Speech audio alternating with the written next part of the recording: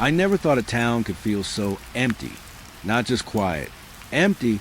That first night on the graveyard shift, I drove my patrol car slowly down the streets I thought I knew. Streetlights flickered above, casting long, uneven shadows that twisted across cracked sidewalks. The hum of the engine was my only companion, and even that seemed to shrink in the cold, thin air of the night. The town had its own rhythm during the day. Kids screaming by the park.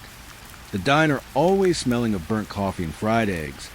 Neighbors yelling at each other over fences. But at this hour, it was like the town had inhaled and forgotten to exhale. Windows were dark, doors locked, and the occasional cat slinking by seemed almost startled to see me. I tried to shake off the unease, telling myself it was just my first shift. Everyone feels nervous the first night. I made a slow turn onto Maple Street. Something about it always bothered me, even in the daylight. The houses were older here, set back from the road, their paint peeling, lawns overgrown. One porch light flickered on and off like it couldn't decide whether it wanted to shine or die. I slowed the car, thinking maybe someone was awake. But there was nothing, just the empty porch, the creaking of the wind through the branches. I tried to remember the advice the senior officers gave me. Keep your eyes open. Trust your gut. Don't let the quiet fool you. I wanted to believe that was enough. But as I drove, I started noticing things that didn't fit. A trash can lying on its side in the middle of the street. Even though the garbage trucks came a week ago, a garden hose stretched across the sidewalk, no one in sight.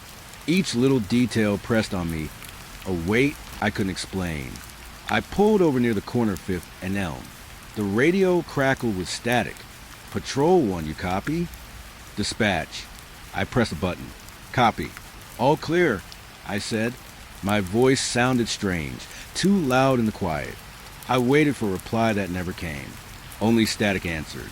I blinked, trying to convince myself it was normal. It wasn't the radio that was wrong. It was me. Or maybe just my perception of everything around me. I stepped out of the car for a minute, needing to stretch, to hear my own footsteps on the asphalt.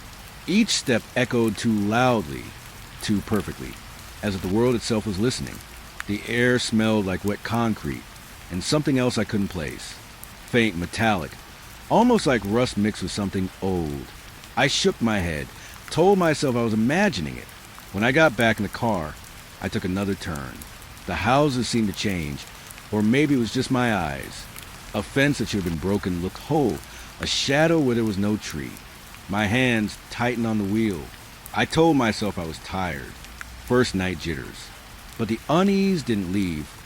It grew, coiling in my stomach, in the small hairs on the back of my neck. I found myself on a stretch of road I didn't recognize, though I knew every street in this town like the back of my hand. Street signs leaned in odd directions, and the yellow lines on the asphalt wavered like they were breathing. I tried to convince myself I'd taken a wrong turn, but the GPS said otherwise. It didn't make sense. Nothing made sense. A sudden movement caught my eye. A figure, maybe, standing at the edge of the street. I blinked, and it was gone. Just a shadow of a tree, or maybe that, too, was gone. My heart started to race. A dull, steady drumbeat against my chest. I told myself it was a person, someone drunk or lost, and I was overthinking. I drove closer, radio ready in my hand, but the street remained empty. I stopped the car at the end of the block. The houses here were older, Victorian style, with tall, narrow windows. One window had a curtain drawn back slightly, just enough for me to see inside. And for a heartbeat, I thought I saw someone standing there, staring back at me. No movement, just stillness. Then the curtain fell. I blinked. Nothing. Nothing at all. My throat went dry. The rest of the shift passed in a series of small, unnerving events. Doors that should have been locked slightly ajar. A shadow that moved the instant I looked away. A faint whisper in the wind. Or was it my imagination? My training told me to note everything, to log it, to report anything unusual. But each note felt pointless, because no one would believe a street that seemed to be alive, that shifted when I wasn't looking, that mocked me with silence. I circled the town again, trying to find something familiar, something grounding. but every turn made me feel more lost. Even the diner, my anchor in the daylight, sat dark and hollow. Its neon sign buzzed with a flicker that hurt my eyes.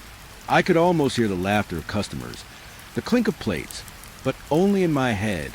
I forced myself to start the car, to move on, to keep patrolling. By the third hour, the exhaustion began to creep in. My eyelids were heavy, my hands clammy. And still, the streets didn't sleep. They waited. I could feel it, an expectation in the air, like the town knew I didn't belong here at this hour. I passed the park, the swings moving slightly, though no wind blew. For a moment, I thought I heard children laughing, faint and distorted. I blinked. Empty. Just empty. I parked near the old church, thinking about the stories I'd heard from veterans about the graveyard shift. They talked about shadows that followed, whispers in the dark, things that made you question your own mind. I never believed them. I still don't. But that night, as I sat in the car with my engine ticking softly, I couldn't deny the sensation that something was watching, something patient, waiting for me to notice it. And maybe it was just that, a quiet, patient attention that pressed down on me. Nothing moved, nothing spoke, nothing came out from the darkness. But it was there. I felt it when I turned my head. I felt it when I blinked. I felt it behind my eyes and my chest, and the small, stifled panic that rose and fell like shallow waves. When my shift ended, I drove back to the station. The streets seemed to sigh as I left, returning to the hollow silence of their own accord. I told myself I would sleep, that it was over for the night. But even now, I remember the flicker of that porch light, the shadow in the window, the quiet that wasn't quiet at all. And I know when I return for the next shift, the streets will still be waiting, watching, patient. The next night, I went out alone again. The memory of the first shift still pressed on me, a dull ache in my chest that I couldn't shake. The quiet streets didn't feel empty anymore. They felt expectant, like something was waiting to be noticed. I tried to tell myself that I was imagining it, that my nerves were raw from being awake in the wrong hours. But I couldn't deny the tension in the air as I drove. Headlights cutting through darkness that seemed to thicken around the corners of the town. Dispatch had been quiet all night, but around midnight, the call came in.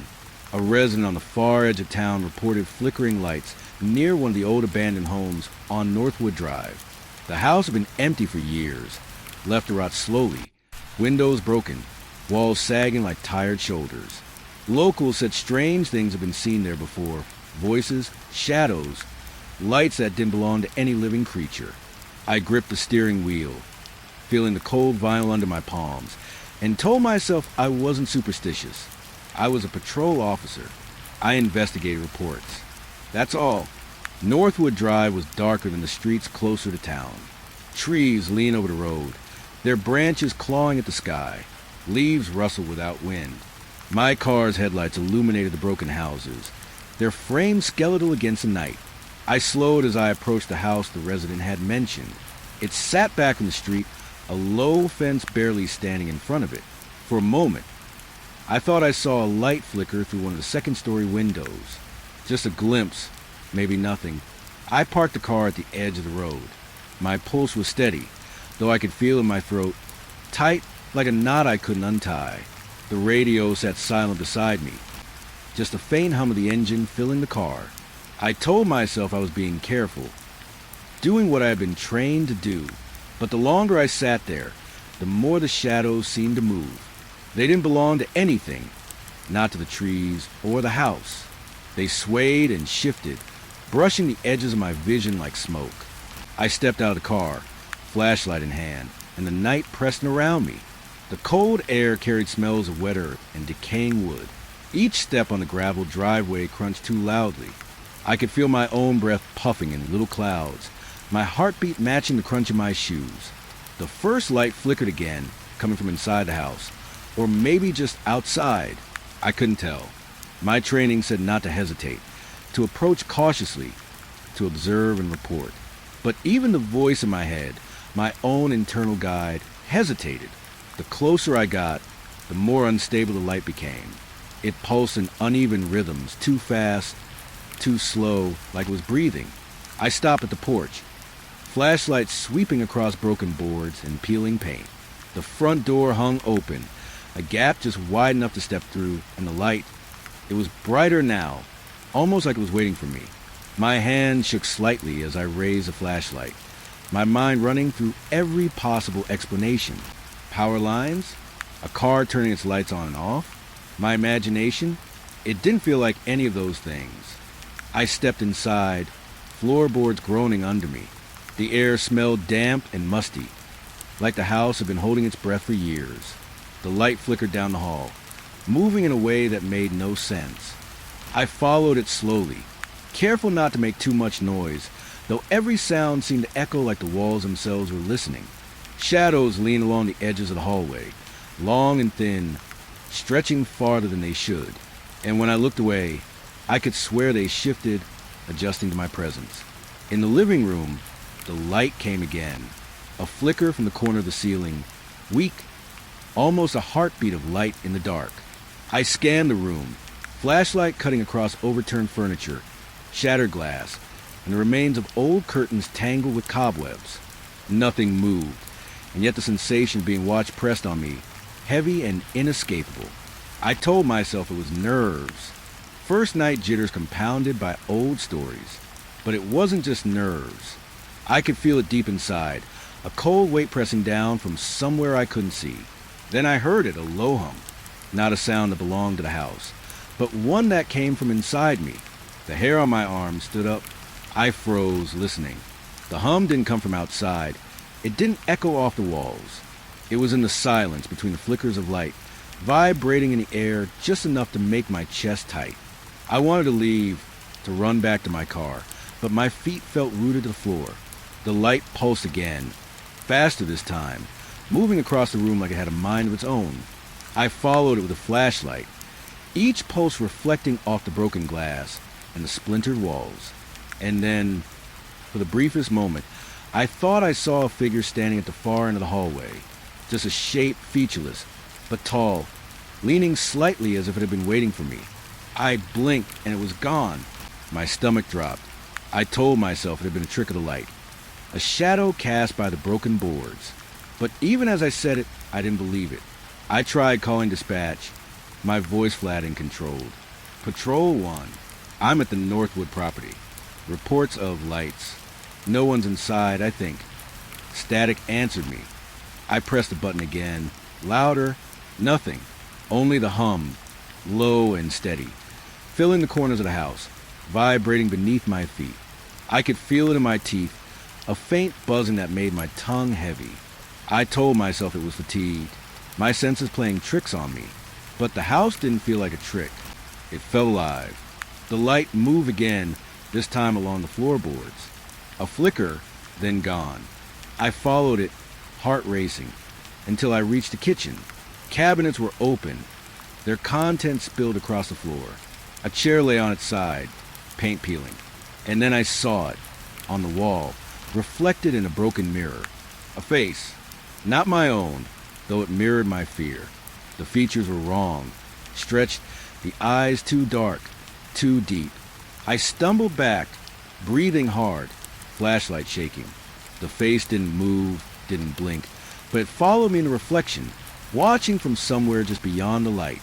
I turned and ran, not caring about the floorboards, not caring about the noise. The light flickered behind me, chasing, pulsing, alive. I reached the doorway, slammed the door behind me, and leaned against it, chest heaving. I told myself it was over, that I had seen what the light wanted me to see, but the hum stayed, low and insistent, pressing against my skull. Back in the car, I locked the doors, heart hammering, hands clammy on the steering wheel. I stared at the house from across the street, lights now gone, windows dark.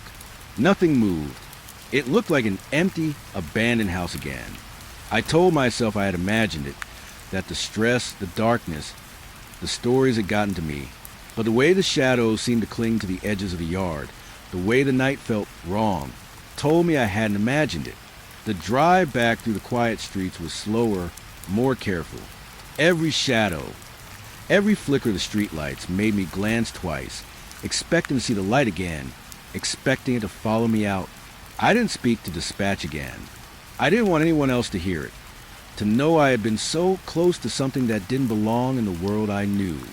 By the time I returned to the station, the first light of dawn was brushing the rooftops.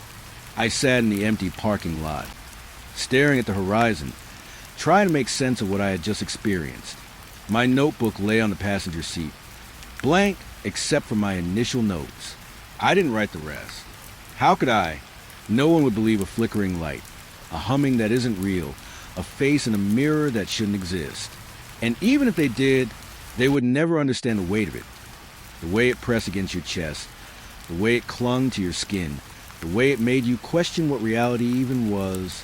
And I knew, deep down, that I would return, because the town never stopped watching. The lights didn't stop flickering. And that house would wait. By the third night, the quiet streets had stopped feeling empty. They didn't hum or breathe, they waited. That's the only way I can describe it now in hindsight. Waiting.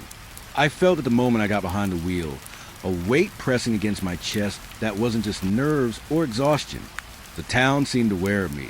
Every turn, every streetlight, every long stretch of asphalt carried a subtle tension I couldn't shake.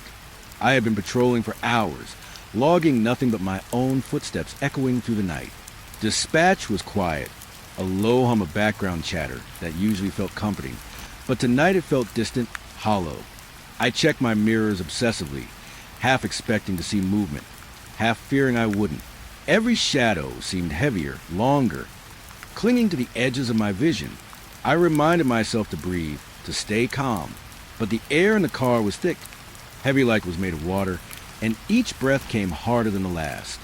I turned down Ashwood Lane, a stretch of houses older than the town itself. Porches sagged, paint peeled in jagged strips, and the streetlights flickered unevenly. Something was wrong. I didn't know what it was at first. It wasn't the usual first-night jitters, the tiredness pressing on my eyelids. It was more subtle, more deliberate. The sense of being watched, that prickling on the back of my neck, the slight chill that ran through my spine whenever I paused too long. I slowed the car to a crawl, scanning the yards with a flashlight. Each beam revealed nothing but overgrown grass, crooked fences, and windows dark and empty. And yet, I knew I wasn't alone. I could feel it, something just beyond my sight, a presence that waited for me to notice it, patient, silent, invisible. I told myself it was impossible, that I was letting my imagination run wild. But the sensation didn't leave. It moved with me, just beyond the edges of the headlights, lingering at the corner of my vision like smoke. I stopped in front of a house on the far end of the lane. I didn't recognize it first, though it looked familiar. Windows boarded up, roof sagging, porch rotten and dangerous. Something about it made my stomach knot. My flashlight flickered, just once, and for a heartbeat, I thought I saw a shadow lean out from behind the boards. I blinked, and it was gone. Nothing there. My pulse hammered in my ears. I told myself it was a trick of the light, a shadow cast by a tree branch, but it felt deliberate, like it had been waiting for me to see it. I stepped out of the car, flashlight shaking slightly in my hands. The gravel crunched under my boots, the sound too loud, too precise. I told myself I was overreacting, but the feeling of being watched grew stronger. I could almost hear it, a faint rustling in the air, a whisper just beyond hearing. I spun the beam across the house, catching glimpses of broken windows, peeling siding, and something else, something moving at the corner of my eye, always gone when I tried to look directly at it. The whispers started then, soft at first, almost indistinguishable from the wind. I froze, listening. The sound wasn't outside. It didn't come from the trees, the house, or the street. It was closer, inside my skull, maybe, a voice that echoed in the empty spaces of my mind. Words I couldn't make out, syllables that felt familiar and wrong at the same time. I told myself I was fatigued, my brain playing tricks, but the whispers grew sharper, almost mocking, pressing against my eardrums. I clenched my flashlight, telling myself to stay calm. I had to investigate. That's what I had been trained to do. I moved closer to the house, every step deliberate, careful. The gravel seemed to shift under my feet, though I knew it didn't. The porch groaned as I stepped onto it, and I could swear I felt a breath against the back of my neck. I spun around, flashlight slicing through the darkness. Nothing, just the quiet streets, just the empty houses, just me. Inside, the air was thick with decay. The smell of rotten old was clinging to everything. I swept the flashlight across the hallway, across walls covered in peeling wallpaper, across stairs that creaked with the slightest weight. Shadows pulled in the corners, deeper than the darkness outside. And there was again the sense of being watched. Not from a window, not from a corner, not even from the air. From somewhere else. I couldn't place it. I didn't want to. I moved forward, heart hammering, flashlight trembling. The whispers continued, soft now, like a distant conversation I couldn't hear clearly. I couldn't tell if it was coming from the house or my own mind. Each step made the whispers grow louder, closer, pressing in from all directions. My ears rang with static, my chest tightened. I had never felt fear like this before. Not real fear. Not the kind that makes your body rigid, that makes your thoughts scatter like leaves in a storm. A sudden creak from upstairs froze me. My flashlight swung toward the staircase. The shadows at the top shifted, though no one was there. I took a step back, and the floor groaned beneath me. A warning I couldn't ignore. The presence didn't move, didn't need to. Just watching, waiting, patient. I could feel it studying me, learning my rhythm, anticipating my next move. I realized then that I wasn't the one observing the house. I was the observed. I turned toward the hallway again, flashlight beam cutting through the gloom. There on the wall was a mark I hadn't noticed before. A streak, dark and wet-looking, running from floor to ceiling. My stomach turned. It didn't make sense, no source, no explanation, just there. I stepped closer, heart thudding, and felt in my chest that same weight of attention. The whispers seemed to thicken, surrounding me, pressing in, almost tangible. I swallowed hard, forcing myself to breathe. Something moved. I didn't see it, not really, but I felt it.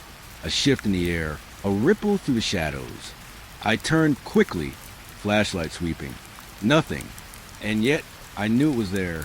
I could feel it brushing against the edges of my mind, a presence that existed without form, without substance, yet undeniable.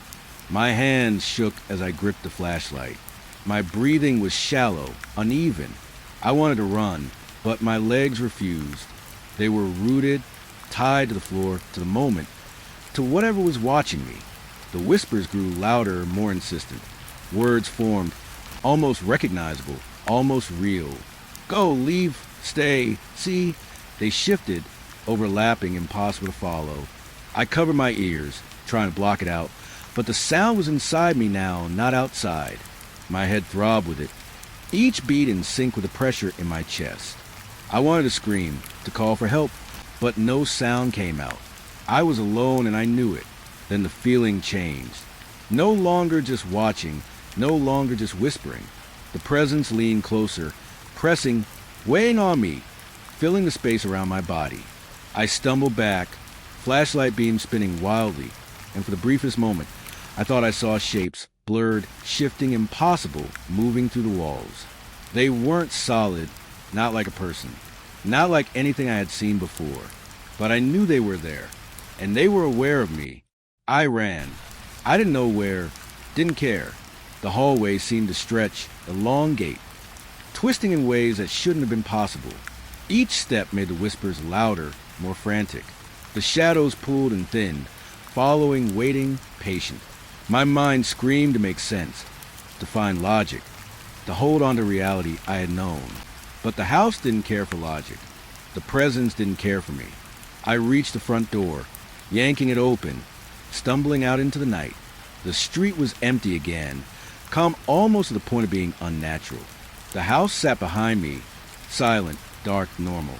But I knew it hadn't been normal inside. I knew what I had felt. The sense of eyes, of whispers, of patience and intent. The weight of being observed, studied, measured. I slid into the car, locking the doors, hands shaking, breath ragged. Driving back through the streets, I tried to make sense of it. Maybe it was exhaustion, nerves, the darkness playing tricks. Maybe it was stress, adrenaline, imagination. But deep down, I knew it wasn't. I could still feel it. Not in the house, not behind me, but inside me. A residue of attention, a sense that something had entered my mind and left a mark. I couldn't shake it, couldn't explain it, couldn't escape it. When I returned to the station, lights still off and quiet, I sat in the parking lot longer than necessary. The air felt heavier here too, like the town itself had absorbed the presence and now held it inside me. I stared at the dark streets, memorizing every curve, every shadow, every empty porch. And I knew I would return, because the presence didn't leave. It waited, patient, silent, unseen, unshakable. The night had been quiet at first, almost peaceful in a way that made my skin crawl. After what I'd experienced at the Northwood house, I had hoped this shift would be ordinary. I patrolled the familiar streets, keeping my lights low, listening to the tires hum over asphalt. But something felt off, even in the quiet. The air was thicker than usual, heavy and still, carrying a weight I couldn't identify. I drove past the old diner, its neon sign flickering with that familiar buzz, and I imagined the empty booths inside, the chairs stacked in corners, the scent of stale coffee hanging in the air. For a moment, I wanted to stop, just sit in the warmth and pretend the town was normal again. But the shift wasn't over. There were still miles of streets to cover, empty homes to check, shadows to pass. The radio crackled once, and I jumped, fingers tightening on the wheel. Patrol 1, you copy? A voice said, static filled but unmistakable. I pressed a button. Copy, dispatch. All clear here, I said, voice steadier than I felt. Silence answered me. The kind of silence that isn't really silence, but a pause, a holding of breath. My pulse jumped, and I tried to shake it off. Minutes passed. The radio remained quiet, save for the low hum of static. I circled to the familiar blocks, the empty streets stretching endlessly under flickering streetlights. Then it happened again. The call. Patrol 1, you copy? Same words, same crackle. But when I pressed the button, no one responded. Just a faint hiss of static, like the world itself had swallowed the voice. I stopped the car, heartbeat hammering, flashlight already in hand. I knew the protocols. I was trained to investigate, to check in, to report anomalies. But nothing about this felt procedural. My skin felt raw under my uniform, my chest tight. The call didn't sound wrong. It sounded deliberate, patient, waiting for me to respond, to react, to notice. I pressed the button again. Dispatch? Hello. My voice sounded small in the car, almost swallowed by the darkness outside. No answer. Static hissed back at me, filling the small space like a whisper I couldn't understand. I told myself I was overthinking it, that radios occasionally glitch, that interference from the old towers could produce phantom voices. But my gut told me otherwise. The streets were silent. Every house, every porch, every yard seemed to hold its breath. Even the wind had stopped moving. I drove slowly, checking street after street, scanning with the flashlight. Empty. Everything was empty. And yet, the voice had come through. It wasn't interference. It wasn't imagination. I could feel it lingering in the air, a residue of sound that pressed against my skull. I reached Maple Street, where the old streetlights flickered like nervous eyes. I parked and stepped out, flashlight trembling in my hands. Gravel crunched sharply under my boots. I listened, the hum of the car engine, the whisper of leaves. Both felt intrusive in the oppressive quiet. Then the radio crackled again. Patrol 1, copy. The words were slower this time, stretched like they were drawn out by some invisible hand. My breath caught. I pressed the button. Dispatch. Come in. Copy. My voice sounded sharp, urgent, but the static hissed high and low, mocking my words. I took a deep breath, tried to calm the adrenaline surging through me. Maybe I was imagining things, my mind twisting fatigue into horror. But the voice didn't feel like imagination. It felt intentional, calculated, waiting. I walked around the car, flashlight sweeping over the empty yards, the cracked sidewalks, the silent houses. Each corner of the street seemed to bend slightly, just out of alignment. as if the world itself had shifted while I wasn't looking. I shook my head. I told myself it was exhaustion, my senses stretched thin by nights of isolation and darkness. But the feeling of being watched, of something patient and unseen, pressed harder with each step. Then I noticed the houses closer to the center of the street. Windows were open slightly, though there was no wind. Curtains moved just barely, in a rhythm that didn't match any draft. My stomach knotted, a low, aching fear that spread slowly. I wanted to look away, to pretend I hadn't seen it, but my body refused. I could feel eyes, or something like them, tracking me from every shadow, every slit of darkness. The radio crackled again, longer this time. The words were distorted, overlapping with the hiss of static. Patrol Oneer. My hand shook, flashlight wavering as I raised it toward the houses. No one was there. Nothing moved. And yet, I knew something had been speaking to me. Something that didn't belong in the world I knew. My heartbeat thundered in my ears. I could feel the weight of the presence, even though I couldn't see it. I got back in the car, slamming the door, fumbling with the keys. The engine roared to life, headlights slicing through the darkness. I didn't drive anywhere. Not yet.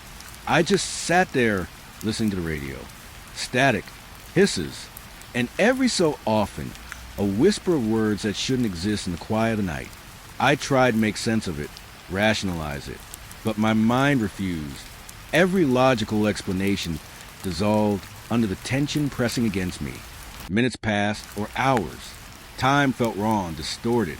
The radio called again, softly, gently this time, like a shadow brushing against my mind. Copy? Patrol 1. I wanted to answer, to speak, to demand a voice back, but my throat went dry. Every instinct told me to flee, to drive back to the station, to escape. Yet something held me there, tethered to the seat, listening, patient, insistent, unseen. I tried to check the logs, anything to explain the call. Nothing. No dispatch activity, no reports, no other patrols in the area. The call didn't exist, and yet it did. The sensation was there, a lingering echo that pressed against my senses, brushing the edges of reality. I could feel it in my chest, in my skull, in my hands. The world had shifted slightly, warped just enough that the boundaries I trusted no longer held. I drove slowly, lights sweeping over the empty streets. Every house seemed the same, and yet subtly wrong. Shadows pulled in corners that shouldn't exist. I passed a diner, its sign flickering in a rhythm that mirrored my heartbeat. I tried to ignore it. I tried to tell myself it was exhaustion, the stretch of night, my imagination. But I knew, deep down, that the call wasn't over. It never would be. By the time I circled back to the main street, my mind was fraying. Every radio crackle, every whisper, every flicker of the streetlights pressed on me. I could feel the presence not just outside, but inside, coiling around my thoughts, tugging at the edges of my perception.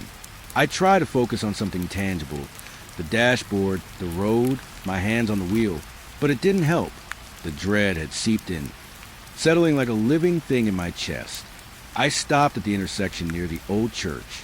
The radio called again, longer, more insistent. Patrol here, copy. The words were slow, deliberate, stretching to the static, wrapping around my senses. I pressed the button one last time. Dispatch. This is Patrol 1. Come in. Silence answered me. Only the hiss of static in the thick, pressing quiet of the night. I could feel it then, fully inescapable. The call was endless. Not because someone was talking. It was endless because it had always been waiting. For me. I drove back toward the station, the empty streets reflecting in my windshield, shadows moving in ways they shouldn't. Every turn, every familiar corner, seemed to stretch longer than it should, and I wonder if I would ever truly leave the call behind. The radio stayed silent after that, but the feeling didn't. The presence lingered, patient, waiting, echoing the words I'd heard, the voice that wasn't there, brushing against the edges of my mind. When I reached the station, I sat in the car a long time before stepping out. The first hints of dawn touched the rooftops, pale and fragile. I left the engine running, lights on, staring at the streets that had been my patrol ground for years. They looked normal again, calm. But I knew the call was still there, somewhere waiting, endless, patient, unseen. Even now, when I think back to that night, I can feel it. Not in the house, not on the street, not in the radio, but in the spaces between, in the quiet I once thought I trusted. The call never ended. It never will. And I can still hear it, faint, insistent, brushing against the edges of my mind whenever the night falls and the streets go silent. Dispatch came over the radio just after midnight, calm but clipped like it always was when they were delivering trouble my way. Patrol 1, we've had a report, possible trespassing at the old Holloway property. Be advised, history of unusual incidents. Over. I tightened my grip on the steering wheel. Holloway's place had been abandoned for decades. The locals whispered stories about it. Strange lights, screams no one could identify, shadows moving in the windows. Some said the previous owner vanished without a trace.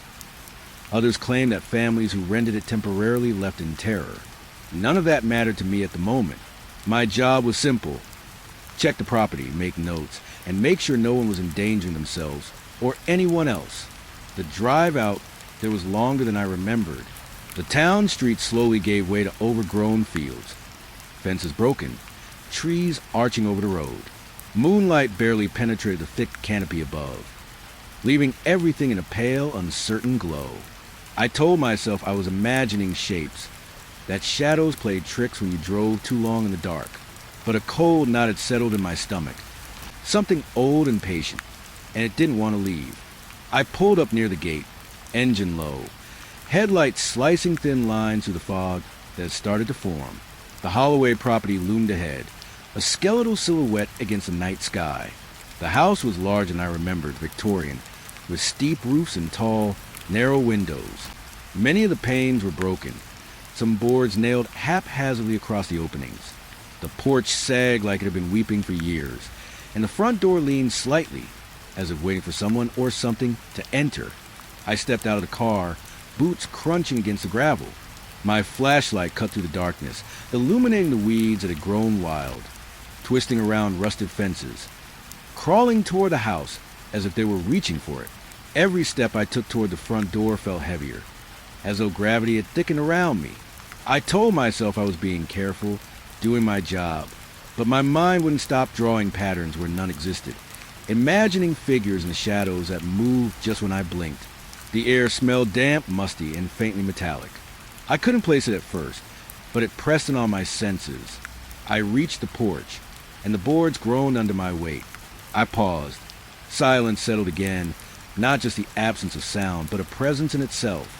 A waiting, a breath held somewhere just beyond the edge of my perception.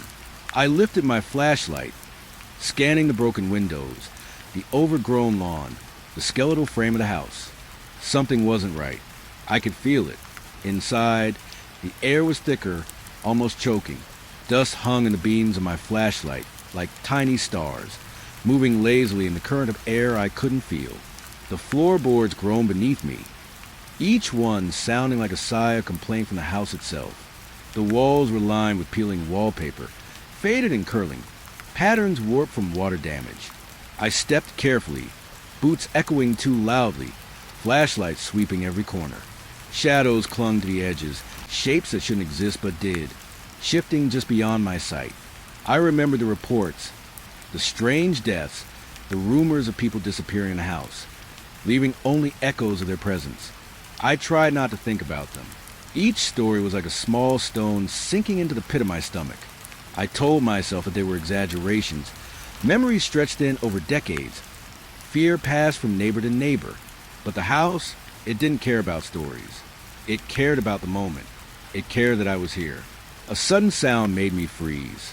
With creaking above me, slow and deliberate, I held my flashlight steady, trying to pierce the darkness of the upper floor. Nothing moved, and yet I could feel it. Something watching, shifting just beyond the beam. The hairs on the back of my neck stood up, prickling as though a cold wind had brushed against my skin. But there was no wind, only the house, waiting, alive in ways that shouldn't be possible. I moved deeper into the house, each step measured, each breath careful. Cobwebs clung to my uniform, sticking cold and damp to my skin. I swept the flashlight across the walls. Broken furniture lay scattered, chairs on their sides, cabinets open with contents spilled across the floor. Dust covered everything but footprints. Not mine, not recent. Tracked through the hall. I stopped. The prints were faint, pressed into a thick layer of dust as though someone had walked here hours ago, or decades. A low hum started then, subtle at first, almost imperceptible. I froze, listening. It wasn't coming from any machine, any broken pipe, any familiar source. It felt internal, like a vibration inside my chest, a resonance that touched my bones. I swallowed hard, telling myself I was imagining it, but the hum continued, growing, surrounding me, pressing in from all directions.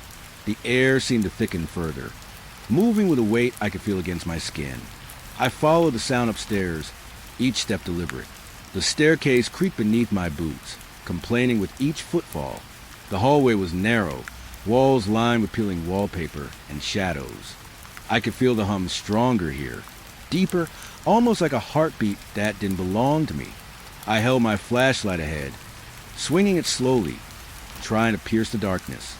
Each shadow seemed to stretch, bend, elongate unnaturally as if the house itself was aware of me, adjusting to my movements.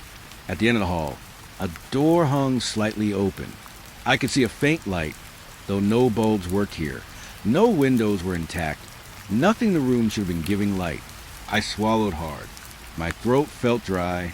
I told myself I was tired, on edge, letting my imagination get the better of me. But my gut, that small, insistent voice I had learned to trust after years on patrol, told me otherwise. This wasn't imagination. Something was here, watching, waiting. The room was empty. Broken furniture, a collapsed bed frame, nothing living. And yet, the light flickered again, briefly illuminating a corner that my flashlight didn't reach. I squinted, heart hammering. The shadows there shifted, subtle but impossible. A shape, thin and distorted, lingered just beyond clarity. I wanted to speak, call out, do something, but no sound left me. The presence didn't need words. It knew I was here. It knew I had seen it. I backed out slowly, keeping my eyes on the corner. The light flickered one last time, then died. Silence returned. The hum faded, leaving only the ringing in my ears, the weight in my chest, and the cold realization that the house was still alive, still aware, still patient. I told myself to leave, to return to the car, to finish the shift and never look back. But part of me wanted to stay, to see more, to understand what had been here all those years. And I knew that part of me was already being watched. The drive back to town was slow.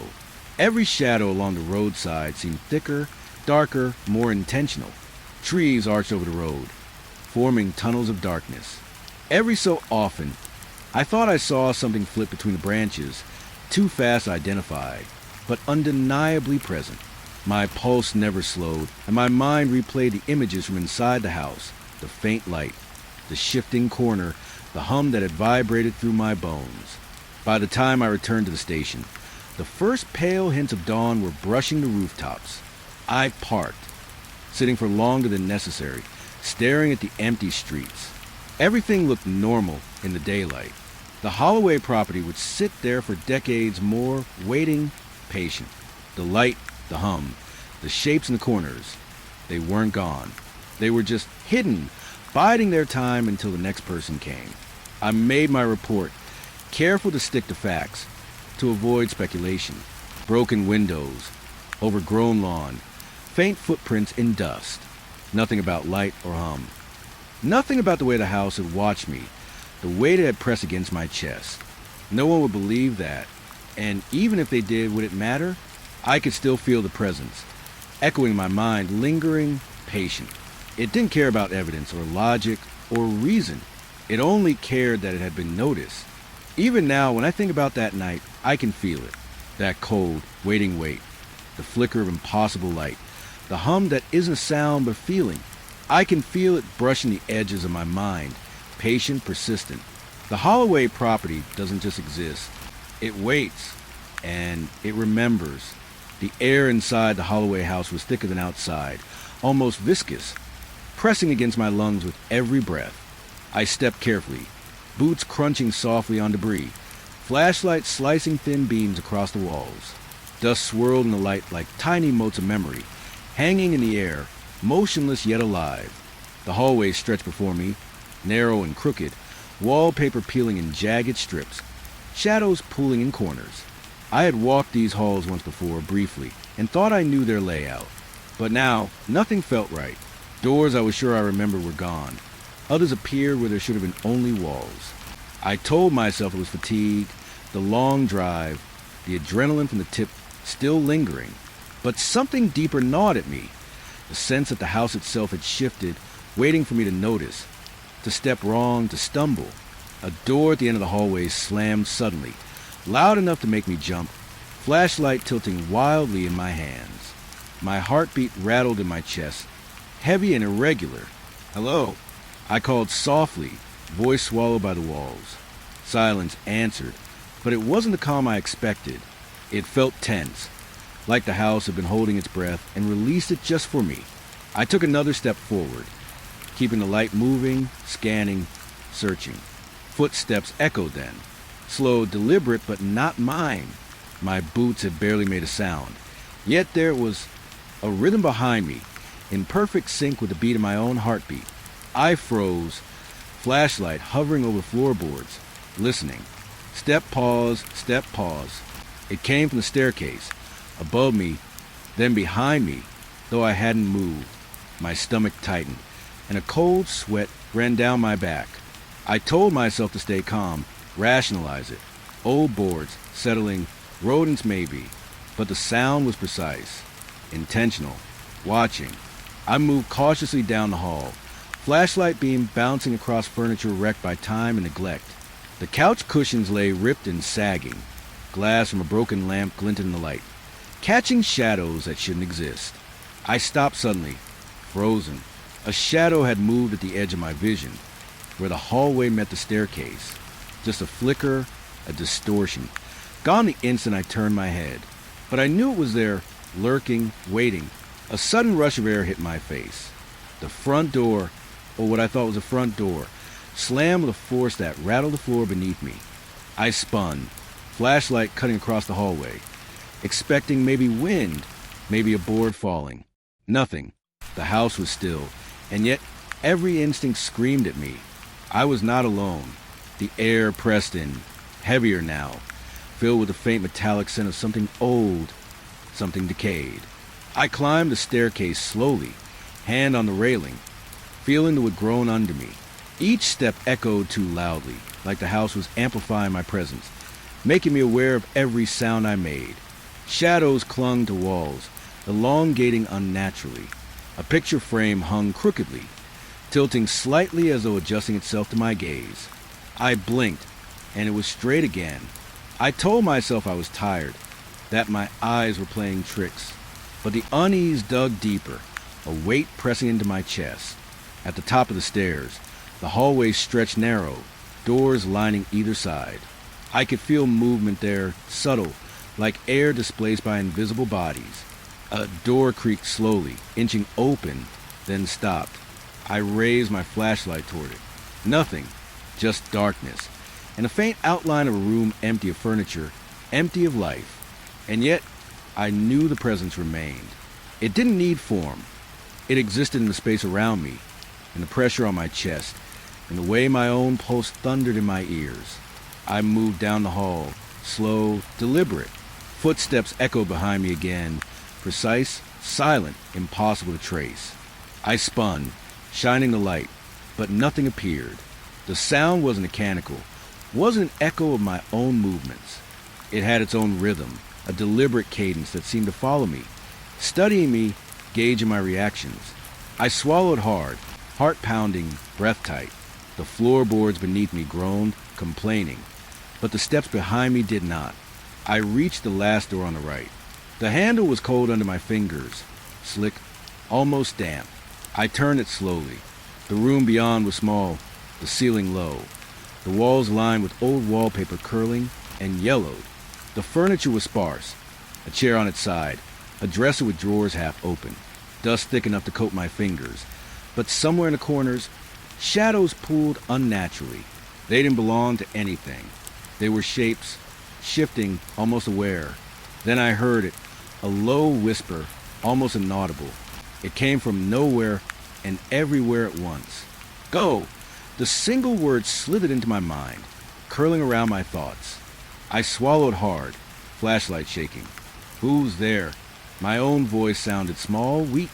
Silence returned, except the weight remained, the pressure, the knowing. The shadows stirred the edges of my vision, moving like liquid, pooling and shifting, defying reason.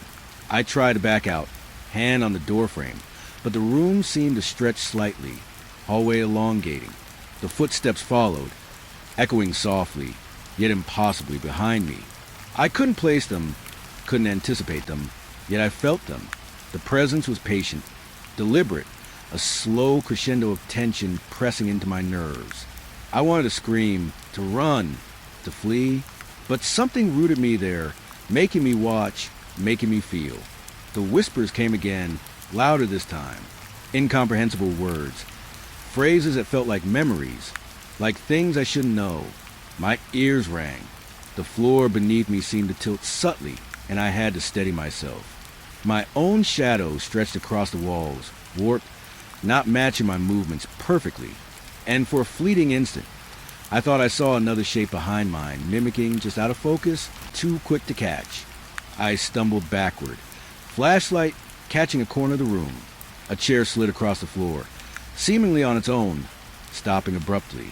The room felt colder, darker, though the light still cut through the space. I realized the house wasn't just old. It wasn't just abandoned. It was aware. It shifted, bent reality around me, manipulated sound and shadow. My mind screamed for logic, but the walls themselves seemed to mock me. Another door slammed upstairs. The sound reverberated, hollow, precise. I froze, hand trembling on the flashlight. Footsteps echoed in a pattern, slow, deliberate, behind me yet not following any natural path. I pressed myself against the wall, trying to steady my breathing. My pulse hammered. Every instinct told me to leave. Every rational thought told me to run. But the weight in the air held me, pressing, patient, alive. A shadow flickered at the edge of my vision, sliding across the floor. I turned slowly. Nothing there. My chest tightened, breath caught in my throat.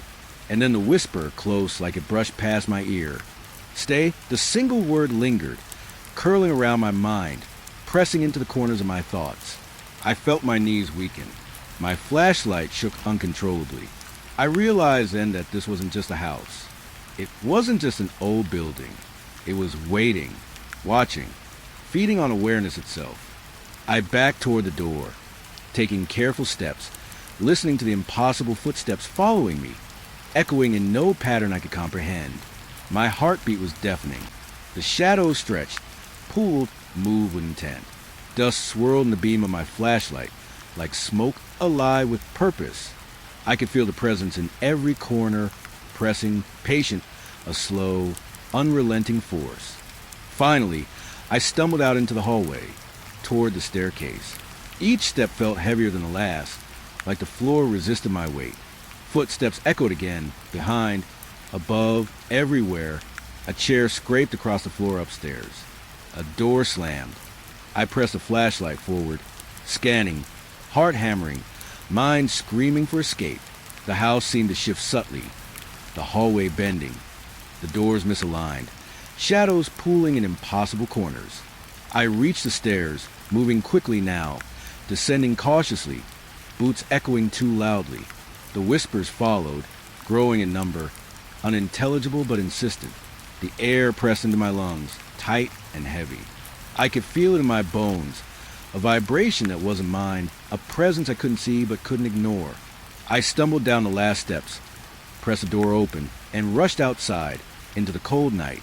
The streets beyond felt calm, normal, but the house remained behind me, silent, patient, aware.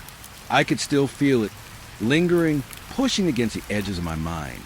I climbed into my car, doors locking, breath ragged, hands trembling. Even as I drove away, the echo of footsteps followed, impossible yet real. I told myself I had escaped, that the house was behind me. But I knew I could still feel the presence, patient, aware, waiting for the next time. I thought I knew the Holloway house by now. After the tip, after walking at halls, after hearing impossible footsteps echo through empty rooms, I believed I understood its rhythm. But that night, as I stepped toward the front door, I realized I had been wrong. I had barely noticed a subtle shift, the way the house breathed around me, until the door clicked behind me. Not just a click of old hinges or a lock catching. It was deliberate, final. I spun back, flashlight trembling in my hands. The door I had just come through, my exit, my lifeline, was there, solid, real, but impossible. No handle, just a flat surface of dark, aged wood. I ran my fingers over it, pressing, pulling, shaking. Nothing. The house had swallowed the door, removed my escape, leaving me in its maze. My pulse spiked. I swallowed hard. This wasn't fatigue. This wasn't imagination. The house was aware. And now, it wouldn't let me leave. I stepped back, scanning the hallway. The walls stretched longer than they should have, narrowing and widening in ways that made me dizzy. Shadows pooled unnaturally in corners, thick and liquid, moving ever so slightly as though alive. The air pressed into my lungs, cold and heavy. My hands shook, flashlight beams slicing through the darkness, illuminating broken furniture, peeling wallpaper, and dust swirling like smoke. But there was more than dust. Something watched me, just beyond vision, patient and silent. I tried another door, the one leading to the stairwell. My hand grasped the handle, but it wouldn't turn. Cold metal, solid, locked. I twisted, shook, yanked, but the door held firm. Panic clawed at my chest. My mind screamed for logic, for explanation, for a mundane reason this was happening. But the house didn't play by mundane rules. It bent, it shifted, it controlled. I could feel it, patient and aware, like the walls themselves breathed around me. Footsteps echoed. Not mine, not upstairs, not behind me in the way I expected. They were everywhere at once. Slow, deliberate, circling. I spun, flashlight cutting arcs through the dark. But the hallway was empty, and yet I could feel movement, feel eyes on me, pressing against the back of my neck, crawling across my shoulders. I swallowed hard, trying to calm my racing heart. It didn't work. The pressure increased, a weight settling over my chest, constricting, making every breath shallow and urgent. I moved through the hall, careful, slow, flashlight trembling. Doors lined either side, each one ordinary and yet subtly wrong. Some I remembered from earlier in the night had changed position. Others were gone entirely. I tried one door at random. My fingers grazed the handle. It was gone. Smooth wood. No latch. No escape. I stepped back, breath hitching, and realized the walls themselves seemed to have shifted slightly, closing in, subtly altering the hall. I was trapped in the house, and it knew it. A sudden draft brushed my face. Cold, insistent, carrying a metallic tang that made my stomach turn. I spun, flashlight sweeping wildly. Nothing.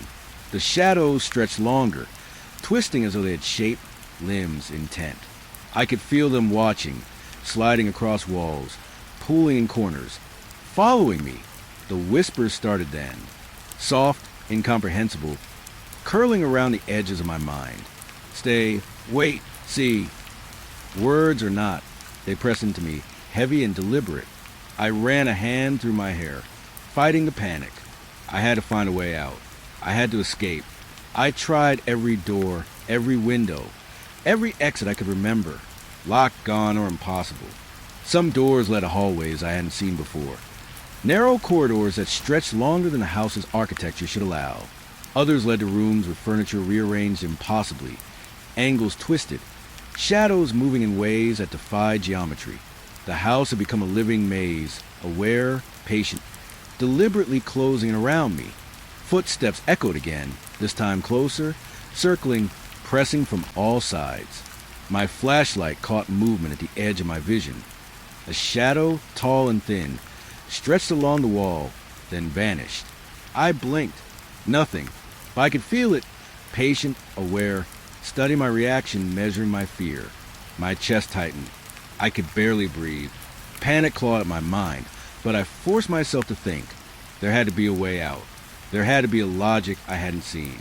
I pressed forward, down a hallway that seemed impossibly long. Dust floated in the air, swirling in tiny clouds around the beam of my flashlight. Old furniture leaned against walls, chairs tipped over, cabinets open with contents scattered in disorder. Shadows clung to every surface, pooling unnaturally, stretching into shapes that suggested limbs or eyes. I told myself I was tired, letting my imagination take over, but the weight in the air, the pressure, the presence, all screamed otherwise. Then it happened. A door slammed somewhere above me, loud enough to rattle the floorboards. I froze, heart hammering. Footsteps followed, slow, deliberate, circling. They weren't coming from any single direction. They were everywhere at once. I swung the flashlight wildly, trying to locate the source. The beam caught a corner of the hallway. Empty. Another corner. Empty. Every shadow moved slightly, subtly, as though aware I was watching. I stumbled into a room, flashlight trembling, hands shaking. The ceiling was low, walls lined with curling wallpaper. A single chair in the center, tipped slightly as if recently disturbed. Dust covered everything, but I could see faint marks along the floorboards, footprints pressed into the thick layer of dust. Not mine, not recent, but unmistakably human, or something human-shaped. My chest tightened further. I could feel the presence here, patient, waiting, aware of my attention, feeding off it. A whisper brushed past my ear, soft, deliberate, incomprehensible. I spun, flashlight cutting arcs through the room. Nothing. The shadow in the corner shifted slightly, elongating, stretching impossibly. My pulse hammered. My mouth went dry. I pressed my back to the wall, tried to steady my shaking hands. My shallow breath. The door, my only way out, was gone, replaced by a flat, unyielding wall. The house had swallowed it, and now it owned me. I tried another exit, another door, locked, solid, no handle. The walls of the house seemed to move subtly, twisting, reshaping the hallways, creating angles that hadn't been there before. Footsteps echoed around me, circling, impossibly close, pressing from all directions. Whispers licked at the edges of my mind, curling around my thoughts, impossible to ignore. Stay, wait, see, words, or something like words, pressing against my consciousness. Panic rose in me, clawing, raw and unrelenting. I tried to scream, but no sound left my throat. My flashlight shook violently, casting the shadows into frenzied movement, twisting shapes that defied reality. Dust swirled in the beam like smoke alive, wrapping around my hands, clinging to my uniform. I pressed my back to a wall, desperate, trying to force myself to think, to reason, to escape. But the house wouldn't let me. It didn't need locks. It didn't need doors. It only needed patience. I moved carefully through the impossible corridors, each step met with the same oppressive weight in the air. Footsteps followed, impossible and relentless, echoing in patterns I couldn't trace. Shadows clung to the walls, thickening, pooling, shifting. I could feel eyes on me in every corner, pressing into my mind, measuring my fear, studying my heartbeat. My flashlight beam wavered, flickering, and then a whisper, close, deliberate, closer. I stumbled, tripping over debris, boots scraping the floorboards. The beam of my flashlight caught the outline of another figure, or something like it, tall, impossibly thin, stretching along the wall before vanishing. I forced myself to stand, shaking, breath shallow.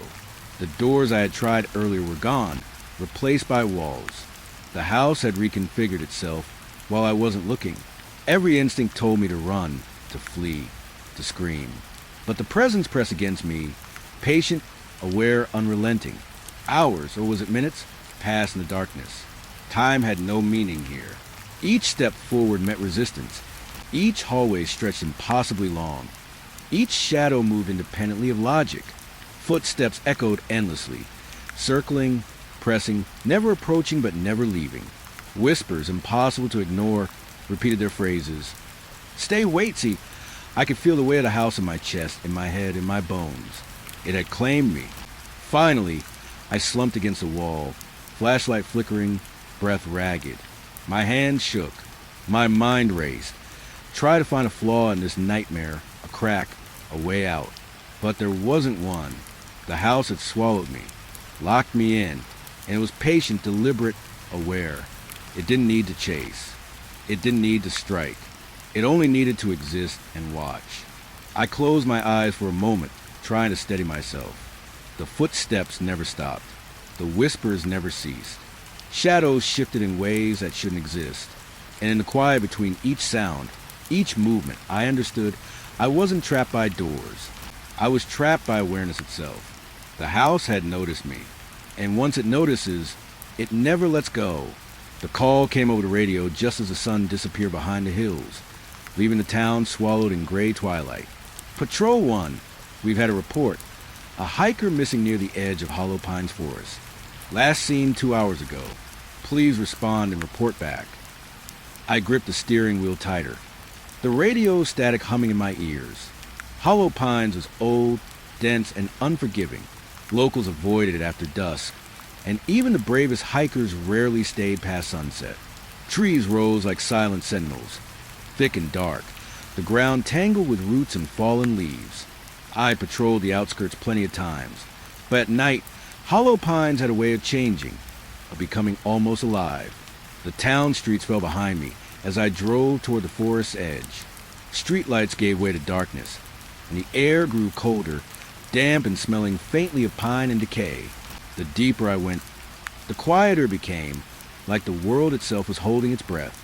I parked at the trailhead, headlights cutting thin slices of light into the gathering shadows. I grabbed my flashlight, radio in hand, and stepped out. The first crunch of leaves under my boots echoed unnaturally in the forest. Every sound seemed amplified. The call of a distant owl, the snap of a branch, the whisper of wind moving through the pines. I reminded myself to stay calm. Missing hiker reports were common, usually someone who had lost their way or underestimated the darkness. But the forest felt different tonight. Patient, watching. Something in the shadows didn't want me here. I followed the narrow trail, flashlights sweeping side to side. The trees pressed in, branches tangling overhead, blocking out what little moonlight filtered through. Roots tripped me, and I cursed under my breath, steadying myself. I tried to imagine a hiker, probably a man, maybe in his 20s, likely tired and scared. He had 2 hours head start. If I moved carefully, I could walk past him and never know. The deeper I went, the more the forest seemed to close in. The trail twisted unexpectedly, narrowing, bending, almost rearranging itself. I told myself it was just the angle of the trees, the shadows playing tricks, but a knot of unease settled in my chest. I felt eyes on me, though I couldn't see any. I felt watched, studied.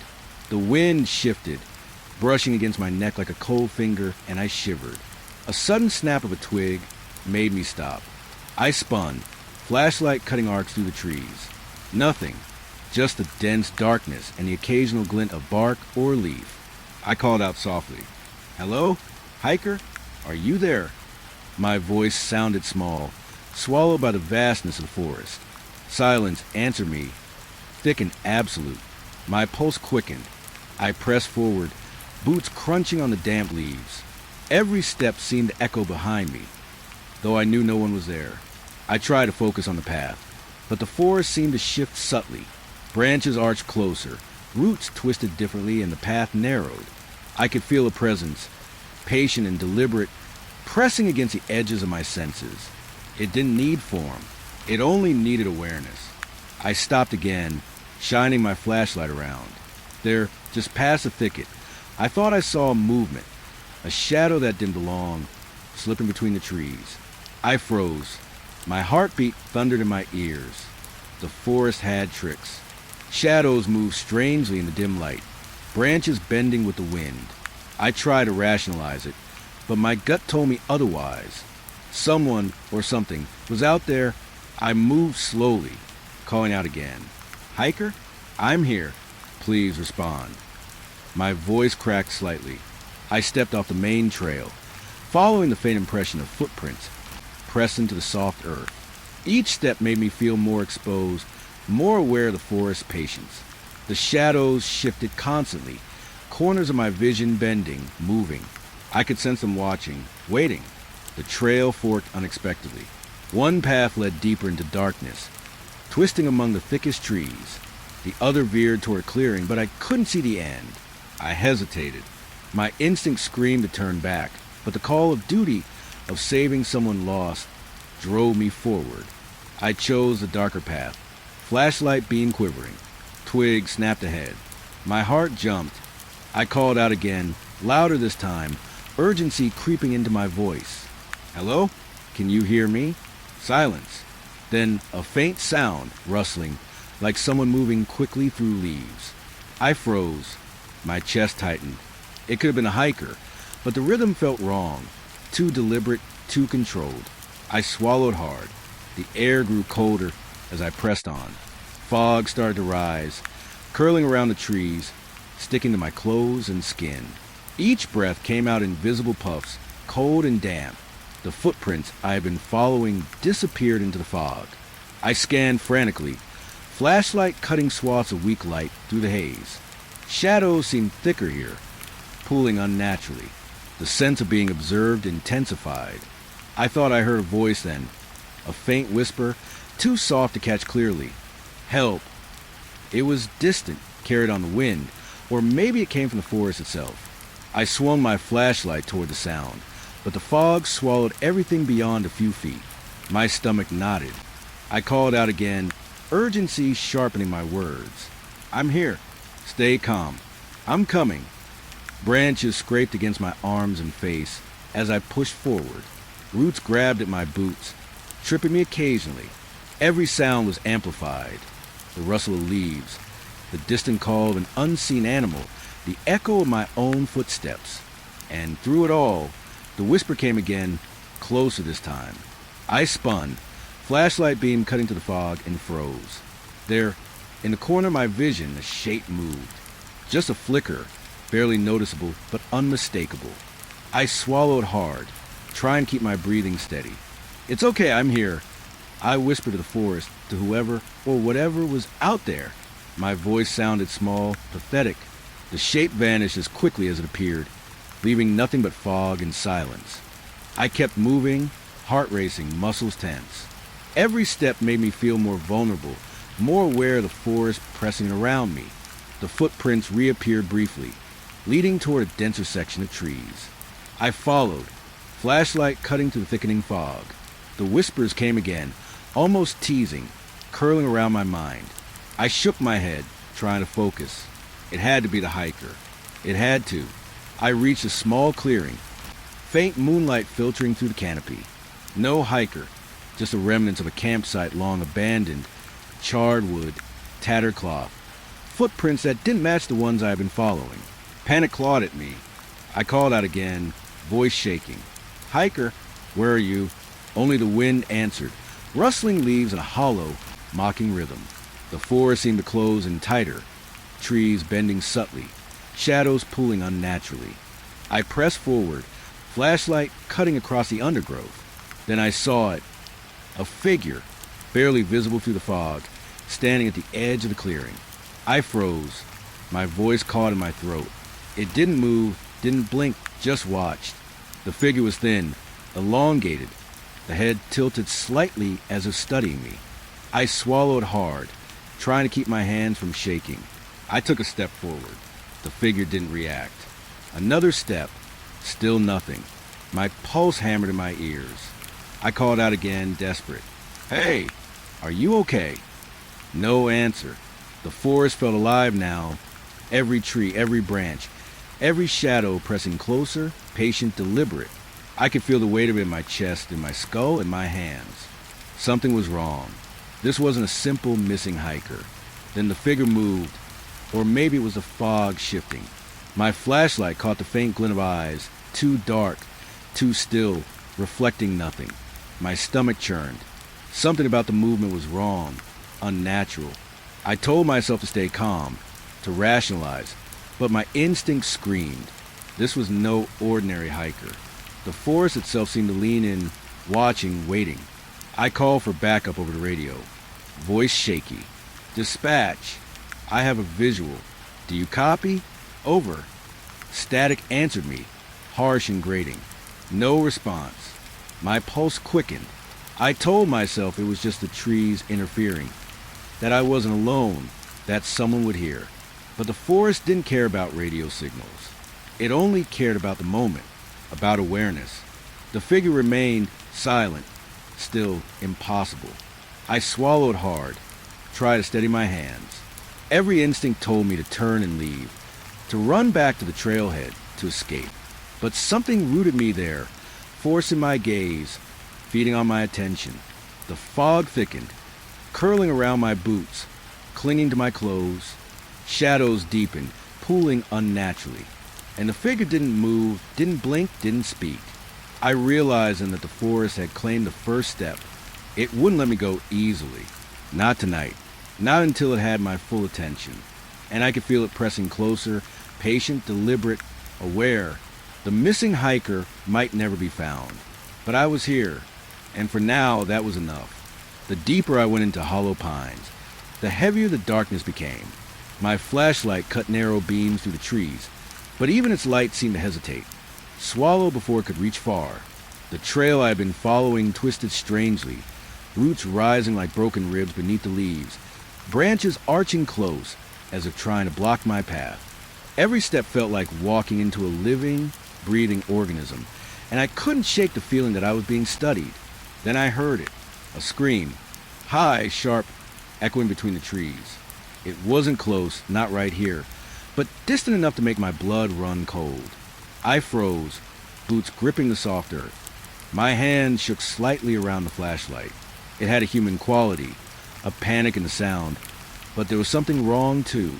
Something elongated in the echo, stretching unnaturally, bouncing off the trunks in impossible patterns. I whispered into the darkness. "Hello? Are you okay?" My own voice sounded small, weak. The trees answered only with silence, thick and patient. I forced myself to take another step forward, heart hammering. The scream had stopped, but the echo lingered, as if the forest had recorded it and was holding it just out of reach. Shadows shifted at the edge of my flashlight. I blinked, trying to steady my hands. Figures flitted between the trees. Thin, quick, and impossible to focus on. I could only catch glimpses, a flash of dark shape, a shadow darting, gone before I could track it. My mind wanted to rationalize it. Maybe deer, maybe the wind, but instinct screamed otherwise. Those figures weren't part of the forest. They were watching, waiting, aware. I pressed on, trying to ignore the knot of fear tightening in my chest. Each step made the forest more oppressive. Branches clawed at my uniform, roots snagged my boots. Every sound, the crunch of leaves underfoot, the distant wind to the pines, felt amplified, unnatural. I could hear whispers now, soft and curling, just at the edge of understanding. Not words exactly, but thoughts, suggestions, pressure my skull. "Don't come closer, stay." Another scream split the darkness. Closer this time, urgent, raw, and human. I spun, flashlight cutting across the trees. Nothing, only fog creeping along the ground, curling around roots and fallen logs, thick and cold. The echo of the scream bounced in the forest, distorted. It wasn't just a sound. It was a weight pressing against my chest, making my limbs tense, my stomach not tight. I tried to move toward it, to find whoever or whatever it was. The figures appeared again, glimpses in the corner of my eye, moving between the trees. I swung my flashlight, catching nothing but empty trunks and fog. Each time I turned my head, they shifted, keeping just out of reach. I could feel eyes on me, patient, deliberate, pressing at the edges of my mind. The forest seemed to close in as I moved. Trees arched unnaturally, roots twisting across the path, branches brushing against my face like cold hands. I called out again, my voice breaking slightly. "Hello? I'm here. Are you hurt?" Silence answered, not the normal silence of the forest, but a thick, waiting quiet, heavy and oppressive. the fog thickened around my boots, curling upward, clinging to my legs. Another figure darted between the trees. This one was closer, almost tangible. I froze. My heart pounded. It moved with intent, not randomly, and I felt its awareness, patient and deliberate. I couldn't see it clearly, only the flicker of movement, but I knew it was there, studying me. My flashlight wavered as my hands shook. I took a deep breath, trying to force calm. I reminded myself of the missing hiker. The reason I was here. I had to push forward. I had to locate them. Another scream pierced the distance, desperate, pleading. The echo was wrong again, stretched, bent, almost alive. It wasn't just sound. It was pressure, curling into my chest, twisting in my stomach, gnawing at my sanity. I moved cautiously, every step deliberate. My flashlight caught more shadows moving between the trees. They weren't like animals or deer. They were humanoid, elongated, impossibly fast, always just at the edge of recognition. My mind screamed to rationalize it, but I couldn't. I knew instinctively that they were not natural. They were aware of me, patient, deliberate. The air grew colder, damp with fog. Each breath came out in visible puffs, curling upward like smoke. I could feel the forest pressing closer, limbs and branches brushing against me, unseen yet insistent. Every sound, my boots, leaves, branches snapping, was amplified, echoed, twisted by the dense pines. The whispers returned, soft, curling, insistent, pressing into my mind. Stay, stay, stay. Another scream, piercing and raw, tore through the darkness. Closer now, almost at the edge of hearing. I spun, flashlight swinging. The fog seemed to thicken in response, swallowing light, twisting shapes into grotesque distortions. Figures flitted again, glimpses of movement between the trunks, gone before I could catch them. I swallowed hard, heart hammering. I moved toward the sound, desperate to help. Every instinct screamed against it, telling me to turn back, to flee, but I couldn't leave. Someone was out here, lost, terrified. Another figure darted across the path in front of me, tall, thin, impossibly fast. I froze, heart thudding, flashlight shaking. It paused for a moment, just at the edge of the light, and I felt the presence, aware, patient, deliberate. Then it vanished, leaving only fog and silence. The scream returned, almost simultaneously, distant but urgent, echoing in impossible ways. It seemed to come from every direction at once. I called out again, voice shaking. I'm here. Stay calm. I'm coming. My words seemed swallowed by the fog, muted, distorted. Branches clawed at my arms, roots snagged my boots, and I stumbled slightly. The forest seemed alive, twisting around me, guiding me, herding me toward deeper darkness. Every shadow moved with intent, pooling, stretching, shifting unnaturally. My pulse raced, hand shaking, breath tight. I forced myself to keep moving, following the echoes, though each step felt heavier than the last. Another figure appeared briefly, this one closer, almost tangible. I could feel its awareness pressing against my mind, patient, deliberate. I swung my flashlight, catching only the edge of fog and a glimpse of shape. My stomach churned. The forest wasn't just a forest. It was aware. It watched, measured, waited. The figures were extensions of it, or maybe it was theirs. I couldn't tell. The screams continued, echoing to the trees, twisted and unnatural. The fog thickened, curling around my boots, clinging to my legs and clothes. Every sound, branches snapping, leaves crunching, distant calls, was distorted, almost deliberate. I called again, desperation rising. I'm here. Don't be afraid. I'm coming. Another figure appeared, moving slowly this time, just at the edge of my flashlight's beam. It paused, almost acknowledging me, and I felt the weight of awareness pressing into my chest, into my skull, gnawing at my nerves. I swallowed hard, tried to steady my shaking hands. I wanted to move, to escape, but something rooted me there, forcing me to watch, forcing me to feel. I realized then that I wasn't just searching for the hiker. I was being tested, observed, measured. The screams, the figures, the fog, they weren't random. They were patient, deliberate, aware. Every instinct screamed at me to turn back, to flee, to run for safety. But I couldn't. Not yet. Not until I found the person. Not until I understood what the forest had in store. The fog thickened, swallowing the path ahead. Shadows twisted, pooling unnaturally, stretching, moving. Another scream pierced the night. Closer, urgent, human, distorted. My pulse hammered. The figures flitted between the trees, patient, deliberate, aware. The forest wasn't just a backdrop. It was alive, watching, waiting, feeding on attention, on fear, on presence. And I was in the center of it, aware, helpless, alone. The forest grew heavier as I pushed further. Fog curling around my boots, branches brushing against my arms. Every step felt like wading through water, slow, deliberate, as if the forest itself resisted my progress. My flashlight cut thin slices through the darkness, illuminating the path ahead. But the shadows between the trees seemed to thicken in response, pooling unnaturally, curling at the edges as though alive. That's when I noticed the first carving. It was etched deep into the trunk of a pine, jagged lines forming a shape I couldn't immediately recognize. At first, I thought it might have been graffiti, some hiker's board scrawl, but it didn't feel human. The edges were too precise, too deliberate.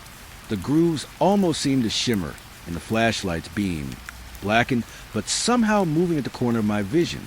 My stomach tightened. I stepped closer, kneeling slightly to study the markings.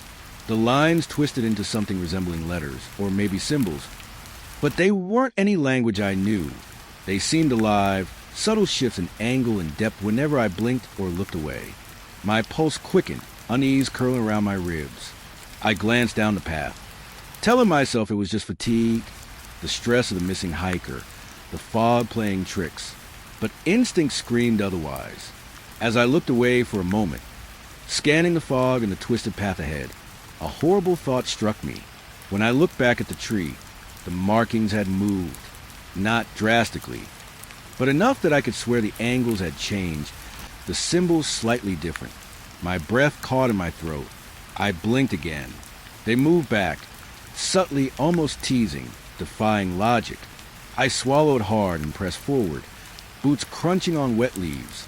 The fog thickened, curling around roots and rocks, and the shadows stretched in ways that didn't make sense. I felt eyes on me, patient, deliberate, pressing against my skull. The forest had grown aware, attentive. The markings were the first sign. Something, or someone, was shaping the world around me, watching, waiting. Another carving appeared, a few trees ahead. I froze. My flashlight beam wavered, hand shaking. The symbol was different, but somehow familiar, echoing the first in pattern and angle. I took a cautious step closer, heart hammering. The grooves were clean, deliberate, yet they seemed to pulse in the dim light, almost like they were breathing. I swallowed hard, trying to focus.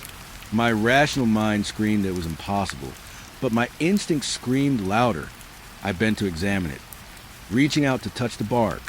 Cold, smooth, solid, and yet there was movement at the edge of my vision. I looked away briefly, toward the path ahead, just to get my bearings. When I looked back, the carving had shifted again, subtle but undeniable. My hand shook, my chest tightened. The forest wasn't just alive. It was aware, and I was being measured, observed, tested.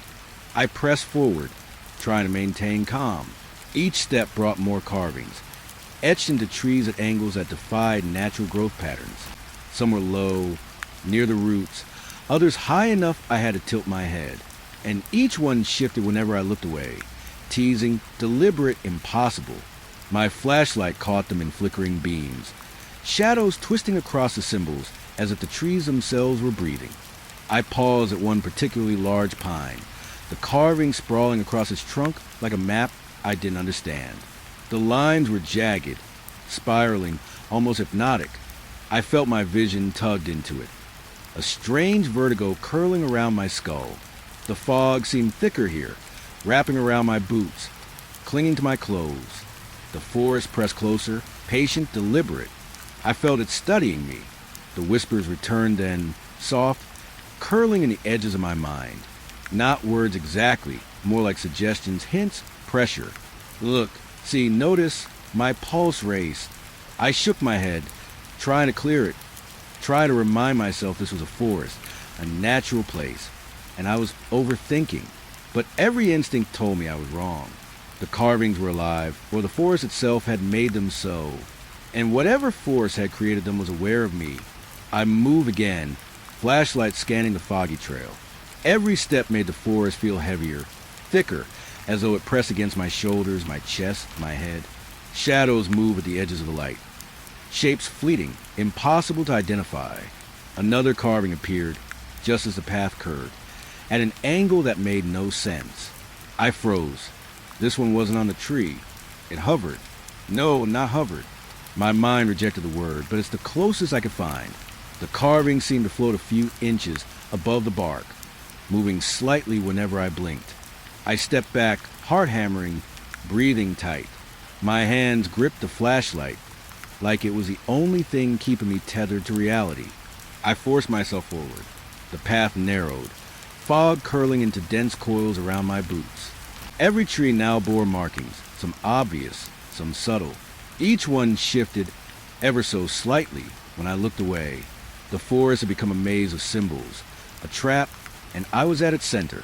The whispers intensified, curling into my thoughts, soft and insistent, nudging me, tugging at my awareness.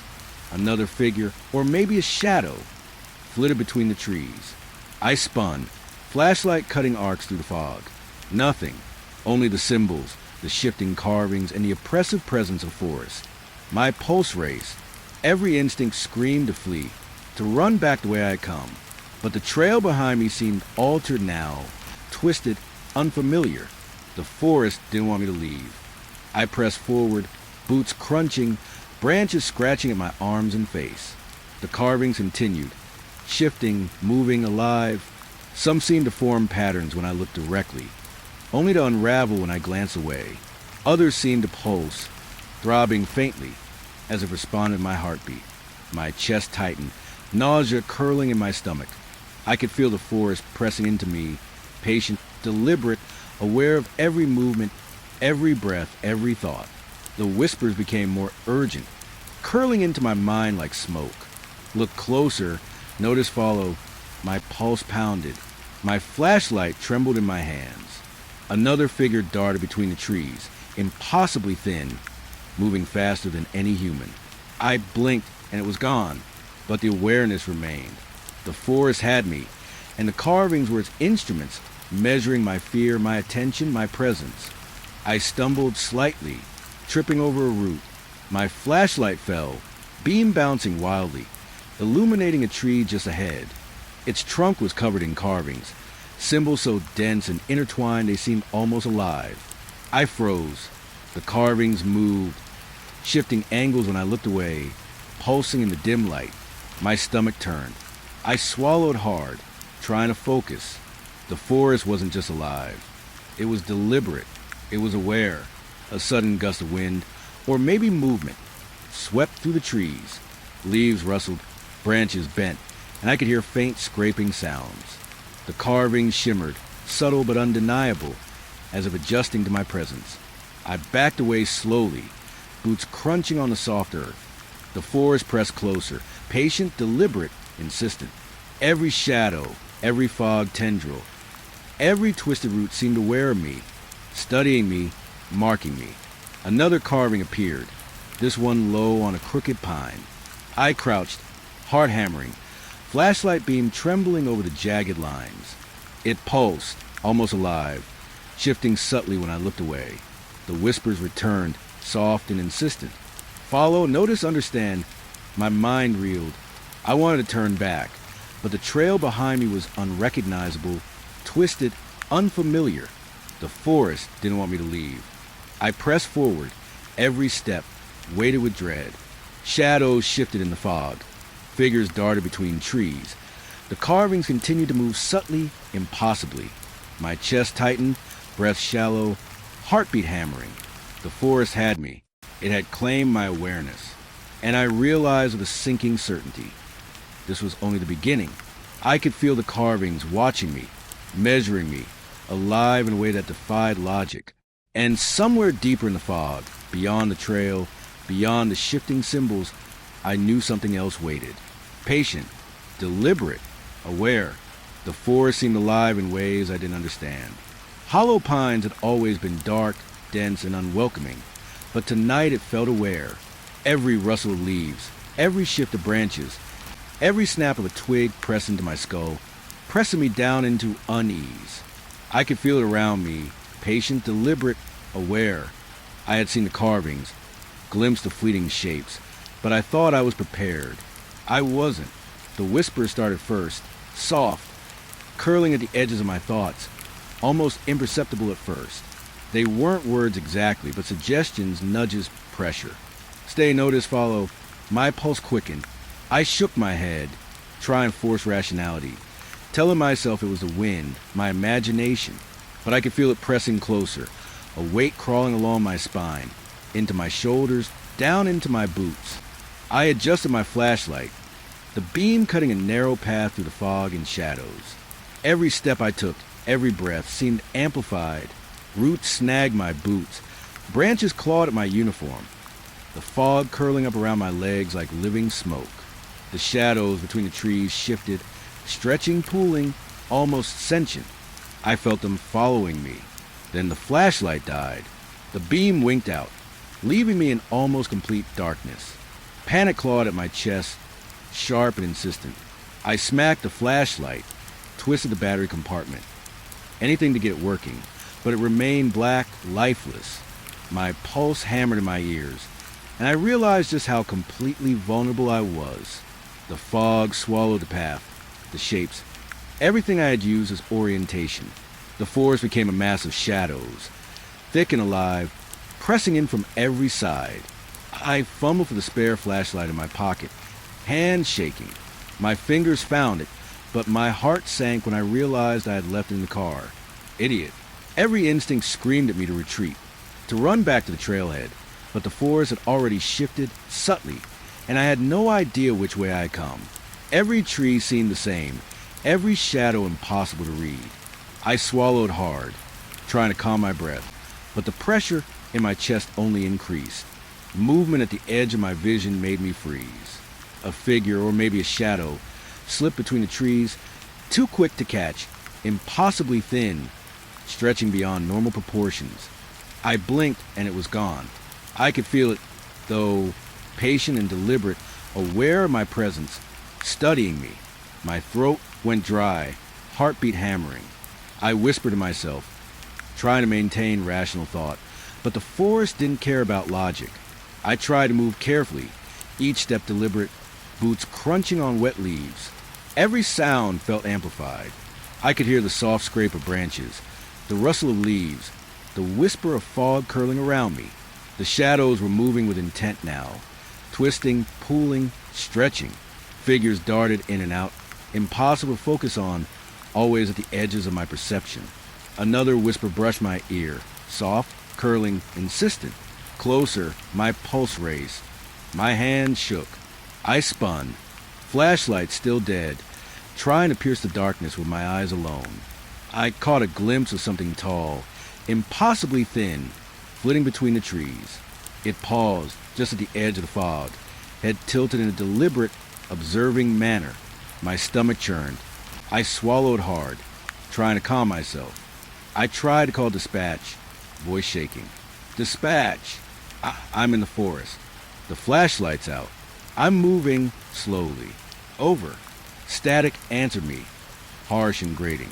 No response. The forest didn't care about radios. It only cared about me, aware, patient, deliberate. Another figure emerged, closer this time. It didn't run, didn't dart. It moved in slow, fluid motions, gliding almost across the forest floor. Impossible angles, limbs bending where they shouldn't. I froze, chest tightening, breath shallow. I could feel its awareness, pressing against mine, studying, testing. The fog thickened, curling around my legs, sticking to my clothes. I was trapped. I tried to move again, cautious, hands in front of me to feel the path. The forest seemed to respond to every movement, adjusting, shifting subtly. Branches arched, roots twisted, shadows stretched and twisted. I could feel them following, patient, deliberate, aware. Every instinct screamed to run, but the path behind me was unrecognizable, twisted, unfamiliar. The forest had already closed in. The whispers grew louder, curling around my mind, impossible to ignore. Stay, notice, feel. I pressed my hand to my ears, trying to block it, but the words burrowed in, insistent, curling like smoke into my skull. Panic clawed at me. My pulse hammered. My lungs burned from shallow breaths. Every shadow seemed to deepen, stretching toward me, reaching. A figure appeared directly in front of me. Not a flicker, not at the edge of vision. There, solid, impossibly thin, head tilted, watching. My stomach turned. I swallowed hard. I forced myself to take a step back. The figure didn't move, didn't blink.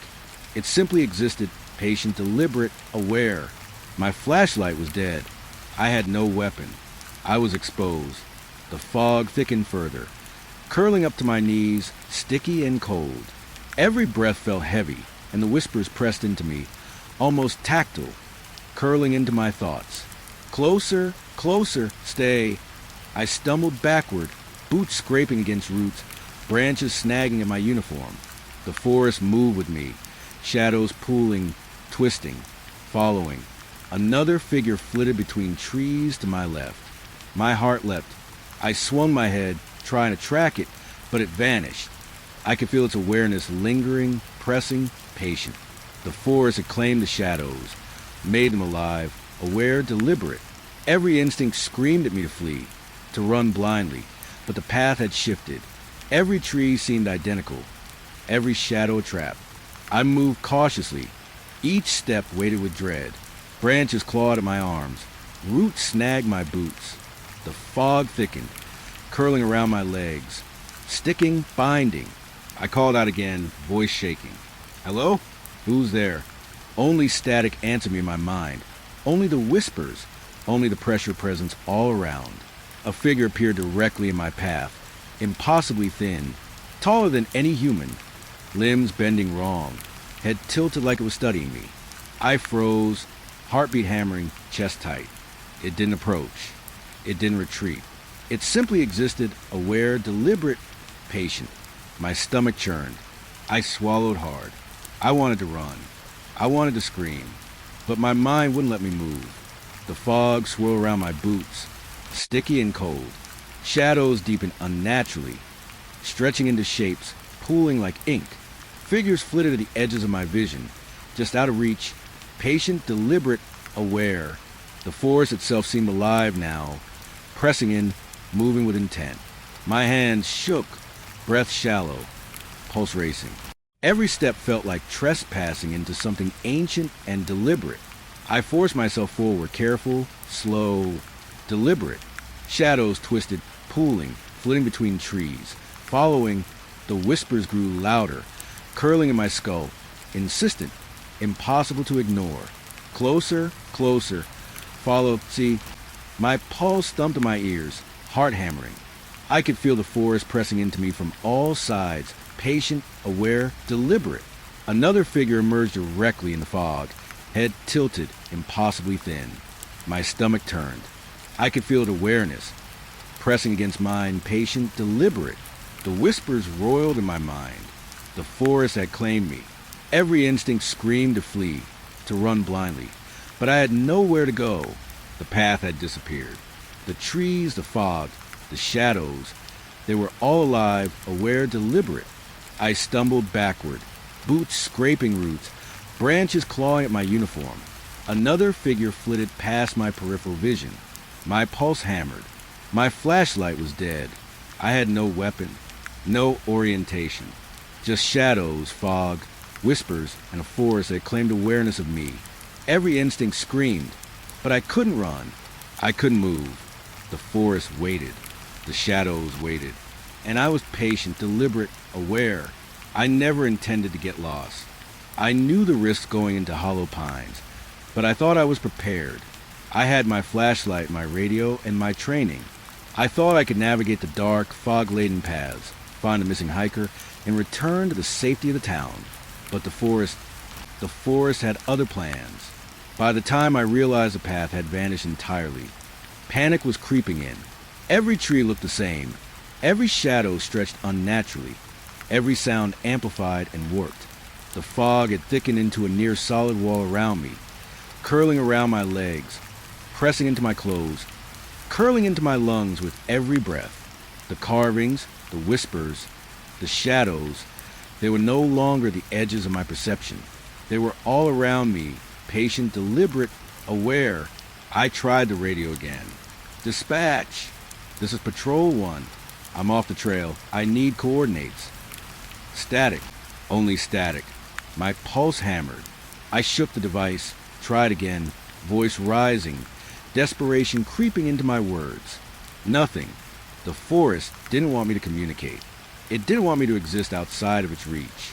I stumbled forward, blindly, following faint impressions in the leaves, thinking maybe, just maybe, they were the trail, the footprints of the missing hiker. The faint path I had been following before the forest twisted and swallowed it entirely. Every step was a gamble. Every sound, the rustle of leaves, the snap of branches, made me freeze. My heart thudded in my chest. Every beat a reminder that I was alive for now. The fog swirled around me, thick, cold, and suffocating. The shadows twisted and flitted at the edge of my vision, figures so fleeting I couldn't be sure if they were real. I blinked and they were gone, but I felt them watching, patient, deliberate. The carvings I'd seen earlier appeared at the edge of my awareness, shifting, impossible, alive. They seemed to guide me or trap me. I wasn't sure which. I called out, voice trembling. "Hiker, are you there? I'm here to help." The sound of my voice seemed unnatural in the dense forest, echoing oddly, bouncing off unseen trees in impossible ways. Then a scream, high, raw, echoing. I froze. I told myself it was a hiker. I told myself it was a branch breaking, an animal, but instinct screamed otherwise. That scream carried intelligence, desperation, awareness. The path ahead twisted, roots rising like skeletal fingers beneath the leaves, branches clawing at my uniform, snagging at my arms. I stumbled several times, cursed under my breath, and each time I looked back, or tried to, the trail seemed to vanish further. The forest had swallowed it entirely. I wasn't just lost. I was being enveloped, consumed, absorbed into something patient, deliberate, aware. I pressed forward blindly, flashlight dead, radio useless. The fog pressed against me, curling around my boots, sticky and cold. Shadows flitted just beyond the limits of my perception, moving with intent. The whispers returned, soft and insistent, curling into my skull. Stay, notice, follow. I shook my head, trying to clear it, but the words burrowed deeper, threading into my thoughts. Time became meaningless. Minutes or hours, I couldn't tell, blended together in the oppressive darkness. Every step I took seemed to loop me back, or maybe forward. The forest shifted, rearranging itself, twisting paths into impossible patterns. I stumbled over roots, slid down small slopes, called out again and again, my voice breaking, but no one answered. Only the whispers, only the shadows, only the fog. Another figure emerged at the edge of my vision, tall, impossibly thin, limbs bending wrong, head tilted, watching. I froze, chest tight, pulse racing. It didn't move, didn't blink, didn't speak, just observed. The forest pressed around it, shadows pooling at its feet, curling like smoke. I swallowed hard, trying to force calm, trying to move slowly, carefully. Every instinct screamed to run, but the forest had claimed the trail, claimed the space, claimed me. I stumbled backward, boots scraping against roots, branches clawing at my arms. The fog thickened, curling up to my knees, clinging to my uniform, sticking to my skin. Every sound, the crunch of leaves, the snap of twigs, the rustle of fog, was amplified, warped, deliberate. The whispers wound tighter around my mind, insistent, almost tactile. Closer, stay, notice. I pressed forward, despite every instinct screaming to stop. I didn't know where I was, didn't know if I would find a hiker, or the hiker was still alive, but I had to try. The forest seemed to respond to every movement, twisting shadows, bending branches, rearranging itself, hiding paths, hiding exits. The carvings I had seen earlier returned to my memory, shifting impossibly, alive, aware. They had marked me, and now I was theirs. Figures flitted between the trees, patient, deliberate, aware. I tried to ignore them, but every movement, every shift at the edge of my vision drew my attention. They weren't running. They weren't hiding. They were waiting, testing, studying. I could feel their awareness pressing against mine, patient, deliberate, insistent. My stomach churned. My pulse raced. Every instinct screamed to flee. But the trail was gone. Hours, or maybe minutes, passed. The fog thickened, curling around my legs, clinging to my clothes, pressing into my chest. The shadows deepened, pooling unnaturally, twisting into impossible angles. The whispers grew louder, threading into my thoughts. Follow, Stacy. My mind ached. My legs trembled. Every step felt heavier than the last, every breath tighter. I stumbled upon what seemed like a clearing, but it wasn't. The fog swallowed it, twisting, bending, making edges impossible to define. Figures appeared at the edge, tall, thin, impossibly fast, flitting in and out of perception. I froze. My pulse hammered. I could feel their awareness pressing against mine, patient, deliberate, inescapable. I tried to call out again, voice hoarse. Dispatch. Anyone, please. I need help. Only static answered me. Only whispers in my skull. Only the presence of the forest. Patient, deliberate, aware. I swallowed hard, trying to force rational thought. But the fog, the shadows, the carvings, and the whispers had already claimed my mind. I stumbled forward, nearly falling over roots, branches scratching at my arms and face. Shadows twisted, pooling, flitting at the edge of my vision. Figures emerged briefly, tall and thin, impossible shapes observing me, then vanished. The forest shifted subtly with each step, bending the world into shapes it wanted me to see, or shapes it wanted to hide. At some point, I realized the forest had swallowed the trail completely. No footprints, no path, no reference point. Only fog, only shadows, only whispers, only the patient, deliberate awareness of the forest and its impossible inhabitants. My flashlight was still dead. My radio still useless. I had nowhere to go. I called again, desperation choking my words. Hiker, are you here? Please. The scream returned. Not the hikers, not mine, but something else, echoing, distorted, aware. It reverberated through the fog, curling into my bones, pressing into my chest. I froze, heartbeat hammering. Figures flitted again, impossibly thin, observing, testing, deliberate. I stumbled backward, trying to retrace my steps, but the forest had changed. Every tree looked identical. Every shadow stretched in impossible angles. The path was gone. The carvings of my memories shifted, pulsing, alive, guiding, trapping. The whispers threaded into my mind, insistent, curling around my thoughts. Closer, stay, notice. Panic clawed at me. My pulse thundered in my ears. Every instinct screamed to run blindly, but the forest had swallowed all reference, all direction. The fog pressed tighter, shadows pooling thicker, whispers curling tighter. Figures flitted just beyond vision, patient, deliberate, aware. And then I understood. I wasn't going to find the hiker. I wasn't going to leave Hollow Pines. The forest had claimed me entirely, just as it had claimed everything else before. Every instinct, every step, every breath belonged to it now. Patient, deliberate, aware. Dispatch later found my patrol logs. They ended abruptly. No coordinates, no explanation, just empty entries, trailing off into static. No one ever found me. No one ever found the missing hiker. The trail had been swallowed, twisted, absorbed by the forest itself, leaving only shadows, whispers, and patient, deliberate awareness. And somewhere in the darkness, deep within the fog and the shadows, I could still feel it, watching, waiting, patient. The mill had been part of the town for as long as anyone could remember. Decades of rusted metal, peeling paint, and creaking wood.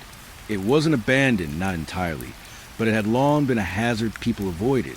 There were warnings posted, notices about structural damage. And yet, somehow, the town never fully shut it down. That was my assignment tonight. A routine check. Structural integrity. Safety hazards. A quick survey. Easy enough on paper. I parked my patrol car at the edge of the lot. Headlights cutting across piles of rusty machinery and stacks of rotting timber. Fog rolled in low, hugging the ground, curling around my boots as I stepped out. The air smelled of damp wood and oil, faintly metallic. My flashlight hummed softly in my hand, a thin circle of light stretching ahead, revealing jagged shadows and broken windows. The main entrance had a sagging door, hinges whining as I pushed it open. Inside, the air was colder, thick with dust and the scent of decay. Sunlight no longer reached here. Only the beam of my flashlight cut into the darkness. The floorboards groaned under my weight, an orchestra of complaints echoing through the vast, empty space. I reminded myself, structural survey. No more, no less. I moved carefully, flashlight sweeping over rusted machinery and broken railings. Shadows pooled in the corners, stretched along the walls. My reflection in the dusty windows looked wrong, elongated, blurry. I shook my head. Stress, fog, shadows playing tricks. Nothing more. I started on the second floor, stepping lightly on the narrow catwalk above the main hall. Each step creaked loudly, announcing my presence in the empty mill. I checked the beams, tapping wood with my flashlight, noting splintered supports and signs of rot. The work felt mundane at first, methodical. I could feel my pulse settle. Routine. Safe. That's what I kept telling myself. Then I heard it, a soft scraping, almost imperceptible at first, like fingernails against wood. I froze, straining my ears. The sound stopped. I exhaled, telling myself it was probably the old building settling. Old timber, rusted nails shifting. Nothing to worry about. I moved on, but the sensation of being watched crawled along my skin. The third floor was worse. Dust hung thick in the air, floating like motes in the flashlight beam. Beams were cracked, floorboards buckled. I stepped cautiously, notes jotted in my mind. My boots scuffed against old metal grates, echoing in the cavernous space.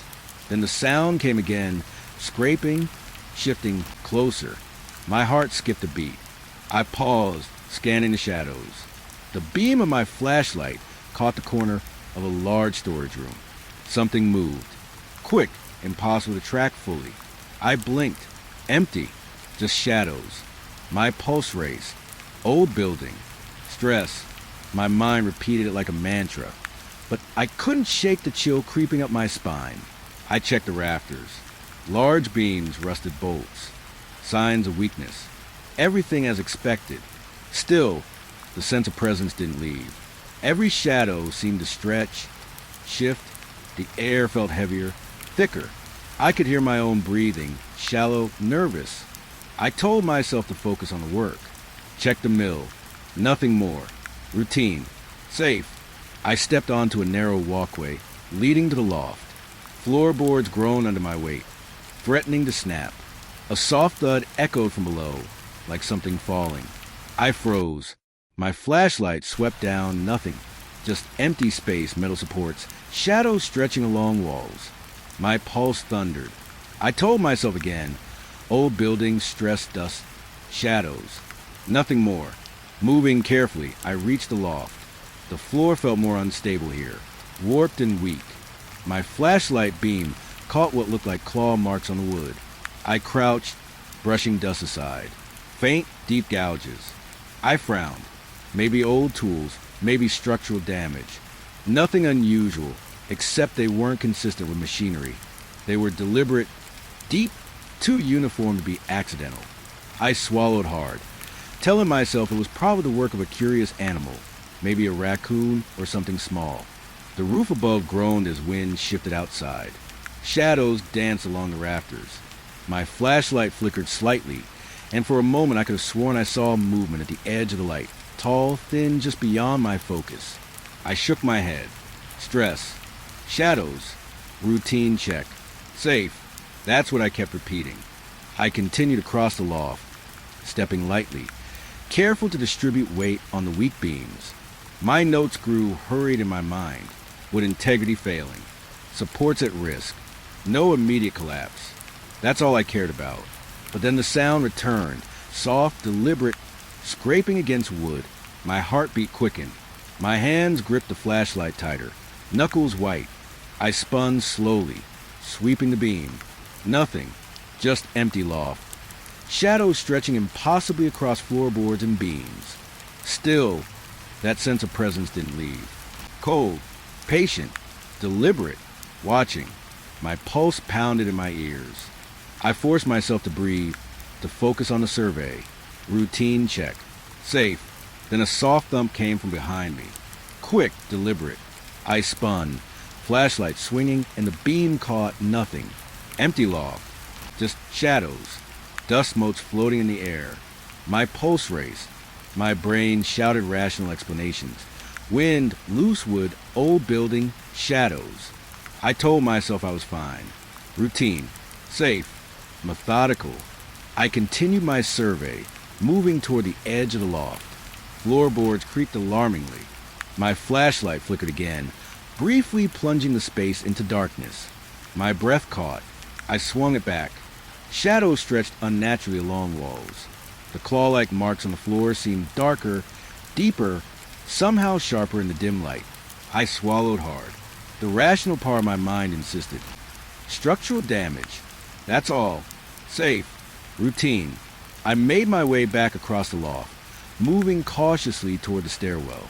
A soft scraping sound followed me, quick, deliberate, echoing faintly across the empty space.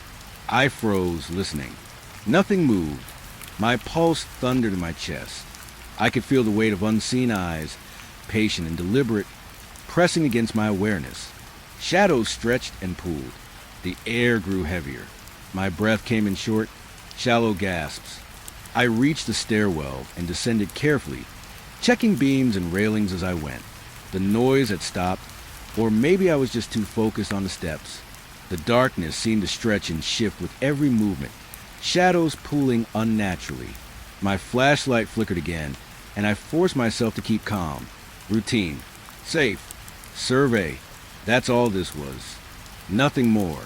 I reached the ground floor. The air smelled damp, metallic. Rusted machinery loomed in the shadows, silent and still. I noted weak supports along walls, cracked beams, everything as expected, yet the sense of presence didn't leave. Cold, patient, deliberate, watching. My pulse hammered. I shook my head, trying to dispel the feeling, telling myself it was fatigue, shadows, stress. I stepped toward the exit. The door groaned as I pushed it open, hinges whining. Outside, fog curled along the ground low and thick. I exhaled sharply, relief washing over me. Routine check completed. No immediate structural failures. Everything documented. Safe. Safe. Except for the way the shadows had moved inside. The scraping, the gouges, the presence. I told myself it was imagination. Fatigue. Old building. Safe. Routine. I returned to my patrol car, boots crunching on gravel, fog curling around my legs. The mill loomed behind me, silent, patient, deliberate. I kept my flashlight close, scanning the edges of the building. Nothing moved. No shadows flitted at the edge of vision. No scraping followed me. Just silence, heavy and oppressive. I tried to shake off the feeling, telling myself it was a routine check. Safe. Nothing unusual. But the memory lingered. Claw-like marks, scraping, shadows that didn't belong. The feeling of awareness pressing against me. Cold, patient, deliberate, watching. My pulse slowed slightly as I started the car. Fog curling across the headlights. But I knew it wouldn't leave me. Hollow Pines had always been patient, always deliberate. And it had ways of making you remember. I drove away slowly, keeping an eye on the mill until it disappeared into the fog. Routine check completed. Everything as expected. Safe. Yet, deep in the pit of my stomach, I knew that something inside that building had watched me, waited, and it wasn't finished. I thought I was prepared for the mill. After all, I had completed the routine check, walked its creaking floors, noted the weakened beams, and even laughed nervously at the shadow shapes that had danced along the walls. But tonight was different. The air was colder, heavier, and every corner of the building seemed to hum with life I hadn't noticed before. I parked my patrol car in the foggy lot, flashlight and radio at the ready. The door groaned as I pushed it open, the familiar scent of damp wood and rusted metal hitting me immediately. Nothing looked out of place at first glance. The machinery lay still, silent as I stepped onto the worn concrete floors. The faint echo of my boots was the only sound. Then I heard it, a soft grinding, metallic, almost imperceptible. I froze, straining to listen. The old gears along the main assembly line had begun to turn, slowly, deliberately, without anyone operating them. My pulse quickened. I stepped closer, flashlight beam trembling in my hand. The motion was subtle at first, then more obvious. Cogs clicking, chains rattling, a rhythm that didn't belong. Probably just rust loosening. I muttered to myself, shaking my head. Old machinery settling. Nothing more. But even as I said it, my stomach tightened.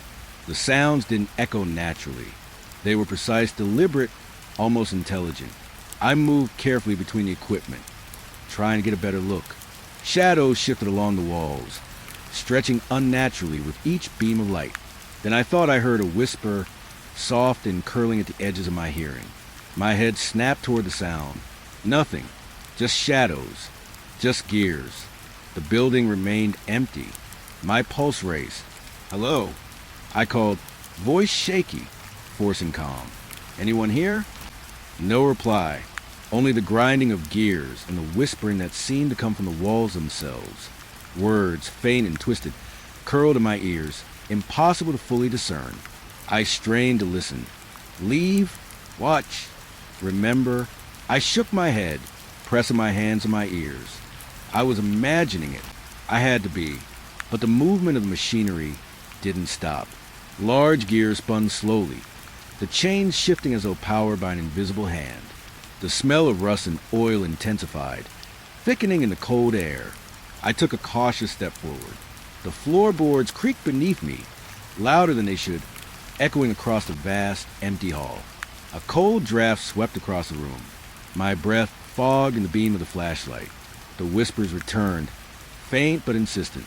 They weren't words exactly, but pressure, suggestions curling into my mind. Stay, listen, follow. My stomach churned, pulse hammering. I clenched the flashlight tighter, forcing myself to focus on the machinery, rational explanations. Old building, rust, wind, shadows, safe, routine.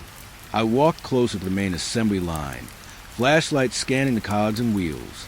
The movements were precise now, almost choreographed. I could see the faint scratch marks along the metal surfaces, fresh, jagged, deliberate. My stomach tightened. Nothing in the mill should have been capable of this movement. Nothing alive. And yet it was moving. Someone or something was here. I stepped back, head spinning, trying to breathe normally. My pulse thumped in my ears. Then a low metallic clang echoed from the far end of the hall. I whipped around, flashlight swinging. Shadows pooled, twisted, lengthened unnaturally. The whispers grew louder, threading into my thoughts, curling like smoke into my skull. Closer, see, follow. I swallowed hard, forcing my voice. Dispatch, this is Patrol 1. I need to check on the mill. Machinery moving alone. Static answered me, harsh and grating. No voice, no reassurance. Only static. I felt the walls closing in, the shadows thickening around me, patient and deliberate. I turned back to the assembly line. One of the large gears had stopped spinning, but the chain connected to it shifted slowly, jerking as if testing me. I could see the faint outline of something standing just beyond the beam of my flashlight, impossibly thin, elongated, patient. I froze, heart hammering. My rational mind screamed. Stress, shadows, imagination. Yet every instinct told me I wasn't imagining this. Movement at the edge of vision drew my eyes. Another shadow, tall and thin, flicked between the support beams. not walking, gliding, watching. I swallowed hard, forcing myself to focus. I wasn't here to see shadows. I was here to check structural integrity, document weaknesses, and return. Safe, routine, simple. The whispers returned louder, curling around my skull. Observe, remember, stay. My head ached. The shadows seemed to lean closer, patient, deliberate, aware. I stepped backward, tried to regain some distance from the machinery. The floorboards creaked under my weight, echoing like a warning. Another clatter came from the far end of the mill. A crate tipped over, slowly, deliberately, as if guided. My pulse spiked. My flashlight caught the motion for an instant. Nothing solid, just a suggestion of movement. The machinery had stopped moving entirely, silent now. Yet the air itself felt charged with intent. I whispered to myself, trying to rationalize. Old building, wind, shadows, stress. But the words fell hollow. The presence pressing into me didn't respond to logic. It didn't care about reason or structure. It only watched, patient, deliberate. I stepped carefully toward the exit. Every movement seemed amplified, drawing attention. The shadows pulled and stretched along the walls, following, patient. I could hear faint whispers curling to the rafters, barely audible, curling in my skull. Follow, watch, leave. The flashlight flickered. My heart skipped. A gear shifted violently, teeth clanging against metal. I jumped back, tripping slightly, boots scraping against the floor. Shadows at the edges of my vision darted. Impossible shapes, long limbs bending unnaturally. I swallowed hard, forcing calm. Safe, routine. I just needed to finish the survey. I moved toward a narrow catwalk that led to the loft. The floorboards groaned alarmingly. Another clatter sounded behind me. I spun, nothing. Just shadows pulling against broken machinery, silent and patient. The whispers tightened around my thoughts, insistent. Closer, observe, follow. I tried to ignore it, focusing on the physical damage. Rusted supports, cracked beams, machinery that hadn't moved before. I documented everything in my mind, every detail, every weakness. But the presence remained patient and deliberate, aware. Every shadow stretched toward me. Every whisper threaded deeper into my skull. I reached the loft, stepping carefully. The machinery below had stopped entirely, but I could feel the pressure of movement in the air. Shadows pulled unnaturally along walls and beams. Then, suddenly, the whispers became almost tangible, curling into my thoughts with sharp insistence. Look, watch, remember. I blinked. Something, or someone, was standing at the far edge of the loft. Tall, impossibly thin, limbs bending wrong. Head tilted. Patient. Deliberate. Watching. My pulse thundered. I swallowed hard. My flashlight beam flickered over it, but the shape vanished instantly. The shadows returned, stretching, pulling. I tried to retreat, careful, slow, deliberate. Every step creaked loudly. Another gear clattered below, though no one had touched it. The sound echoed like a warning, a reminder of presence, intelligence. Shadows flitted between beams, impossibly fast, impossible angles. My pulse raced. My mind screamed. Stress, fatigue, shadows, rational explanations. Safe, routine. I descended the catwalk carefully, breath shallow, pulse hammering. The mill had gone silent again, but the feeling remained. Patient, deliberate, aware. Every shadow stretched unnaturally. Every whisper threaded through my mind. I could feel it pressing against me, observing, testing, waiting. Finally, I reached the ground floor, taking deep, shaky breaths. The air smelled of rust and oil, thick and metallic. I moved toward the exit, cautiously. The machinery remained still now, but the presence hadn't left. Shadows stretched along walls, flickered at the edges of my vision, patient and deliberate. I opened the door, fog curling along the ground outside. I exhaled sharply, relief washing over me. Routine survey completed. Structural weaknesses noted. Safe, mostly. Yet the clawing, patient awareness lingered, Shadows stretching behind me, whispering in the silence. I forced myself in the patrol car, leaving the mill behind, fog swallowing its shape once more. Even as I drove away, I couldn't shake the feeling that the machinery hadn't truly stopped moving. That presence, patient and deliberate, aware, had followed me, watching, waiting, remembering. I thought I understood the mill. I thought I had seen all it had to offer. The creaking floors, the shifting shadows, the machinery that moved without hands. But tonight, as I approached the building under the low glow of a half moon, I realized I hadn't even begun to understand. Fog clung to the ground, curling around my boots and tires as I stepped from my patrol car. The air smelled damp, metallic, heavy with decay. The mill loomed before me, skeletal windows staring like empty eyes, broken panes jagged and sharp. I gripped my flashlight, its beam trembling slightly in my hand. I crossed the yard slowly, each step careful, crunching against gravel and rusted metal scraps. The windows on the second floor caught my attention first. Shapes moved behind the glass, dark silhouettes, shifting, watching. At first, I thought it was my imagination, shadows cast by broken boards in the moonlight. But then I froze. One of the shapes turned, head tilting unnaturally, limbs bending wrong. Human-like, but wrong. My heart pounded. My pulse raced. The rational part of my mind shouted explanations. Branches fogged, reflections, shadows, stress, fatigue, routine check. But every instinct screamed otherwise. I could feel a presence inside the mill, patient, deliberate, aware. Something alive, or something pretending to be. I approached the main entrance. The door groaned as I pushed it open. Inside, the air was colder, heavier, thick with dust and the scent of rusted machinery. Shadows pulled at the edges of my flashlight beam, curling along walls and broken equipment. My pulse thumped loudly in my ears. I shook my head, forcing focus. Routine inspection. Check structural damage. Note anything unsafe. That's all. I moved to the first floor cautiously, flashlight sweeping over beams, rusted machinery, and piles of old timber. Shadows stretched, flickered, and danced at the edge of my vision. I blinked. Something moved again in one of the broken windows on the second floor. Another figure, thin, impossibly tall, limbs bending oddly, its head tilted, observing. I swallowed hard. The rational explanations weren't enough anymore. I called out, voice trembling. "Hello? Anyone here?" The sound echoed oddly, distorted, bouncing off walls. No reply. Only shadows. Only silence.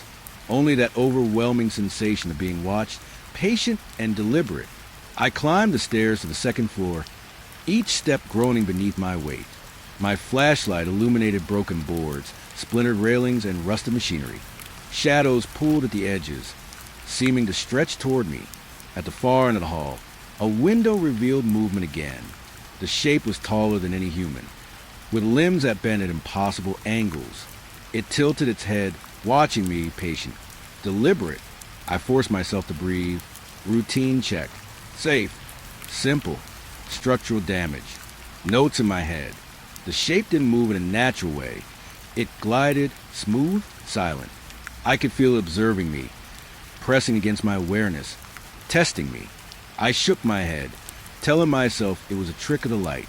Shadows, stress, fatigue. I stepped closer to the window, heart hammering. The figure remained there, human-like, wrong, impossibly still. Its eyes, if they were eyes, seemed to pierce through me. The air grew heavier, pressing into my chest. My flashlight flickered, beam wobbling. I blinked. The figure shifted slightly, impossibly, as if it moved only when I wasn't fully watching. A cold draft swept across the floor. My breath fogged in the beam of the flashlight. Whispers curled at the edges of my hearing, faint and insistent. Observe, remember, stay. I shook my head, trying to spell it. I had work to do. Structural survey. Nothing more. Safe. Routine. I moved down the hall, flashlight scanning broken railings and boards. The shadows followed, stretching, bending. The shapes in the windows shifted again, moving just enough to remind me they were alive, patient, deliberate. I felt my pulse quicken. Rational thought screamed. Stress, fatigue, shadows. But every instinct told me to keep my distance. I reached another set of windows. Broken glass caught the moonlight, casting jagged patterns on the floor. I froze. One of the figures leaned forward slightly, impossibly tall, limbs bending wrong, head tilted. It wasn't stepping. It wasn't walking. It was gliding, floating in a way that defied physics. I swallowed hard, forcing my hands to stop shaking. I called out again, voice rising, panic creeping in. Hello? Anyone there? I'm here to inspect the building. Silence answered me. Only shadows stretched across the floor. Only whispers curling in my skull. Closer, watch, follow. I forced myself to breathe, to focus on the survey, to remain rational. But the presence pressing against me didn't care about logic or reason. I stepped closer to another window. Shadows pulled unnaturally in the corners. The shape inside moved in a jerky, unnatural way, limbs bending at impossible angles. Its head tilted as if studying me, testing me. I felt nausea curl in my stomach. Pulse hammering. I forced myself to take notes mentally. Broken boards, rusted supports, cracked machinery. Keep it simple. Keep it safe. Routine check. The whispers grew louder, threading into my thoughts. I could feel them pressing, curling around my mind, insistent. Observe, remember, stay. My breath came in shallow gasps. The shadows seemed to pull closer to me, as if drawn by my fear, by my presence. The figures in the windows shifted slightly whenever I blinked, almost imperceptibly, but I could sense it. I forced myself forward, moving carefully along the hall. The windows were all broken, jagged edges like teeth. The shapes inside didn't move in a natural way. Human-like, wrong, elongated, bent, patient, deliberate. I could feel their awareness pressing into me, testing me, observing me. I reached the far end of the hall, flashlight illuminating splintered boards and rusted machinery. One of the figures tilted its head slowly, impossibly slow, observing me. I blinked. It shifted slightly. My stomach churned. My pulse raced. I swallowed hard, forcing rational thought. Stress, shadows, fatigue, old building. Safe, routine. I moved closer to the center of the hall. The shadows and windows seemed to stretch toward me, pulling unnaturally.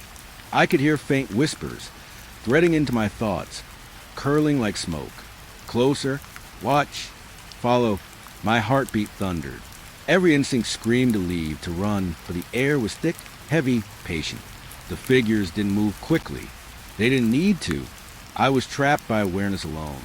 I forced myself to document everything. Broken boards, rusted machinery, structural weaknesses. Notes in my mind, methodical, safe, routine. But the shapes in the windows followed me, moving just enough to remind me they were alive, deliberate, aware. I swallowed hard, breath shaky. A soft thud echoed from the far corner of the hall. I froze. Shadows pooled, flickered. One of the figures had shifted slightly closer to the broken glass. Head tilted, limbs bent impossibly. I swallowed hard. I called out, voice trembling. Hello? Anyone there? I'm just inspecting the building. Silence answered.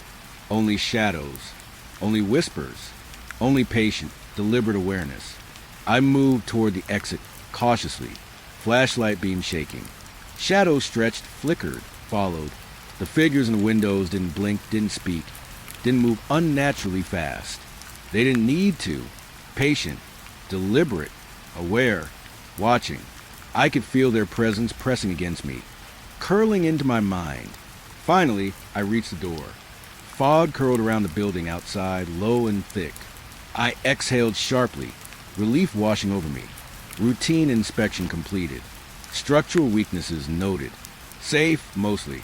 But the shapes in the windows had not left my thoughts. Patient, deliberate, human-like but wrong. Watching, waiting. Even as I drove away, headlights cutting through fog, I couldn't shake the feeling that those shapes were following me. gliding in the broken windows of the mill, observing, remembering, patient, deliberate. The mill had always been part of the town, a silent skeleton of industry, but I realized now that it wasn't empty. Never had been. Shadows lingered in the windows, patient, deliberate, aware, and somewhere inside they remembered me. I thought I had seen it all. The creaking floors, the machinery moving on its own, the impossible shadows in the broken windows. But nothing had prepared me for the way the mill seemed to resist me leaving. I moved toward the exit, flashlight beam cutting to the foggy gloom inside the building. Every step felt heavier, as if the floor itself resisted my motion.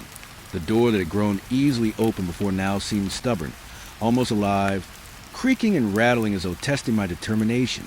I gripped the handle tighter, heart hammering. A soft scraping echoed behind me, deliberate, patient. My pulse quickened. I spun slowly, flashlight sweeping the room. Shadows twisted along walls and machinery, pulling unnaturally at corners. Nothing moved in a way that made sense, yet I could feel awareness pressing into me, patient, deliberate. I swallowed hard, forcing myself to focus on rational explanations.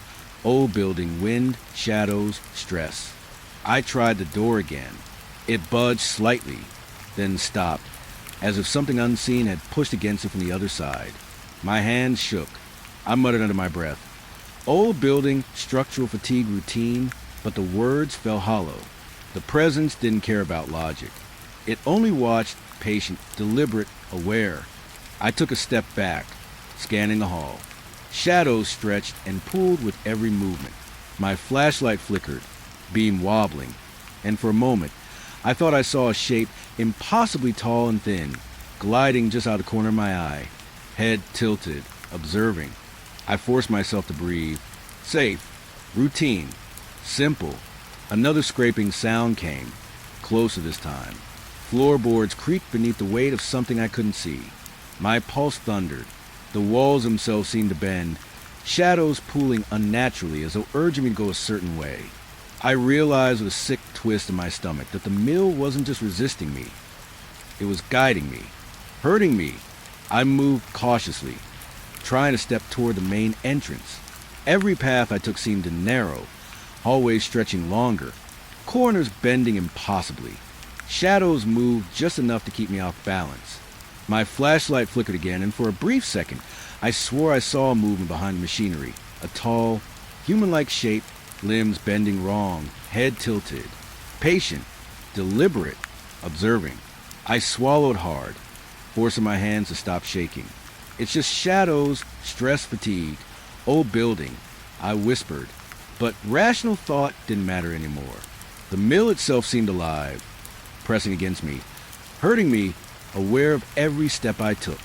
I reached the stairwell, planning to leave by the lower exit. The stairs groaned under my weight, echoing unnaturally through the empty hall. Shadows stretched along the railing, pooling beneath the steps. My pulse raced. Every instinct screamed to move faster, to escape, but my feet felt leaden. The mill wasn't letting me go. A soft whisper curled through the air, faint, insistent. Stay. Watch. Remember. I spun, scanning the darkness. Nothing. Only shadows, patient, deliberate, alive. My heart hammered. My flashlight flickered again. For a heartbeat. I thought I saw a figure standing on the stairs above me. Impossibly tall, gliding silently. Then it was gone. I continued down, careful, slow, deliberate. Each step echoed like a warning. The air felt heavier, pressing against my chest. I could feel something unseen moving around me, guiding, hurting, patient, and deliberate. I forced myself to focus on the exit, but the building seemed to stretch, corridors bending impossibly, walls closing in. At the bottom of the stairs, I tried the side door. Locked. I didn't remember it being locked before. My pulse spiked. I yanked at the handle. It didn't budge. Panic clawed at my chest. I could hear soft scraping behind me. Floorboards creaking under weight that wasn't mine. Shadows twisted, stretching along walls and machinery. Patient, deliberate, aware. I moved back into the main hall. Flashlight beams scanning desperately. The windows were dark now, broken panes reflecting only faint light. But the shadows inside weren't still. They pooled, stretched, and seemed to follow me wherever I turned. Every instinct screamed to leave, to run, but the path forward twisted unnaturally. The mill itself was alive, herding me like prey. I called out, voice trembling, "Dispatch! This is Patrol 1. I can't leave. The building, something's wrong." Static answered me. Nothing else. My voice echoed back, distorted, swallowed by shadows. The whispers grew louder, threading into my skull, curling around my thoughts. Stay. Watch. Remember. I backed toward the stairs, thinking maybe I could find another exit. Shadows stretched along the walls, twisting unnaturally. Shapes appeared in broken windows, impossibly tall, human-like, wrong. Head tilted, limbs bending at impossible angles. Patient, deliberate, watching. My stomach churned, my pulse thundered. A sudden clatter echoed from the far corner of the hall. I spun, flashlight beam sweeping wildly. Nothing, only shadows pulling along walls and machinery. The air felt thick, heavy, pressing against me. Patient, deliberate, aware. I swallowed hard, forcing rational thought. Old building, fatigue, shadows, safe, routine. I tried another door, a small side exit I had noted during previous surveys. It was stuck, the handle stiff and unyielding. I pulled harder. It wouldn't move. The scraping sound returned, closer this time, circling me, echoing unnaturally. My pulse raced. Shadows stretched, twisting along the walls, pooling at corners, herding me toward the center of the hall. I realized then with a sinking dread that leaving was an option. The mill had decided my path. Every corridor, every doorway, every stairwell seemed arranged now, guiding me toward some unknown point. The awareness pressing against me grew stronger, patient, deliberate, alive. I could feel it in the air, in the floorboards, in the shadows that followed my every movement. I forced myself to focus, scanning for anything I could use. Flashlight beam trembling. I noted structural weaknesses. Boards cracked, beams rotting, machinery rusted. Routine check. Safe. Nothing unusual. But the whispers pressed tighter, threading into my thoughts. Observe. Remember. Stay. I swallowed hard, forcing myself to take slow breaths. The stairwell loomed ahead. Shadows pulled along the steps, stretching unnaturally. I took a careful step, then another. Each creak echoed like a warning. The air felt thick, charged with awareness, patient and deliberate. I glanced back. Shapes in the broken windows of the second floor tilted their heads, observing me. Limbs bent wrong, impossible angles. Human-like but wrong. Waiting. I forced myself forward, step by step, careful, deliberate. Each move felt heavy, resisted. The mill wasn't just a building tonight. It was a predator, herding me, pressing against me, aware of every heartbeat. Shadows stretched, flickered, moved just enough to remind me they were alive. I reached the bottom of the stairs and tried the main exit again. The door wouldn't budge. Scraping echoed behind me. Shapes flickered at the edges of my flashlight beam. Tall, thin, impossible. I swallowed hard. My chest tightened. My pulse raced. Rational thought refused to take hold. Stress, shadows, fatigue, didn't matter. The mill didn't care. I moved back in the hall. Try another path. But every route twisted impossibly. Walls bending. Shadows pooling. The whispers pressed into my skull, insistent. Stay. Watch. Remember. The scraping followed me, circling, patient, deliberate. I realized that leaving was no longer a choice. The mill had claimed me. I stumbled forward, flashlight beam shaking, heart hammering. Shadows stretched along every wall, every corner, shapes impossibly tall, human-like, wrong. Limbs bent at unnatural angles, head tilted, observing. The air felt alive, heavy, pressing into my chest. I could feel the presence in every floorboard, every beam, every flicker of shadow. I reached the center of the hall, breath shallow, pulse racing. The whispers grew louder, threading through my thoughts. Shapes in the windows lean closer. Impossible angles, patient and deliberate. The awareness pressing against me intensified. Pressing down on my shoulders, wrapping around my skull. I realized with horror, the mill wasn't letting me leave. It had decided. I was hers now, patient, deliberate, observed. I sank to the floor briefly, hands shaking, flashlight beam wobbling. Shadows pooled around me, stretching along walls and machinery. The scraping circled me, relentless, patient. I forced myself to take a deep breath, forcing rational thought. Structural survey. Routine. Safe. Nothing unusual. But even as I said it, I knew it was meaningless. The mill had already decided. I would not leave. I rose slowly, heartbeat thundering, aware of every movement, every shadow, every whisper. The mill pressed against me, guiding me, hurting me, patient, deliberate, aware. Shapes in the windows tilted their heads, observing. Limbs bent wrong. Human-like, but wrong. Waiting. I tried the door one last time. Locked. The handle didn't move. Scraping echoed closer. Shadows pulled at the edges of my vision. Whispers curled around my mind. Stay. Watch. Remember. I sank against the wall. Flashlight beam trembling, breath shallow. The realization settled deep in my chest. I was never leaving the mill. The lake had always been quiet at night. Even in summer, when people came to fish or camp along its edges, there was a kind of muted stillness after dark.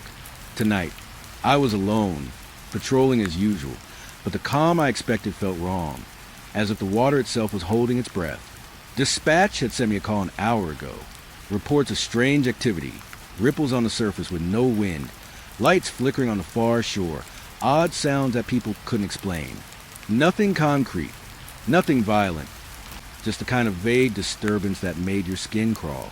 They wanted me to check it out, make sure nothing had gone wrong. I thought it was routine. I thought I was prepared. I drove down the narrow gravel road that ran along the lake, headlights cutting through thick fog. The mist rose off the water in soft waves, curling like smoke, and I felt a chill crawl up my spine despite the warm summer night. I adjusted my jacket and gripped the wheel tighter. Alone, that was the key. Alone, and responsible for anything that happened here. I stopped near the old dock, the one that had rotted boards and a crooked railing. My flashlight beam bounced across the water, catching the faint shimmer of ripples that didn't match the wind. Nothing should have been moving out there. No wind, no wildlife. Yet the water shifted, small, deliberate motions, like something brushing the surface from beneath. I stepped out of the car, boots crunching against gravel, and walked slowly toward the dock. The mist clung to my skin, cold and damp. I swung my flashlight across the water again, shining toward the far shore. Shadows moved there, or maybe I imagined them. Something flickered just at the edge of visibility. Shapes that were almost human, but didn't quite align. My stomach tightened. I called out softly, trying to make my voice sound casual. Hello? Anyone out there? The echo bounced back off the trees surrounding the lake. No answer, only the gentle lapping of water against the dock and the ripples, still moving, still deliberate, impossible. I walked along the planks, scanning the surface.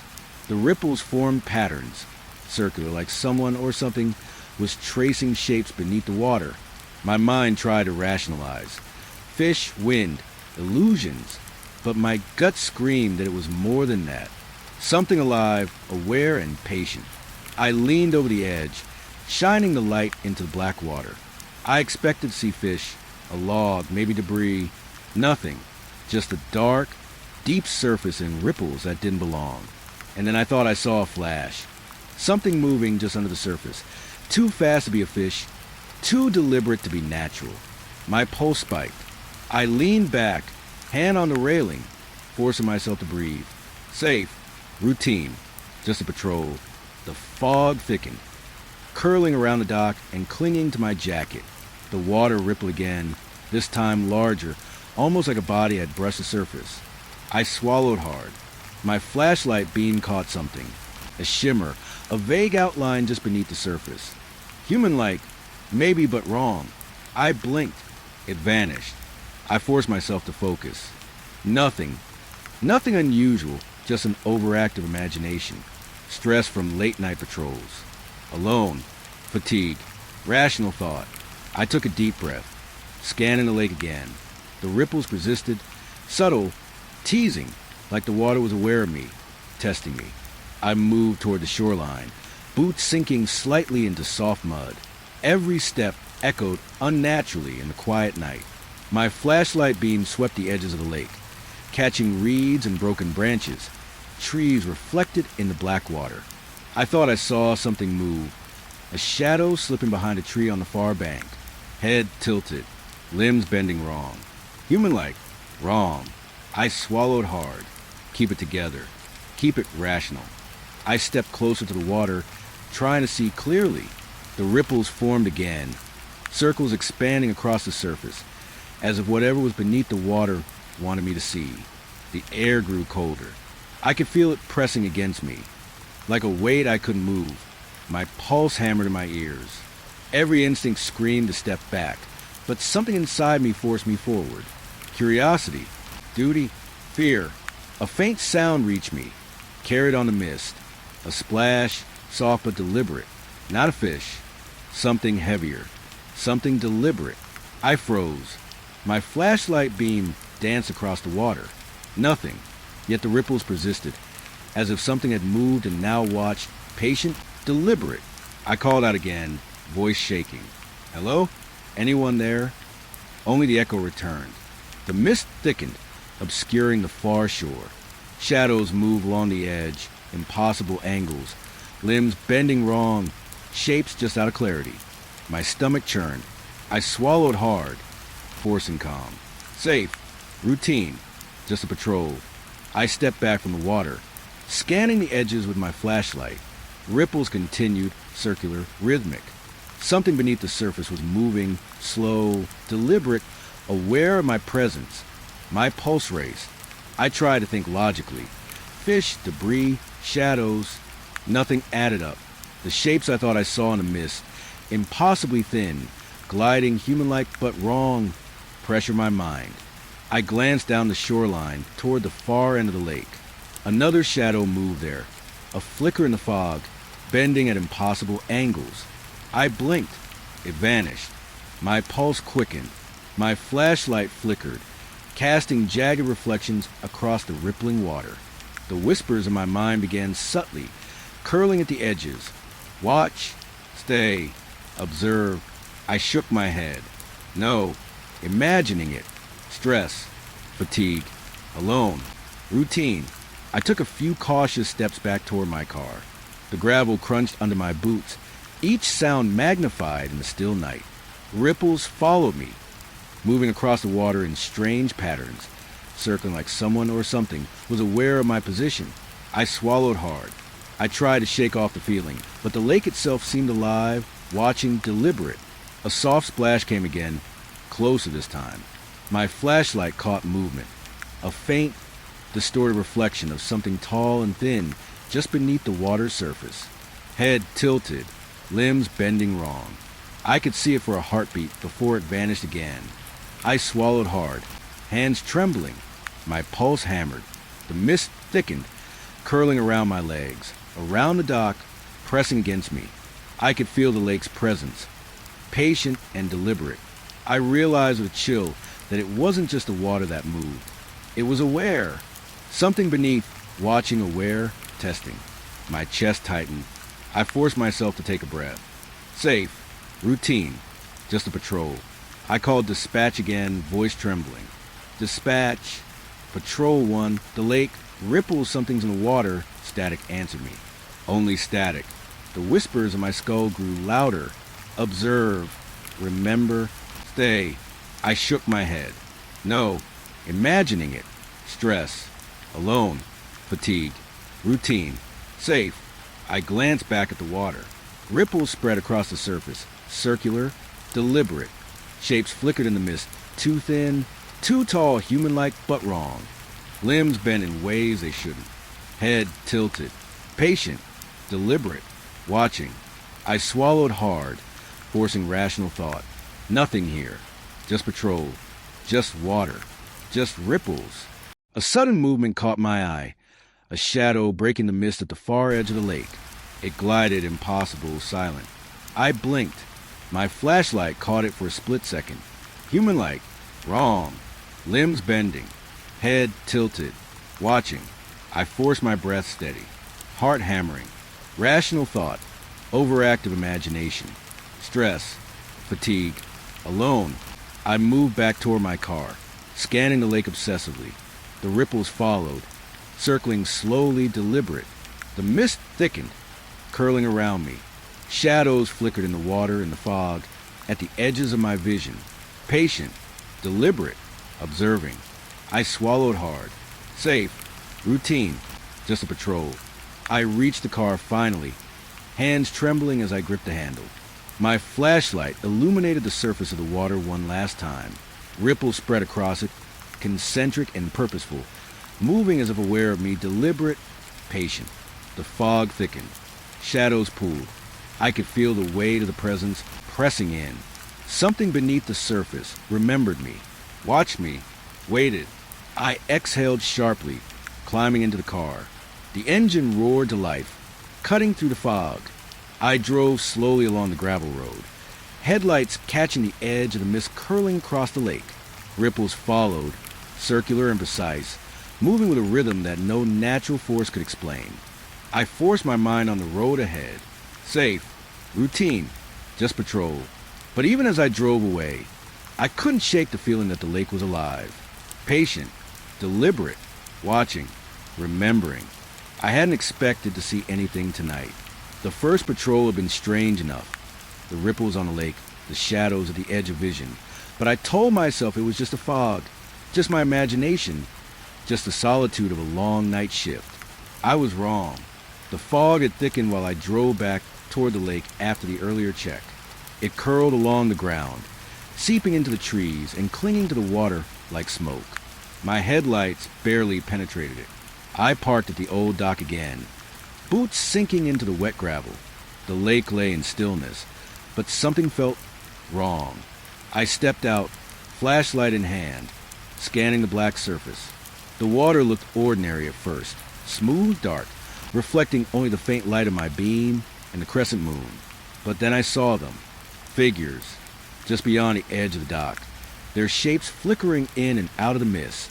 At first, I thought they were trees, reflections, or shadows cast by fog, but they moved too deliberately, gliding across the water as if walking on its surface. Their forms were human-like, but wrong. Limbs too long, heads tilted at impossible angles, torsos bending in ways no body should. My stomach clenched. My pulse spiked. I swallowed hard. Hello? My voice sounded small, swallowed by the fog. No answer came, only the soft lapping of water and the faintest echo of something shifting out there, waiting. I stepped closer to the dock's edge, flashlight sweeping across the surface.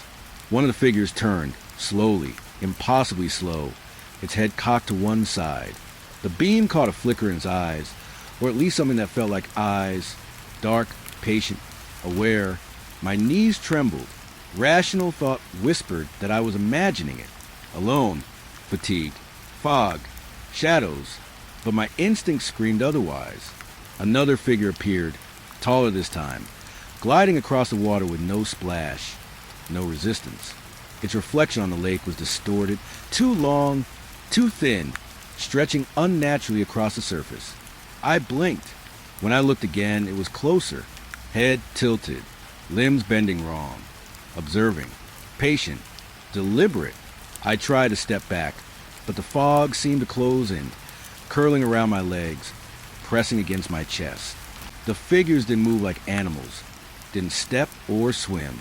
They simply were gliding, stretching, aware of me. I forced myself to breathe slowly, forcing rational thought. Stress, imagination, fog. Safe, routine patrol. A faint whisper reached me, curling around my skull. Observe, remember, stay. I froze, heartbeat thundering. It wasn't wind. It wasn't natural.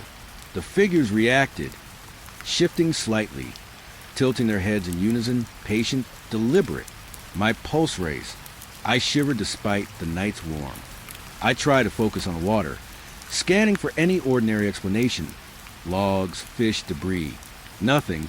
The surface remained impossibly still except for the figures, gliding silently, moving with awareness, purpose. One raised a long, thin arm, if it could be called an arm, pointed vaguely toward me. I swallowed hard. Rational thought failed me. I took a careful step backward, gravel crunching beneath my boots. My flashlight beam wavered, illuminating shapes that weren't there a moment before, then vanishing. The figures didn't blink, didn't hesitate, only observed. Limbs bent wrong, heads tilted, patient, deliberate, watching. I called dispatch, voice shaking. Dispatch, Patrol 1. I'm at the lake again.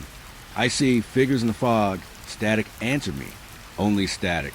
I swallowed hard, forcing myself to focus. Safe. Routine. Nothing unusual.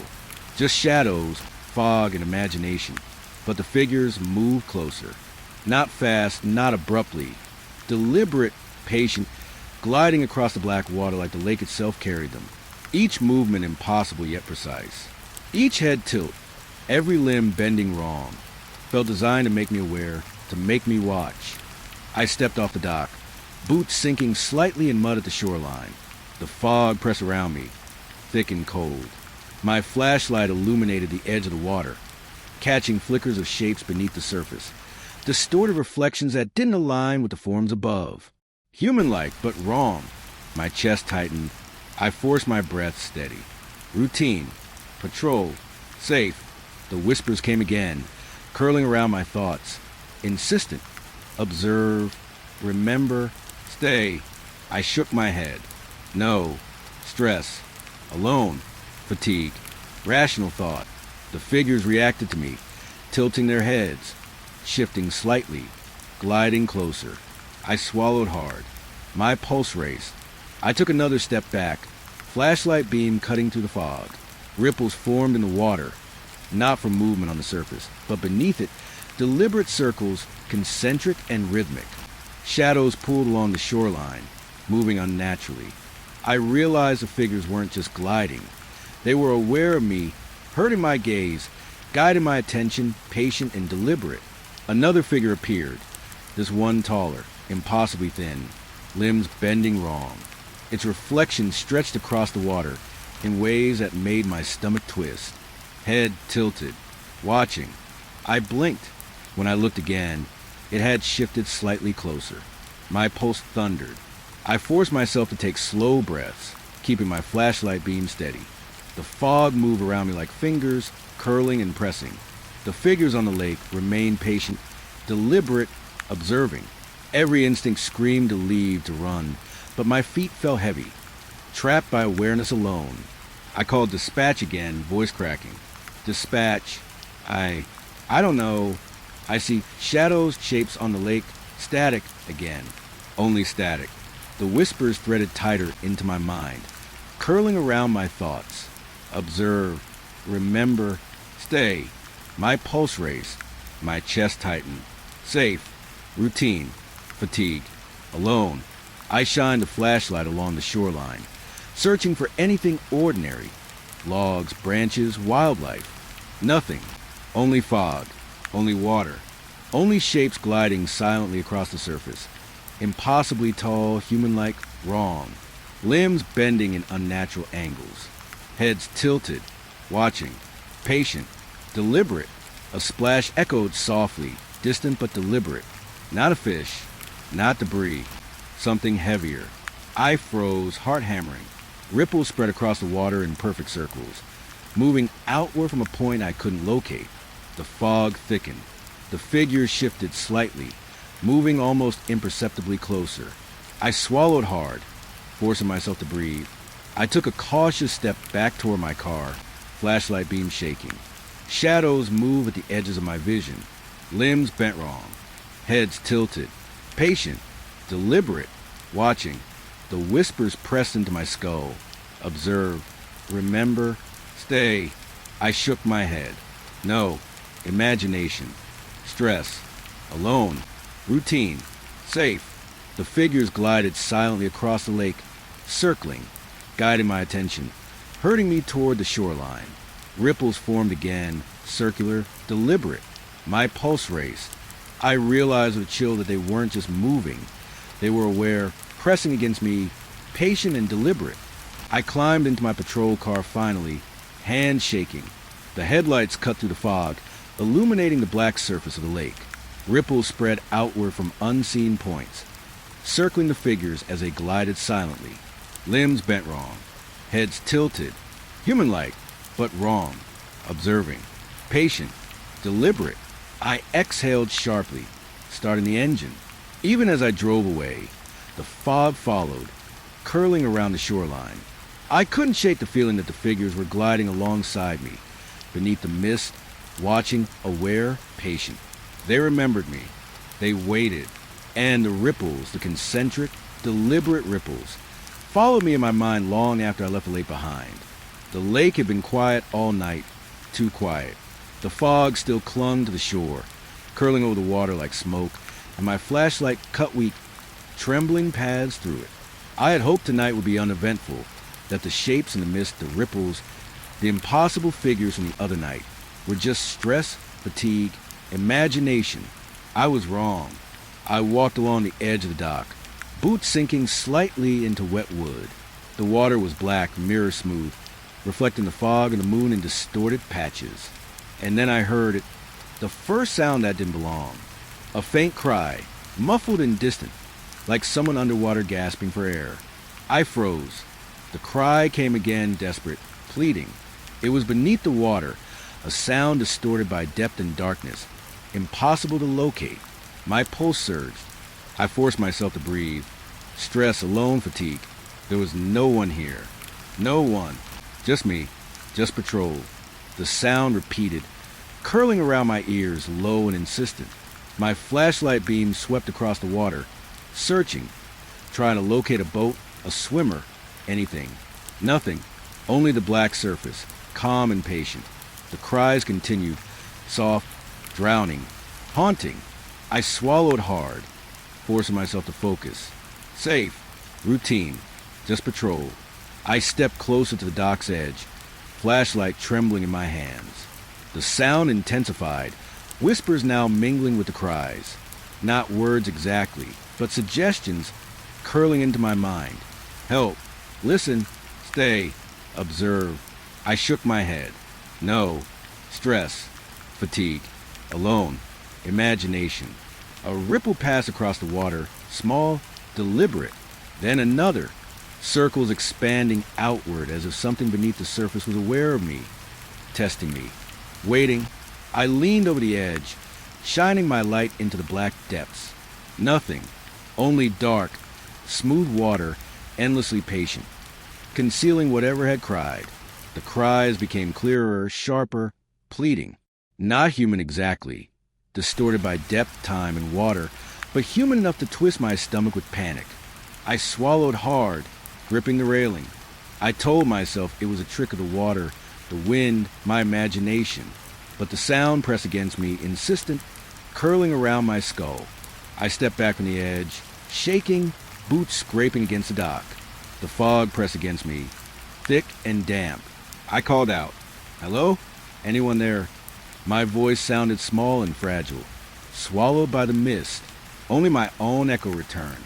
The cries persisted, muffled and underwater, patient, deliberate. I swung the flashlight across the lake again. Shadows flickered in the fog. Shapes impossible to identify. One glided across the surface, head tilted, limbs bending wrong. Human-like, but wrong. Observing. Patient. I swallowed hard. Safe. Routine. Just patrol. The cries intensified suddenly, loud enough to make me stagger back. They came from everywhere at once, yet nowhere. I felt them vibrating through the wooden dock beneath my boots, pressing into my chest. Drowning, desperate, alone. My pulse raced. I shined the flashlight into the water again. Ripples spread in impossible patterns, circles forming concentric waves that seemed aware of me, following me, guiding my attention. Shapes flickered beneath the surface. Dark, fluid, impossible. Then vanished when I blinked. My stomach churned. I took a hesitant step forward, trying to locate the source. The cries became words, distorted and underwater. Help me. Don't leave. I froze. My pulse thundered. The fog thickened, pressing into me. Shadows at the edges of my flashlight flickered and stretched, moving unnaturally, gliding, patient, deliberate. I swallowed hard, forcing rational thought. No one is here. No one has been here. Alone. Routine patrol. Stress. Fatigue. Safe. But the sounds continued, curling around my mind, pressing into my thoughts. Listen. Observe. Stay. I leaned over the edge of the dock. Trembling, my flashlight illuminated the black water, revealing nothing but reflections and ripples. And yet I could feel something beneath me, waiting, aware, watching. The cries came again, closer now, distorted and underwater. I forced my hands to stop shaking. Step back. Breathe. Rational thought. Safe. Routine. A sudden splash echoed behind me. My pulse spiked. I spun. Flashlight beam cutting through the fog. Nothing. Only the water, black and patient. The ripples spreading outward in precise, deliberate circles. My stomach twisted. My mind screamed at me to leave, to run, to escape the dock and the lake entirely. But my feet felt leaden, trapped by fear alone. The whispers pressed tighter, insistent. Observe, remember, stay. Shapes flickered at the edges of my vision. Tall, thin, limbs bending wrong, head tilted. Human-like, but wrong. Patient, deliberate, watching. I swallowed hard, forcing my pulse to slow.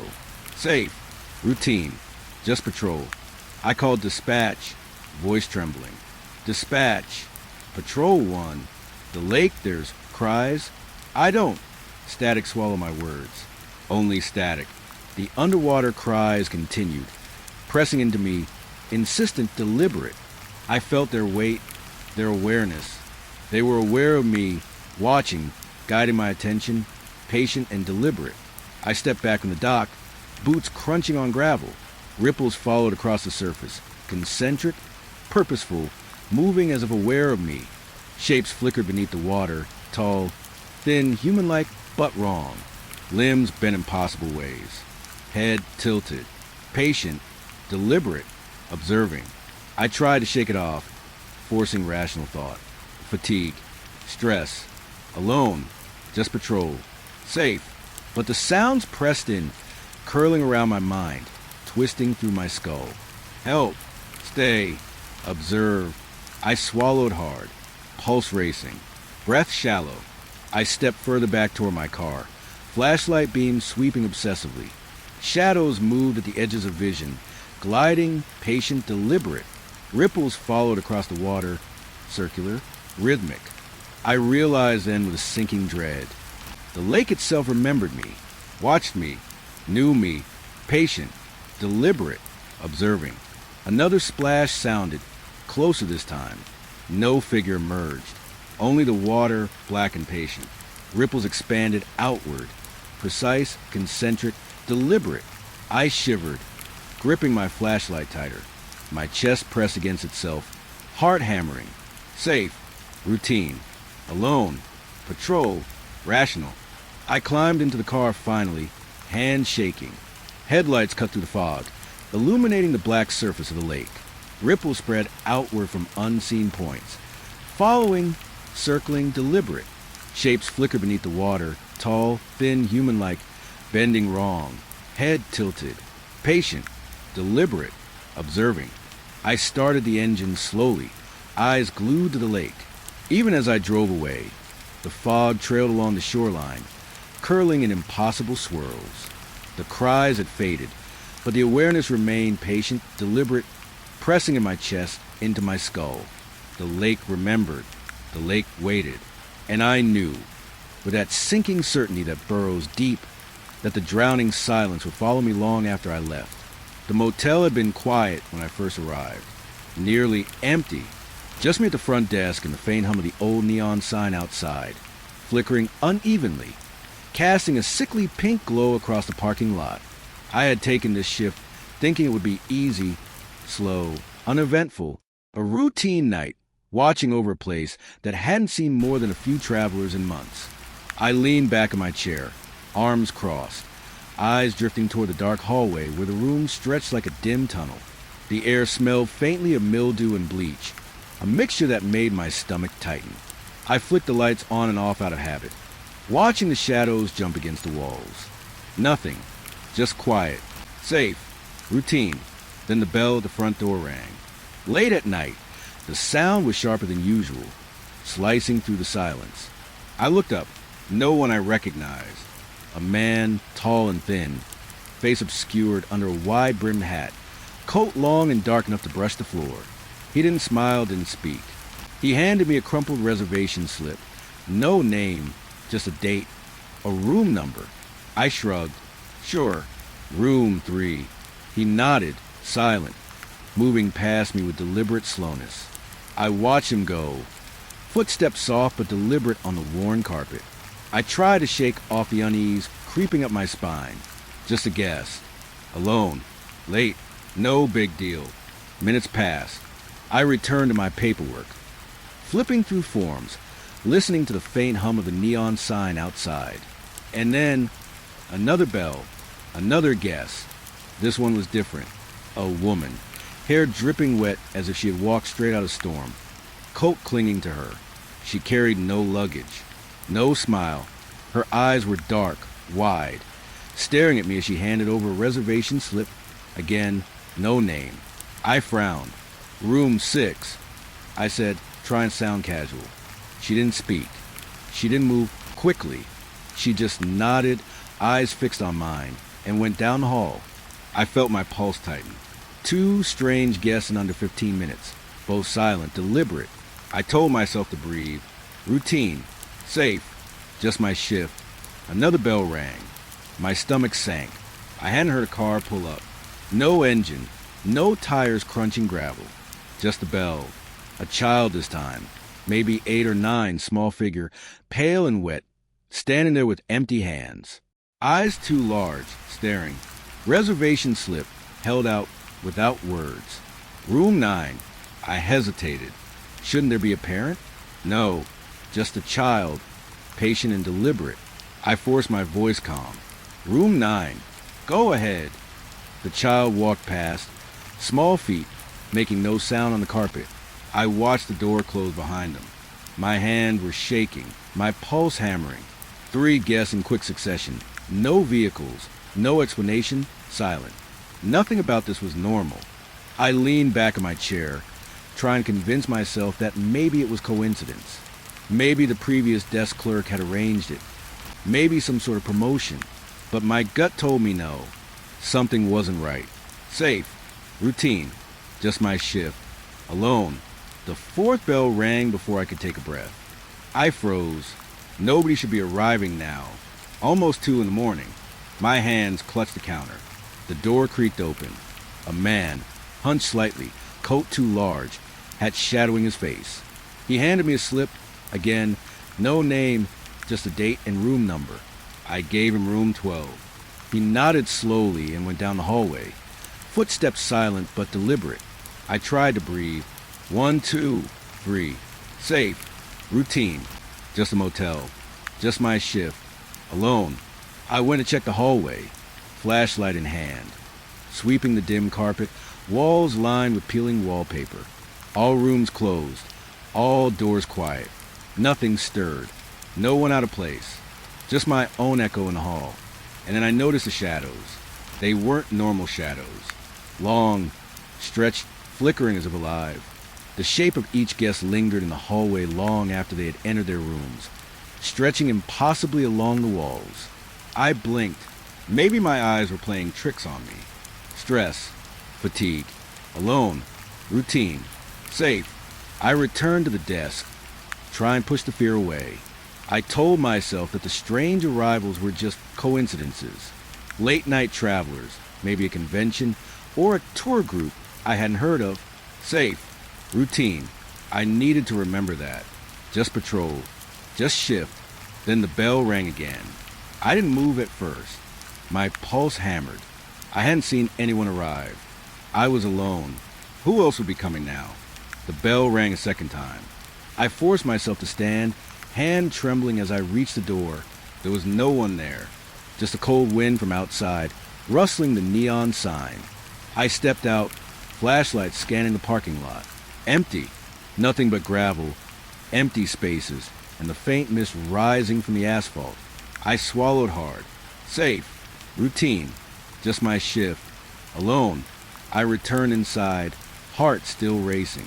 I noticed movement from the hallway. Shadows flickering, stretching. The shapes were familiar. Too familiar. The tall man, the wet woman, the child, the hunched figure. They didn't move, didn't blink, didn't breathe, just stretched along the walls. Patient, deliberate, impossible. I tried to rationalize. Light playing tricks. Fatigue. Overactive imagination. Safe.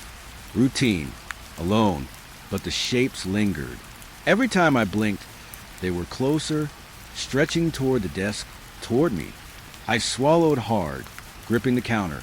Then the whispers began. Faint, curling around my ears, insistent. Not words exactly, but suggestions pressing into my mind. Stay, watch, remember. I shook my head, trying to clear it. No, just stress, just fatigue.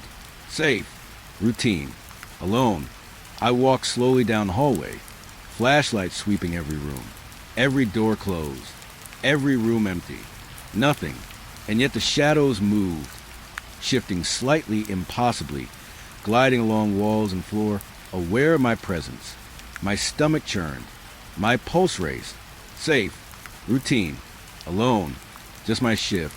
I returned to the desk, shaking, trying to write down notes to convince myself it was all normal. The slips lay there, four crumpled, blank except for date and room numbers. No names, no signatures, nothing.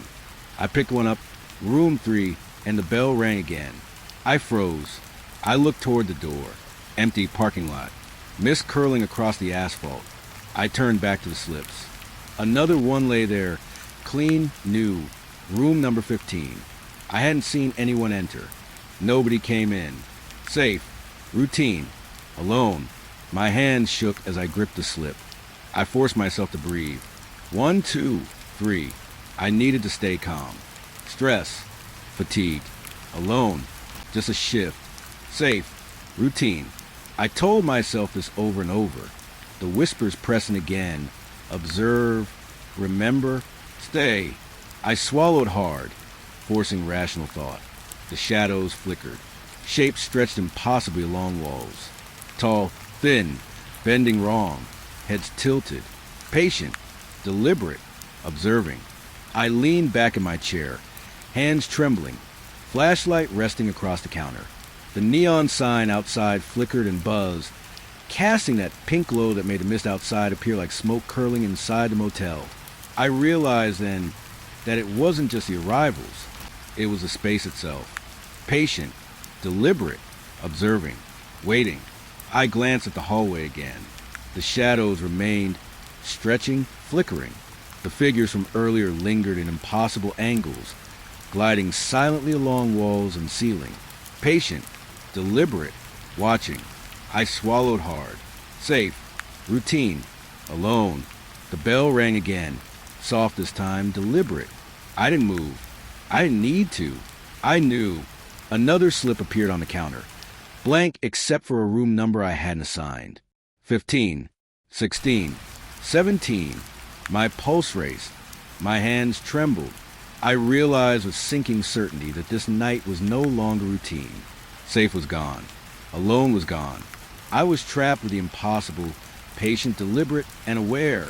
I leaned back, gripping the counter, forcing rational thought. Stress, fatigue, imagination. Safe, routine, just my shift. Alone. But I knew it wasn't enough. The motel waited. The guests waited.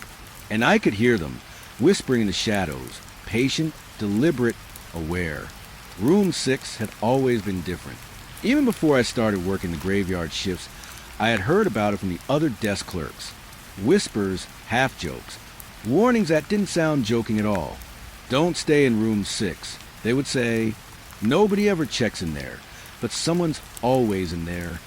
I never thought much of it, at least not until tonight. I was walking the hallway, flashlight beam cutting across the peeling wallpaper, counting the empty rooms.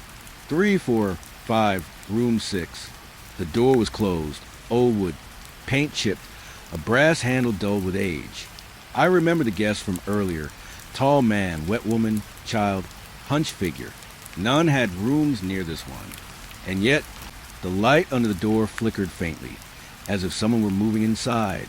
I tapped on the door gently. Room 6, you checked in? No answer. Nothing.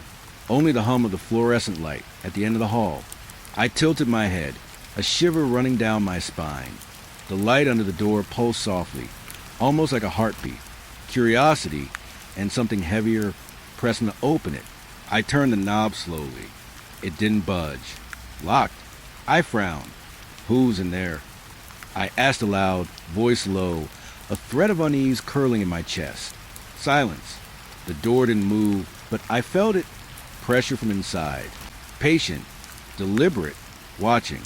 I walked back to the desk, try and shake the feeling. Safe. Routine. Alone. Just a shift. I pulled up the records on the computer, checking every registration form. Nothing. No reservation. No name. No guest history for room 6 in months.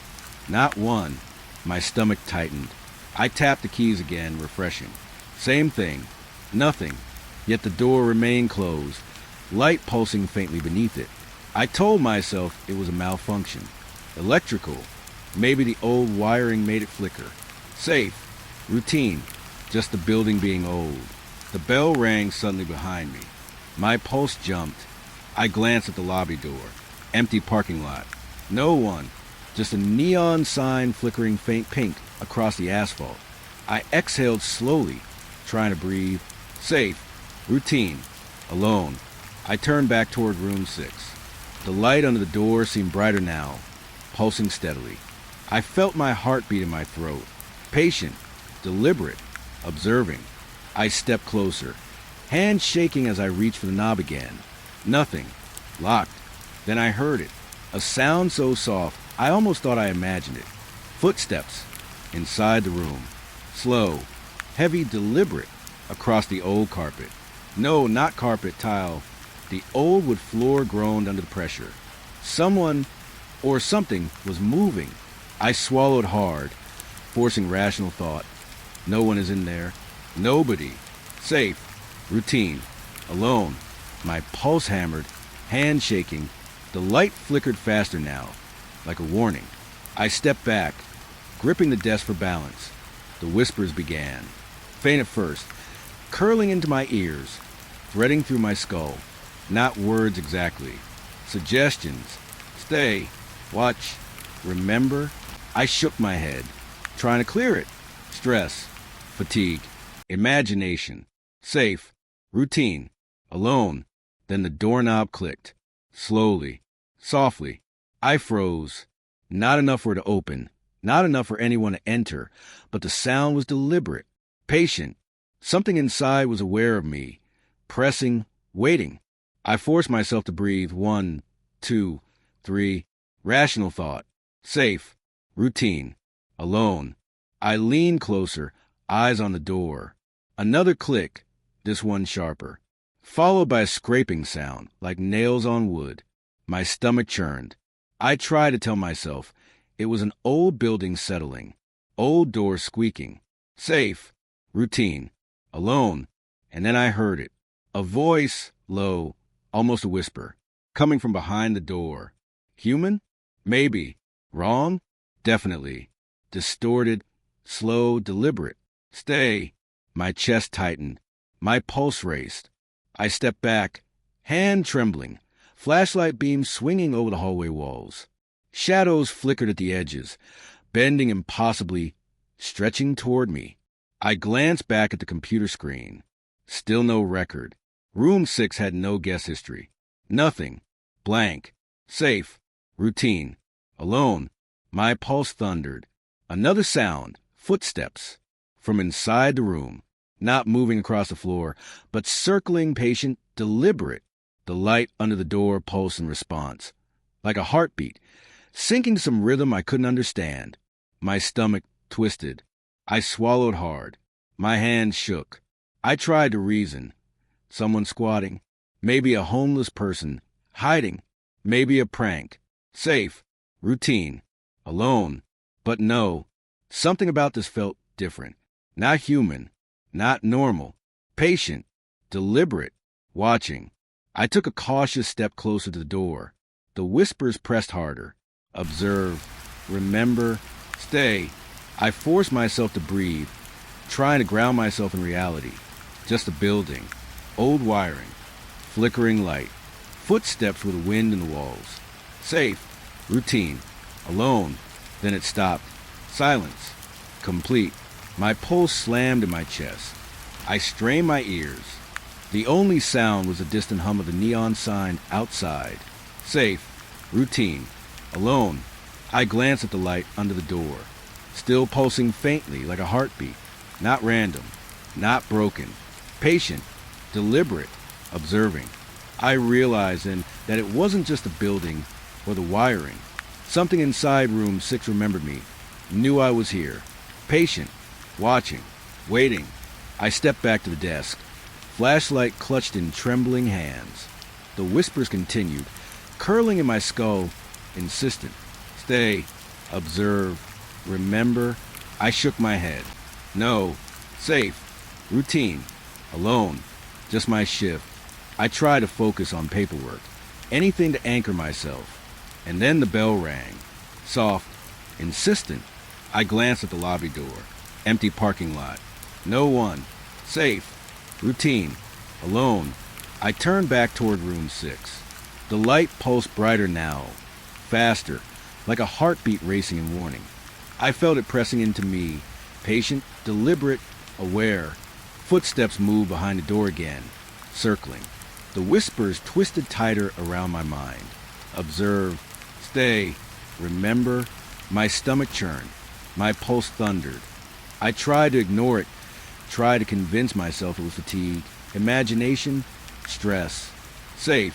Routine. Alone. But the door seemed alive, aware of me, responding to my presence. Patient. Deliberate. Watching. I stepped toward it once more, hands shaking as I reached the knob. The brass was cold. Colder than metal should be at this hour. The light pulsed brighter still. Footsteps. Whispers. And then a sound that made my blood run cold. A faint laughter. Low. Deliberate. Human enough to twist my stomach with unease, but wrong. Not quite human. I stumbled back, gripping the desk for balance, heart hammering. Safe. Routine. Alone. Just my shift. I tried to write notes, to ground myself in paperwork, but my hands wouldn't stop shaking. The hallway stretched long and dark. Shadows bending along the walls, flickering in impossible angles. I glanced again at room 6. The light pulsed steadily now, like a heartbeat calling to me. Patient, deliberate, observing. I realized then, with sinking certainty, that room 6 had always been occupied, not by guests, not by humans, not by anything I could recognize. And yet it was there, aware, patient, deliberate, waiting, watching, remembering, safe, routine, alone. None of that mattered anymore. I was here. It knew, and I knew, with a cold certainty curling into my chest, that this night, and room 6, was far from over. The hallway was quiet, or at least I thought it was. The fluorescent lights buzzed faintly overhead, humming in a rhythm that seemed almost too deliberate. Room 6 still sat in the hall. Door closed, faint light pulsing underneath like a slow heartbeat. I should have ignored it. I should have stayed behind the desk, safe, routine, alone. But something pressed in my chest, something that wouldn't let me look away. I walked slowly, boots barely making a sound on the worn carpet. Each step seemed amplified, echoing in the empty hallway. Shadows stretched along the walls, bending and twisting at impossible angles. I forced myself to breathe. Safe, routine, alone, just a shift. But I could feel it.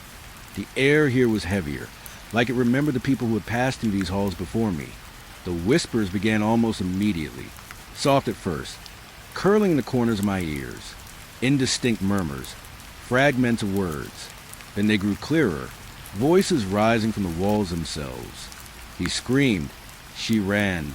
They didn't listen. I froze, flashlight trembling in my hands. The whispers weren't coming from anywhere in particular. They came from everywhere, curling around me, pressing into my skull. I tried to convince myself it was my imagination. Fatigue, stress, late night shift in a nearly empty motel. Safe, routine, alone. But the whispers persisted, insistent, deliberate. Stay, listen, remember. They were telling me stories. Stories I didn't want to hear. Stories of people who had stayed in this building before me. Of fear, of pain, of something waiting just beyond the door of room 6. I leaned closer to the hallway wall, pressing my ear against the peeling wallpaper. The voices grew louder, clearer. I heard them at night. They moved in the walls. I couldn't escape. My stomach churned. The words were old, older than any guess I had ever seen recorded in the logs. And yet, they felt present, alive, pressing into me, demanding I remember. I stepped back, gripping the flashlight tighter. My pulse hammered. Shadows flickered at the edges of the light, stretching impossibly along the walls and ceiling. Shapes I couldn't identify moved in and out of the corners of my vision. Patient, deliberate, watching, safe, routine, alone. I forced myself to repeat it over and over. Another whisper, softer this time, almost intimate. They watch, they know, they take. I felt in my chest, like a weight pressing down, twisting my stomach with dread. I wanted to run. I wanted to retreat to the lobby and hide behind the desk. But my feet felt like lead. I was drawn forward, toward room 6, toward the source of these stories. I reached the door again, hand trembling as I touched the cold brass knob. The light beneath the door pulsed in response. Slower now, like a heartbeat settling, watching me, measuring me. The whispers grew more urgent. Listen, remember, don't leave. I swallowed hard. Rational thought fought to surface. Safe, routine, alone, just my shift. But the words burrowed deeper, threading through my mind, wrapping around my skull like tendrils. I pressed my ear against the door. The voices inside room 6 were different, distorted, wrong, human enough to recognize, but twisted unnatural. They came for me. I screamed. Nobody heard. My chest tightened. The stories weren't just memories. They were warnings, recounting events so horrific I could feel them in my own body. Fear, desperation, helplessness. I swallowed hard, trying to anchor myself in reality. The hallway grew colder. The air thickened, pressing into my lungs, making it hard to breathe. Shadows shifted along the walls, bending, stretching, gliding in ways that made my stomach twist. The whispers pressing closer, almost tactile, brushing against my ears, threading through my hair, crawling along my spine. You are next. You will hear. You will remember. I stepped back from the door, flashlight beams sweeping frantically over the hallway. All rooms appeared normal, closed, empty, but the shadows moved, subtle at first, stretching along the walls, gliding, patient, deliberate. The whispers continued, curling into my ears. Stories of past guests, each more horrifying than the last, replaying their fear, their terror, their inability to escape the motel. I forced myself to breathe, trying to ground myself. Rational thought, safe, routine, alone. But the voices didn't relent. He didn't leave. She couldn't escape. They're always here. My pulse hammered. I could feel their weight pressing against me, bending reality, twisting the air, curling around my mind. I glanced at the light under room's access door. Still pulsing, slow, deliberate. It was alive, aware, connected to the stories, to the voices. Patient, observing, waiting. The whispers grew louder, more insistent. Observe, stay, remember. I could almost see the events being replayed behind the walls. The screams, the running, the fear pressing into the wooden frames of the rooms. A sudden scrape echoed behind me. My pulse spiked. I spun. Flashlight beam cutting through the dim hallway. Nothing. Only shadows bending along the walls, stretching impossibly patient. The whispers intensified, circling my ears, pressing into my skull. They watched. They always watch. I forced myself to move, stepping back toward the lobby. The whispers followed, curling around my head, insisting, weaving stories into my mind. I could feel the fear of those who had come before me, the ones who had stayed in this place too long, the ones who had listened, the ones who had left or hadn't. I reached the desk, hands trembling, gripping the edge. Safe, routine, alone. But I knew it wasn't true. The building remembered. The walls remembered. Room 6 remembered. And the stories, these voices, were proof. Proof that this place was alive, aware, deliberate, patient, waiting. I tried to write down notes, anything to ground myself, but the whispers wouldn't let me think. Don't leave, don't ignore, remember. Each word was like a nail driven into my skull, twisting and holding me.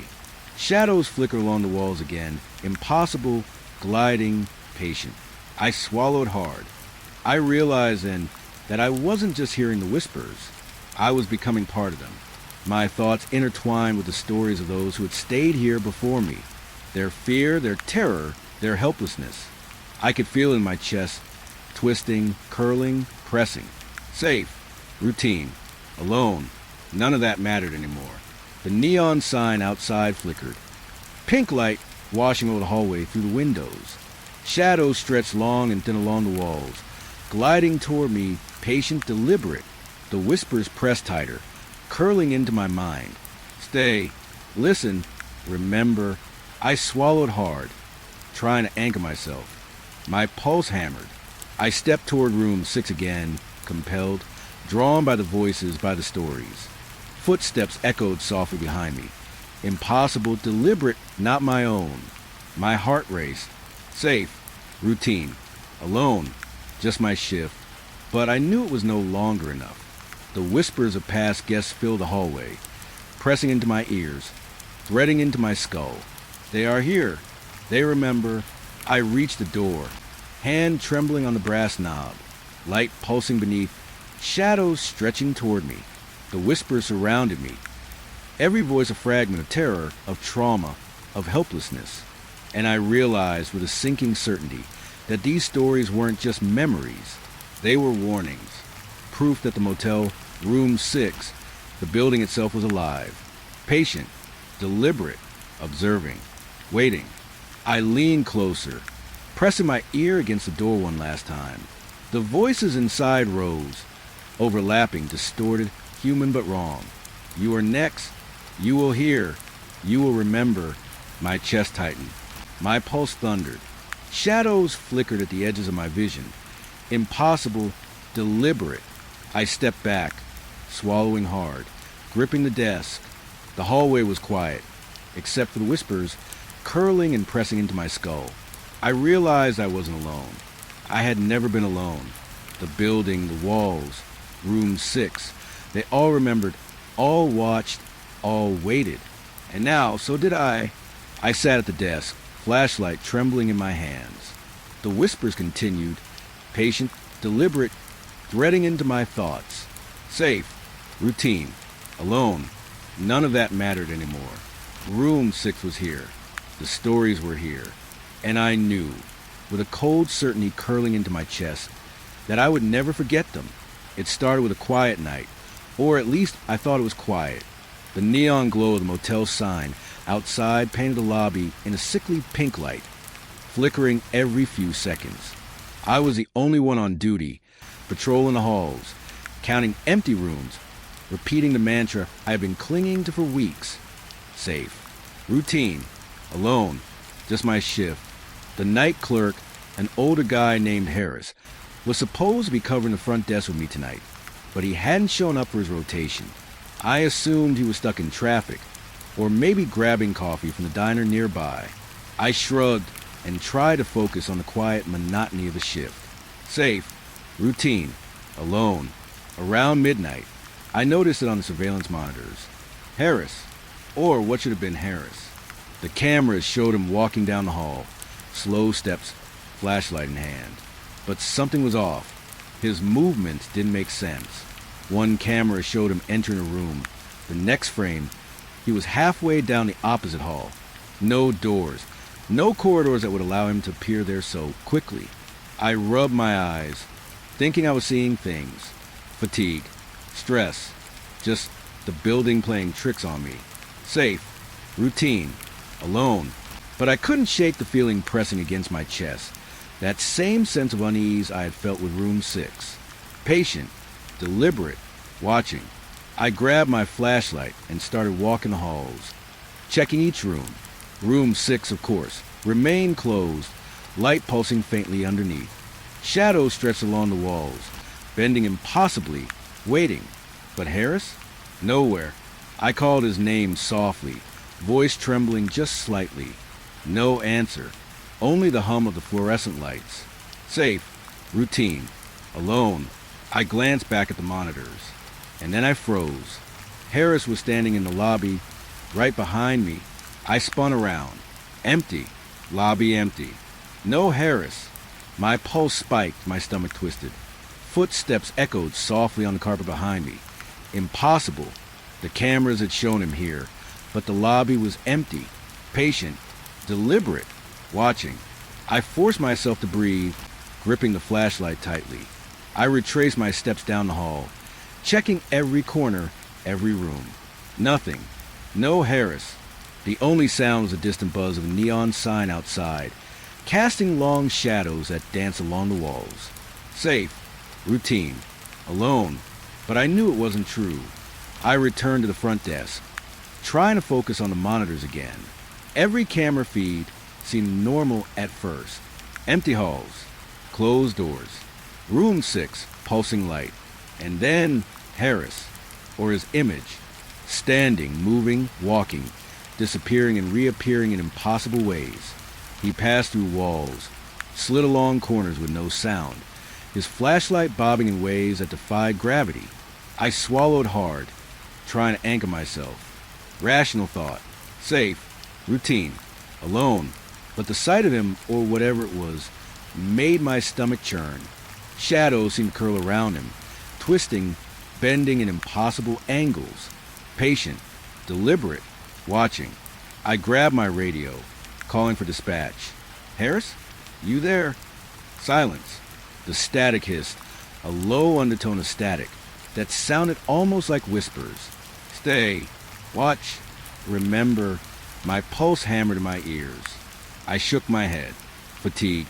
Stress. Imagination. Safe. Routine. Alone. But the images on the monitors kept moving, impossible, deliberate. I tried to retrace the footage, frame by frame. There he was, walking past doors that didn't exist, appearing in hallways that should have led nowhere, stepping into walls that should have been solid. I leaned closer, eyes wide. Shadows flickered at the edges, bending, twisting. Patient, deliberate, observing. I called again into the radio. Nothing. The monitors flickered, static, and then Harris appeared again, this time standing right behind me, or at least the camera made it look that way. I spun around. Empty hallway. Only shadows bending along the walls. My pulse slammed in my chest. Safe. Routine. Alone. None of it mattered. I walked slowly down the hall, flashlight sweeping, searching. Every room checked. Empty. Only the faint pulse of light under room access door. Shadows moving impossibly, curling toward me, and the whispers began, soft at first, curling into my ears. They watch, they remember, they take. I stopped, the whispers pressing harder, circling my skull, twisting my thoughts. Footsteps echoed behind me. Slow, deliberate, patient. Not my own. I turned. Flashlight beam slicing the darkness. Nothing. Only shadows gliding, bending impossible. Safe. Routine. Alone. I realized then that Harris wasn't gone. Not really. Something had taken him. Or perhaps he had become part of the building. The images on the monitors weren't just recordings. They were alive, bending reality, showing me what the motel wanted me to see. Patient, deliberate, watching. I returned to the desk, hands trembling, the whispers pressed tighter. Stay, observe, remember. I shook my head, trying to anchor myself. Fatigue, stress, rational thought, safe, routine, alone. But the monitors flickered again. Harris, moving, impossible angles, doors opening and closing that didn't exist, shadows curling around him, twisting into shapes that made my stomach churn. I grabbed my keys, thinking maybe I could leave, escape the building, but the lobby door wouldn't budge. Locked. I rattled it, heart hammering. Safe, routine, alone, but the whispers laughed softly, curling in my ears, threading into my skull. You cannot leave. They will watch. You will remember. The monitors flickered again, and I saw something that made my stomach drop. Harris, or what was left of him, stood in room 6, light pulsing beneath the door, shadows curling around him. He, or it, turned, head tilting at an impossible angle, and looked directly at me through the monitor, patient, deliberate, observing. My pulse raced, chest tightening. I fell back into the chair, gripping the desk, the whispers pressing closer, faster, insistent. Observe, stay, remember. My hands shook. Shadows stretched long along the walls, bending, gliding, impossibly patient. Safe, routine, alone. None of that mattered. Not anymore. I glanced at the monitors one last time.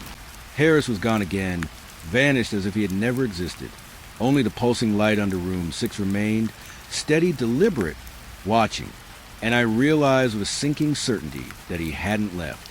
He had become part of the building, part of the walls, part of the shadows. Patient, deliberate, watching. The whispers continued, curling in my ears, threading into my skull.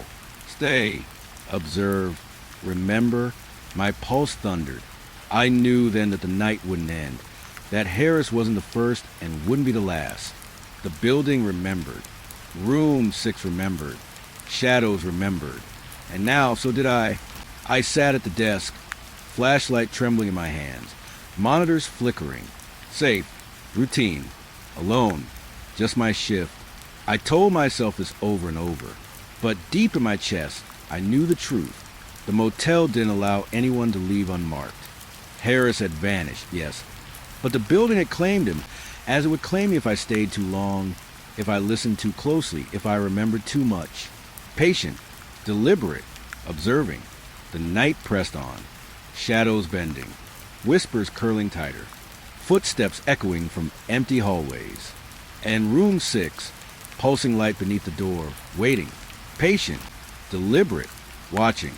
I tried to focus on my shift, to anchor myself in tasks and routine, but the knowledge settled heavy in my chest. The motel, the building, room 6, they weren't just structures. They were alive, aware, deliberate.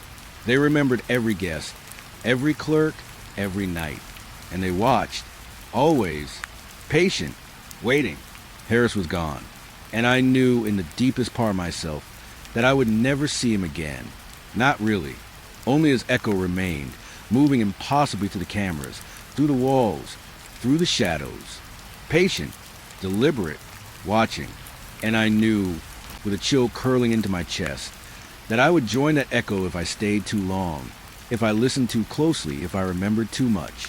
The night pressed on, shadows bending, whispers curling, footsteps echoing, room 6 pulsing, patient, deliberate, watching. I shouldn't have stayed. I knew at the moment I clocked in that night, but something held me there, tethered me to the lobby, to the fluorescent hum, to room 6 at the end of the hall. Safe, routine, alone. I had repeated it like a prayer for hours, hoping it would anchor me, hoping the strange energy pressing in around the building would loosen. But it didn't. It never loosened. Harris was gone. And I wasn't just worried, I was terrified. Every monitor, every shadow, every flicker of light in the halls reminded me that the building remembered. It had claimed him, swallowed him into its walls, into its floors, into the spaces that didn't obey logic.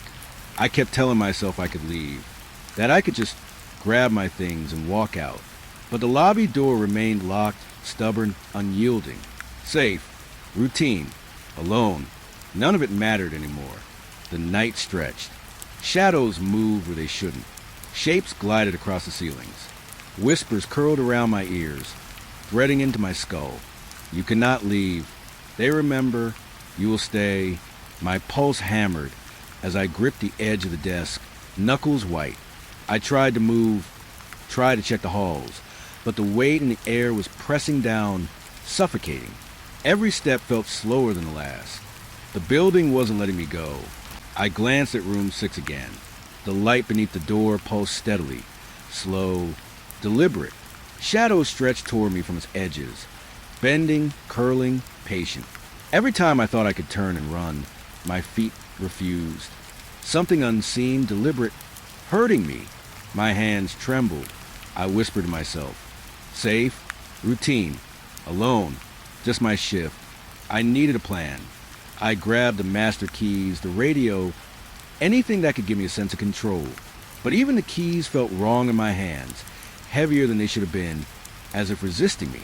The whispers grew louder, now voices of past guests layering over each other, overlapping stories of terror, trauma, hopelessness. They watched, they waited. You will remember. I forced myself into the hallway. Every step I took was slow, cautious, scanning every corner, every shadow. The walls seemed to stretch, corridors bending in ways that made my stomach twist. I caught glimpses of shapes in the peripheral, fleeting, human-like but wrong. I blinked and they were gone. Patient, deliberate, observing. The monitors flickered, and for a moment I saw Harris, or some twisted echo of him, standing in the lobby behind me. I spun around. Empty. The lobby empty. Only the fluorescent hum. Only the shadows twisting along the walls. My chest tightened. My pulse thundered. Safe. Routine. Alone. Lies. I tried the front door again. Locked. I rattled it, yanking at the handle, heart hammering in my ears. The whispers curled tighter, more insistent, weaving into my thoughts. You will stay. You cannot leave. You will remember. I felt tears prick my eyes. I wanted to scream. I wanted to run. But the building had me. I could feel it pressing into me, into my lungs, my chest, my skull. Patient, deliberate, watching. I returned to the desk, trying to ground myself. Keys, flashlight, radio, everything ordinary, mundane, supposed to be safe. But nothing was ordinary anymore. Every shadow in the lobby seemed alive, bending, stretching toward me. Every whisper reminded me of the guests who had never left, the night clerks who had vanished, the echoes of fear trapped in these walls. Safe, routine, alone, none of it mattered. The monitors flickered again, and I saw room 6. The door, light pulsing beneath, shadows stretching outward. Something moved inside. Not human, but almost deliberate, patient, watching. I could feel it, a pressure in my chest, a pull toward the room, toward the stories, toward the building itself. I forced myself to look away, heart hammering, and stumbled back toward the lobby. I heard a knock, light, deliberate, coming from the hallway behind me. My stomach twisted. I spun around. Empty. Only the shadows moving impossibly along the walls, bending, gliding, patient. Another knock, louder this time, echoing.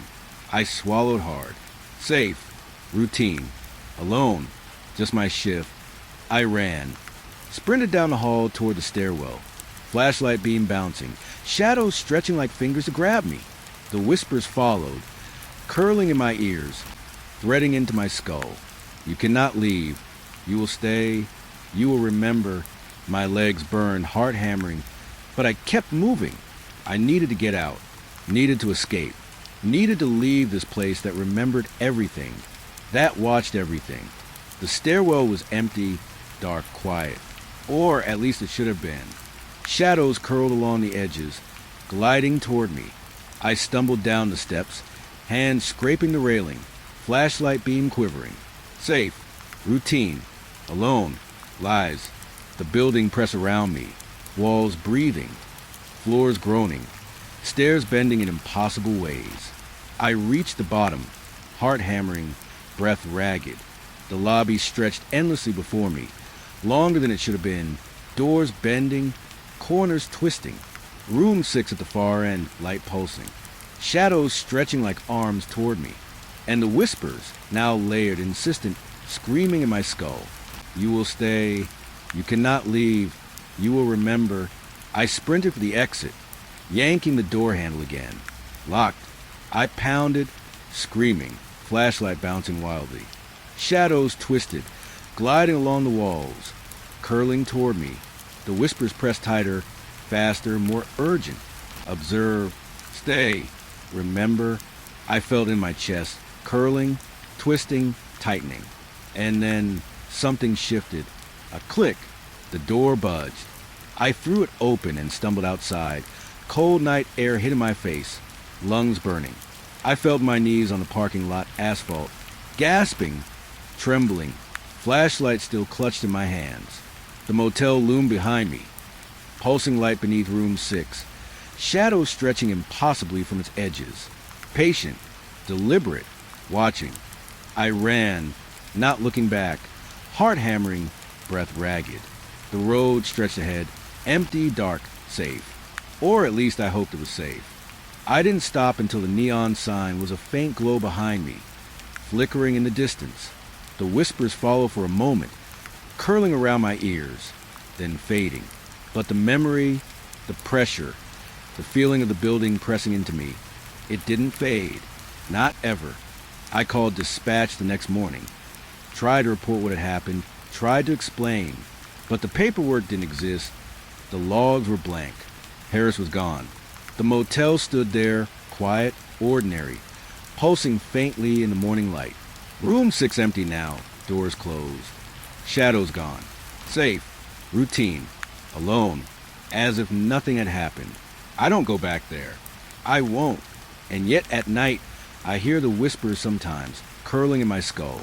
Stories of the guests, of the clerks, of the nights that never end. I see shapes at the edge of my vision, bending impossibly, gliding like shadows across my walls. And I remember the pulse of light beneath room 6, the way it watched, patient, deliberate, waiting. I survived that night, barely, but the motel changed me. The building, the walls, the shadows, they follow me now. Safe, routine, alone, just my shift, lies, always lies. Room 6 waits, and one day it will call again. I can feel it, patient, deliberate, watching. I left the motel behind, physically at least, but the memories, the whispers, the shadows, they didn't stay behind. I carry them with me, always, waiting, curling in my mind, reminding me that some places don't let you check out, that some buildings remember everything, observe everything, and claim everything. I glance over my shoulder sometimes, expecting to see the pulsing light beneath room 6, the shadows stretching toward me. And for a moment, just a moment, I feel the weight of the building pressing into my chest again. Patient, deliberate, watching. I run and I will keep running. But I know, deep down, I will never be free. The motel will never let me go. I used to think the graveyard shift was nothing more than a test of patience. Empty streets, the occasional car rolling by, the hum of my radio, the distant flicker of streetlights. These were supposed to be the predictable parts of my job.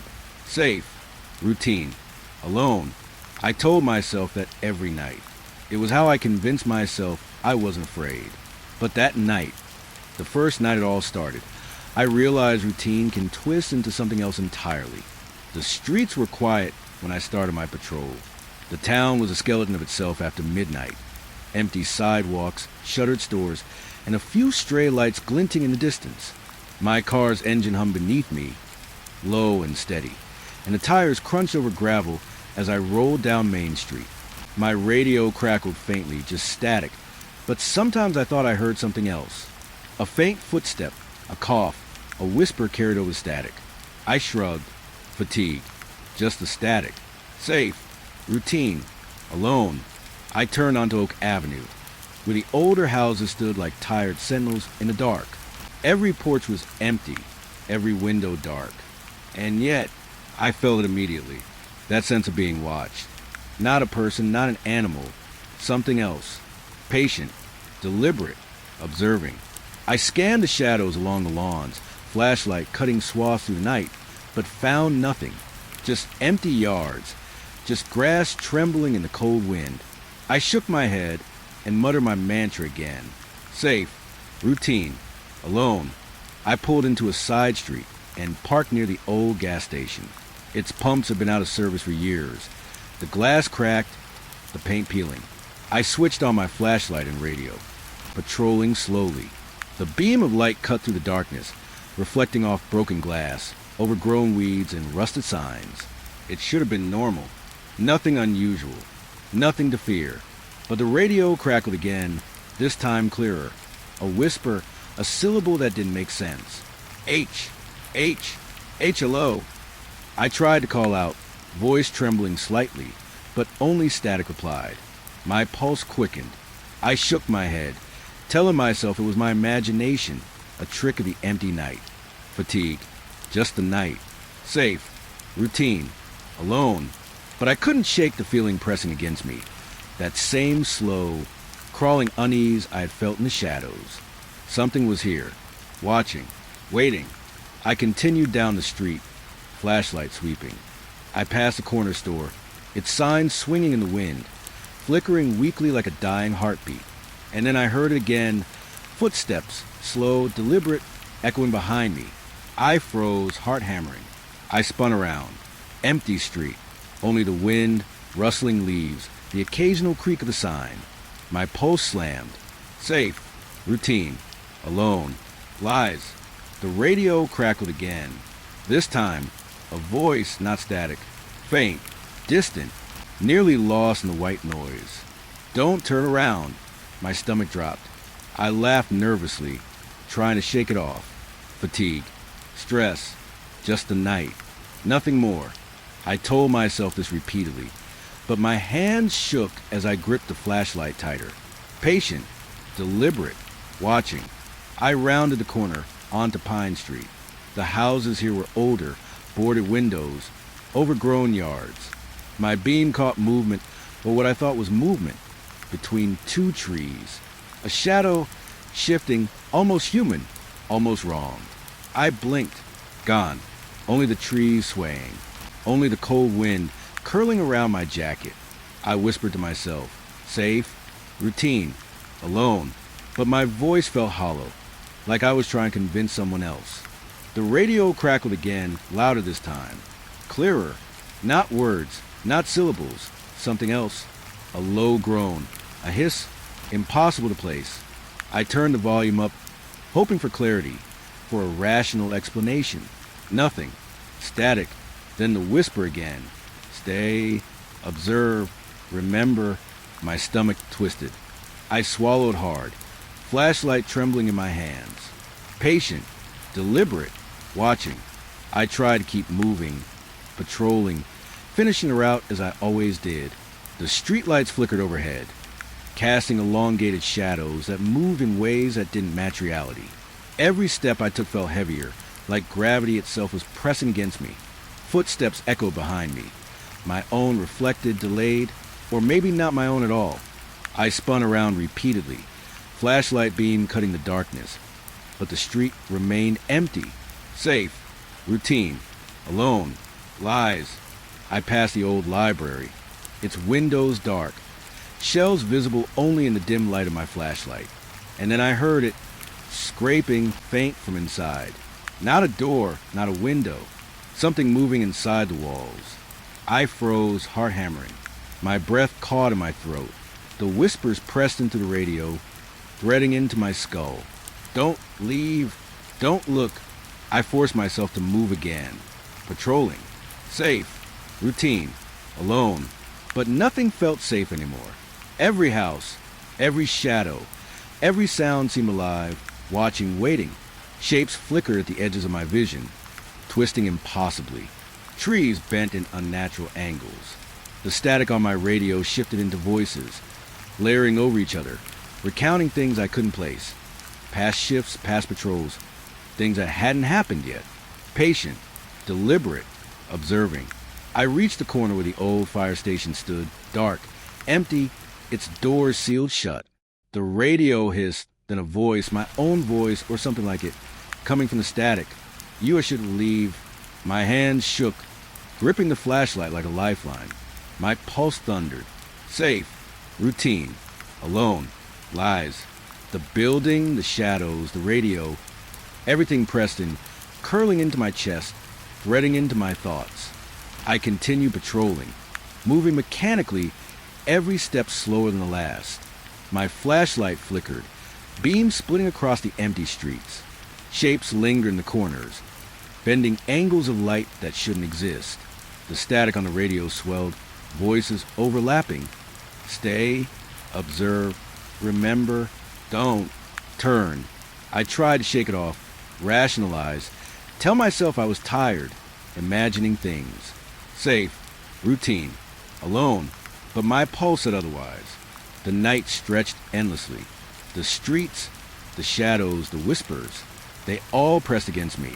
I felt eyes everywhere, patient, deliberate, watching.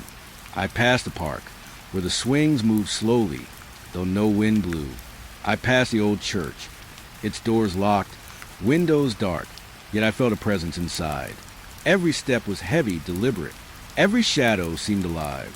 Every whisper threaded into my mind, relentless. Observe, remember, stay. By the time my shift was almost over, I realized I hadn't felt alone once. Safe, routine, alone. It was all gone, replaced by eyes, shapes, whispers, impossible movements, and the gnawing certainty that the town itself remembered every step I took, that my patrols were no longer routine. They were being observed, recorded, stretched into something I didn't understand. Patient, deliberate, watching. I returned to the station, hands trembling, flashlight beam bouncing across the walls. The radio hissed one last time before going silent. Static, empty streets reflected through the windows. I told myself the night was over, that tomorrow I would leave, that I could forget. Safe, routine, alone, lies.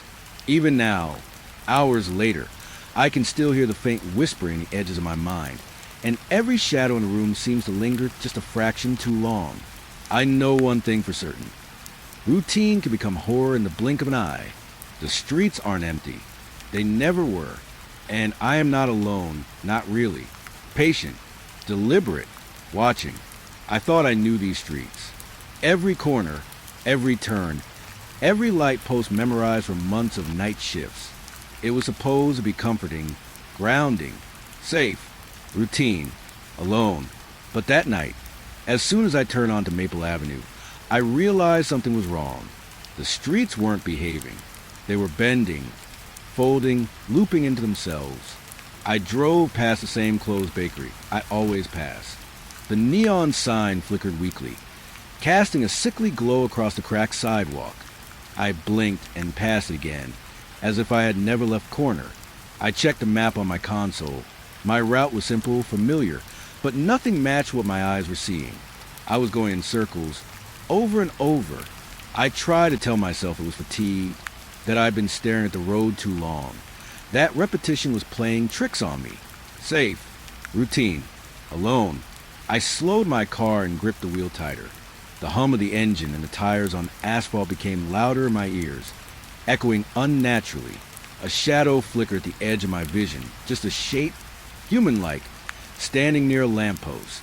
I blinked. Gone. I tried to focus on the streets, my route, my shift, but the turns were repeating themselves. Every street corner led me back to the same cracked pavement, the same flickering neon, the same shadows. I tried calling dispatch over the radio, voice trembling, asking if anyone else was patrolling this area tonight. Static, just static, then a whisper, soft, unrecognizable. Don't leave. My chest tightened. My hands shook on the steering wheel. Safe, routine, alone, lies. I tried to take a side street, a route I'd never used before. I thought maybe breaking the pattern would fix it, would free me from whatever loop I was in. But as soon as I turned, I was back on the same stretch of Maple Avenue.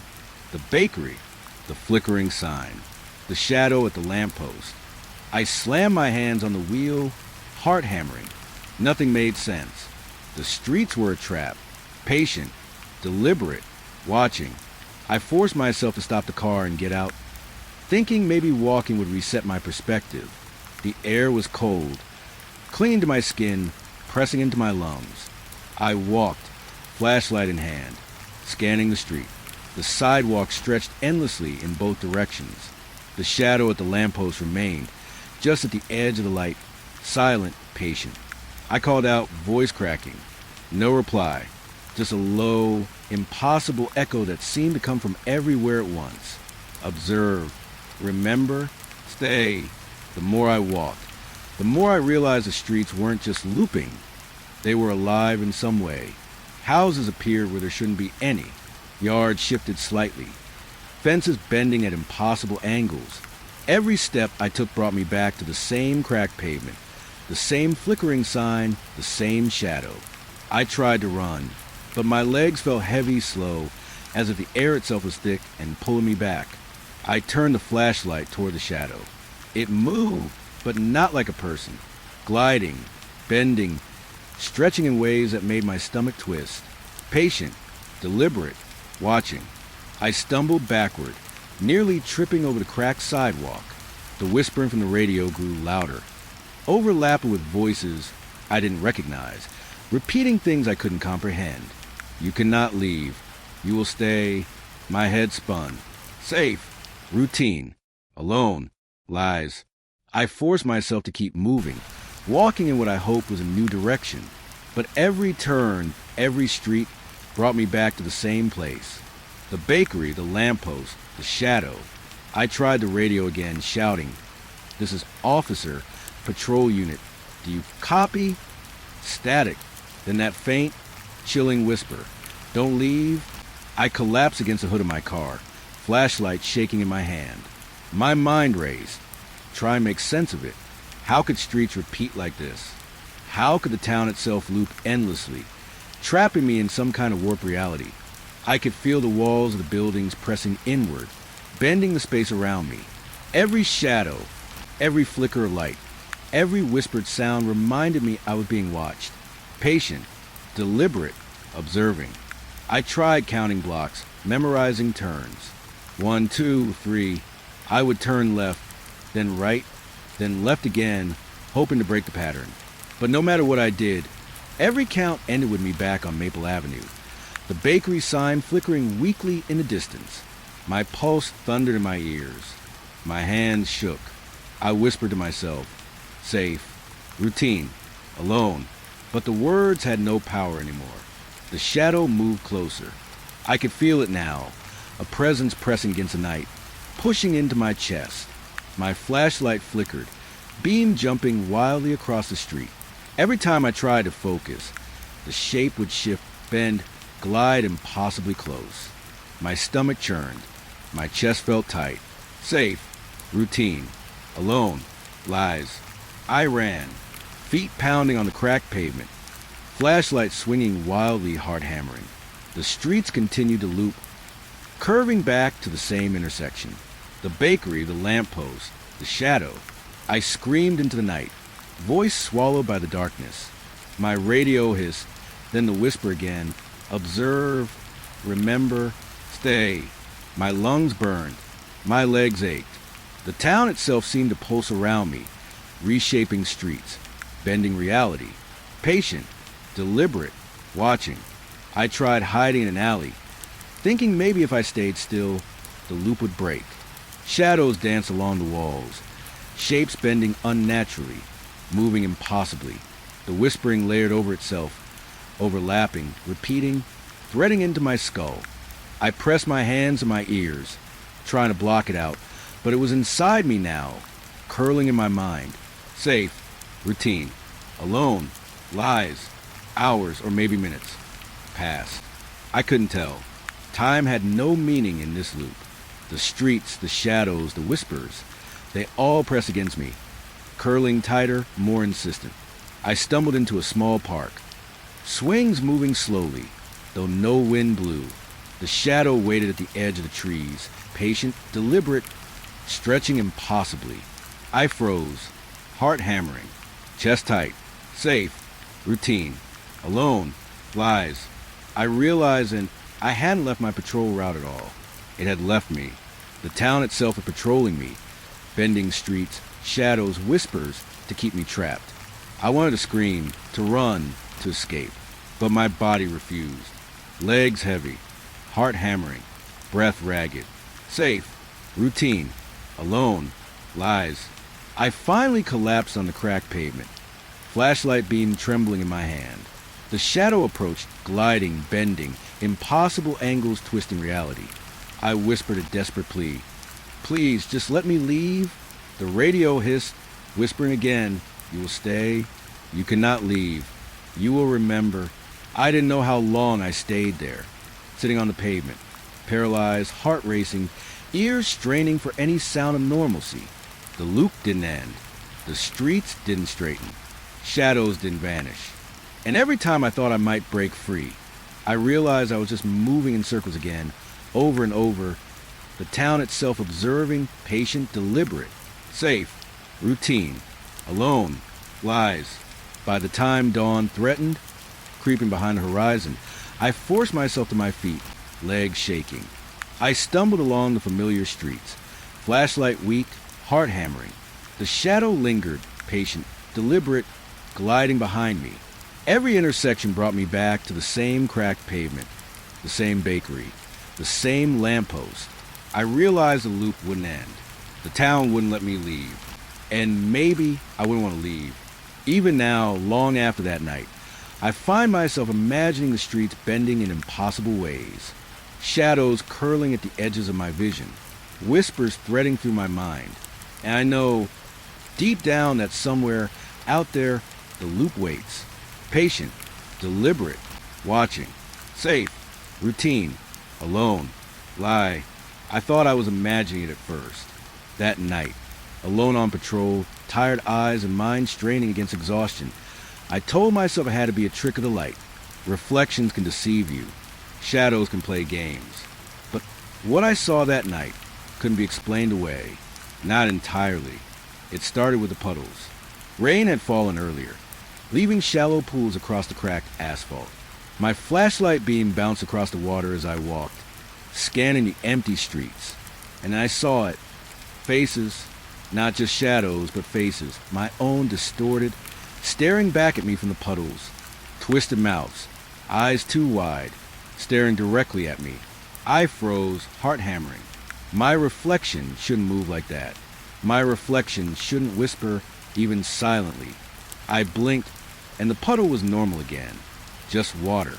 My hands shook as I gripped the flashlight tighter. Safe, routine, alone, lies. I forced myself to move, telling myself fatigue was bending reality. I'd been awake too long. Eyes strained, mind fracturing, but the sense of being watched pressed against me like ice. I walked past an abandoned diner. Windows cracked and dark. My flashlight beam cut across the glass, and I saw them again. Faces pressed into the reflection of the window. Shadows standing behind me even though no one was there. Each face was human, but wrong. Too pale, too wide-eyed. Smiles stretched beyond what was natural. I spun around. Nothing, just the cracked pavement, empty streets, and the faint hum of my car engine from across the road.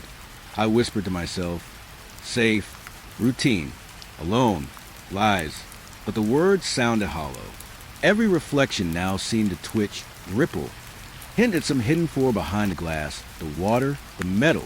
Even the rear-view mirror of my car betrayed me. Faces appeared there. So many faces, staring, shifting, whispering just beyond comprehension. I backed away from the diner and rounded a corner onto a side street I didn't usually patrol. The shadows seemed to grow longer, reaching out toward me. Every puddle, every window, every shiny surface became a canvas of those faces. They didn't speak words I could hear. They just observed. Patient, deliberate, watching. I tried to shake the creeping panic. I tried to remind myself that I had walked these streets countless nights without seeing anything like this. Safe, routine, alone, lies. I forced myself to keep moving, flashlight slicing through the darkness, legs trembling with every step, but the faces followed. Not in reality, not physically, but in reflections, in the gleam of metal, in the briefest shimmer of light.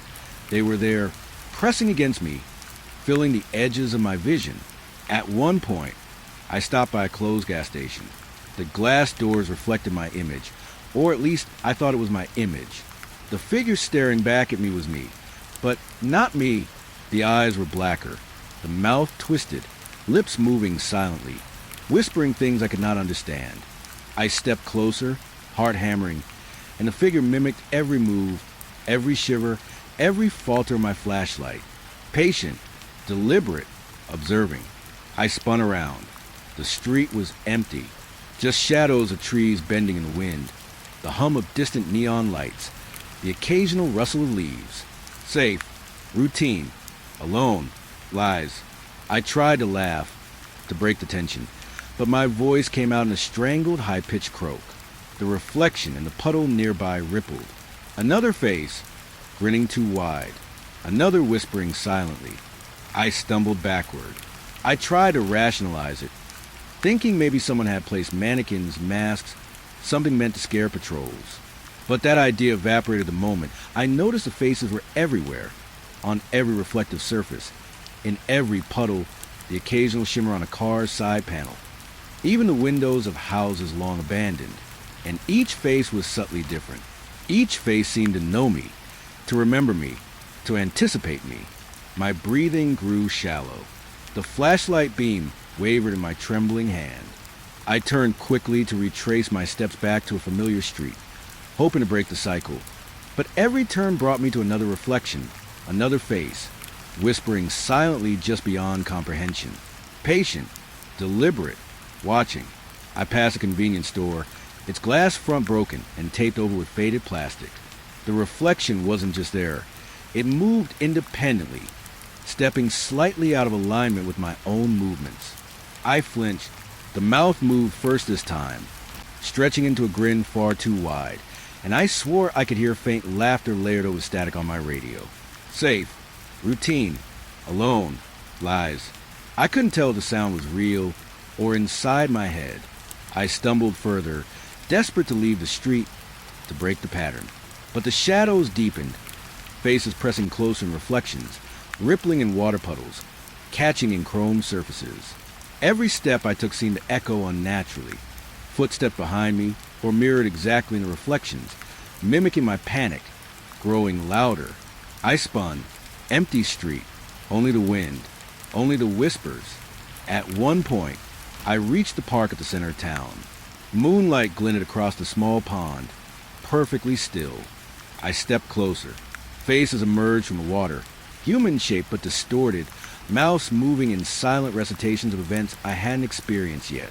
I backed away, heart hammering, breath jagged. The reflection followed me, stretching across the water's surface as if the pond itself had grown teeth. Patient, deliberate, watching. I tried calling dispatch again, voice shaking. My words echoed oddly, as if the town itself absorbed them and returned them distorted.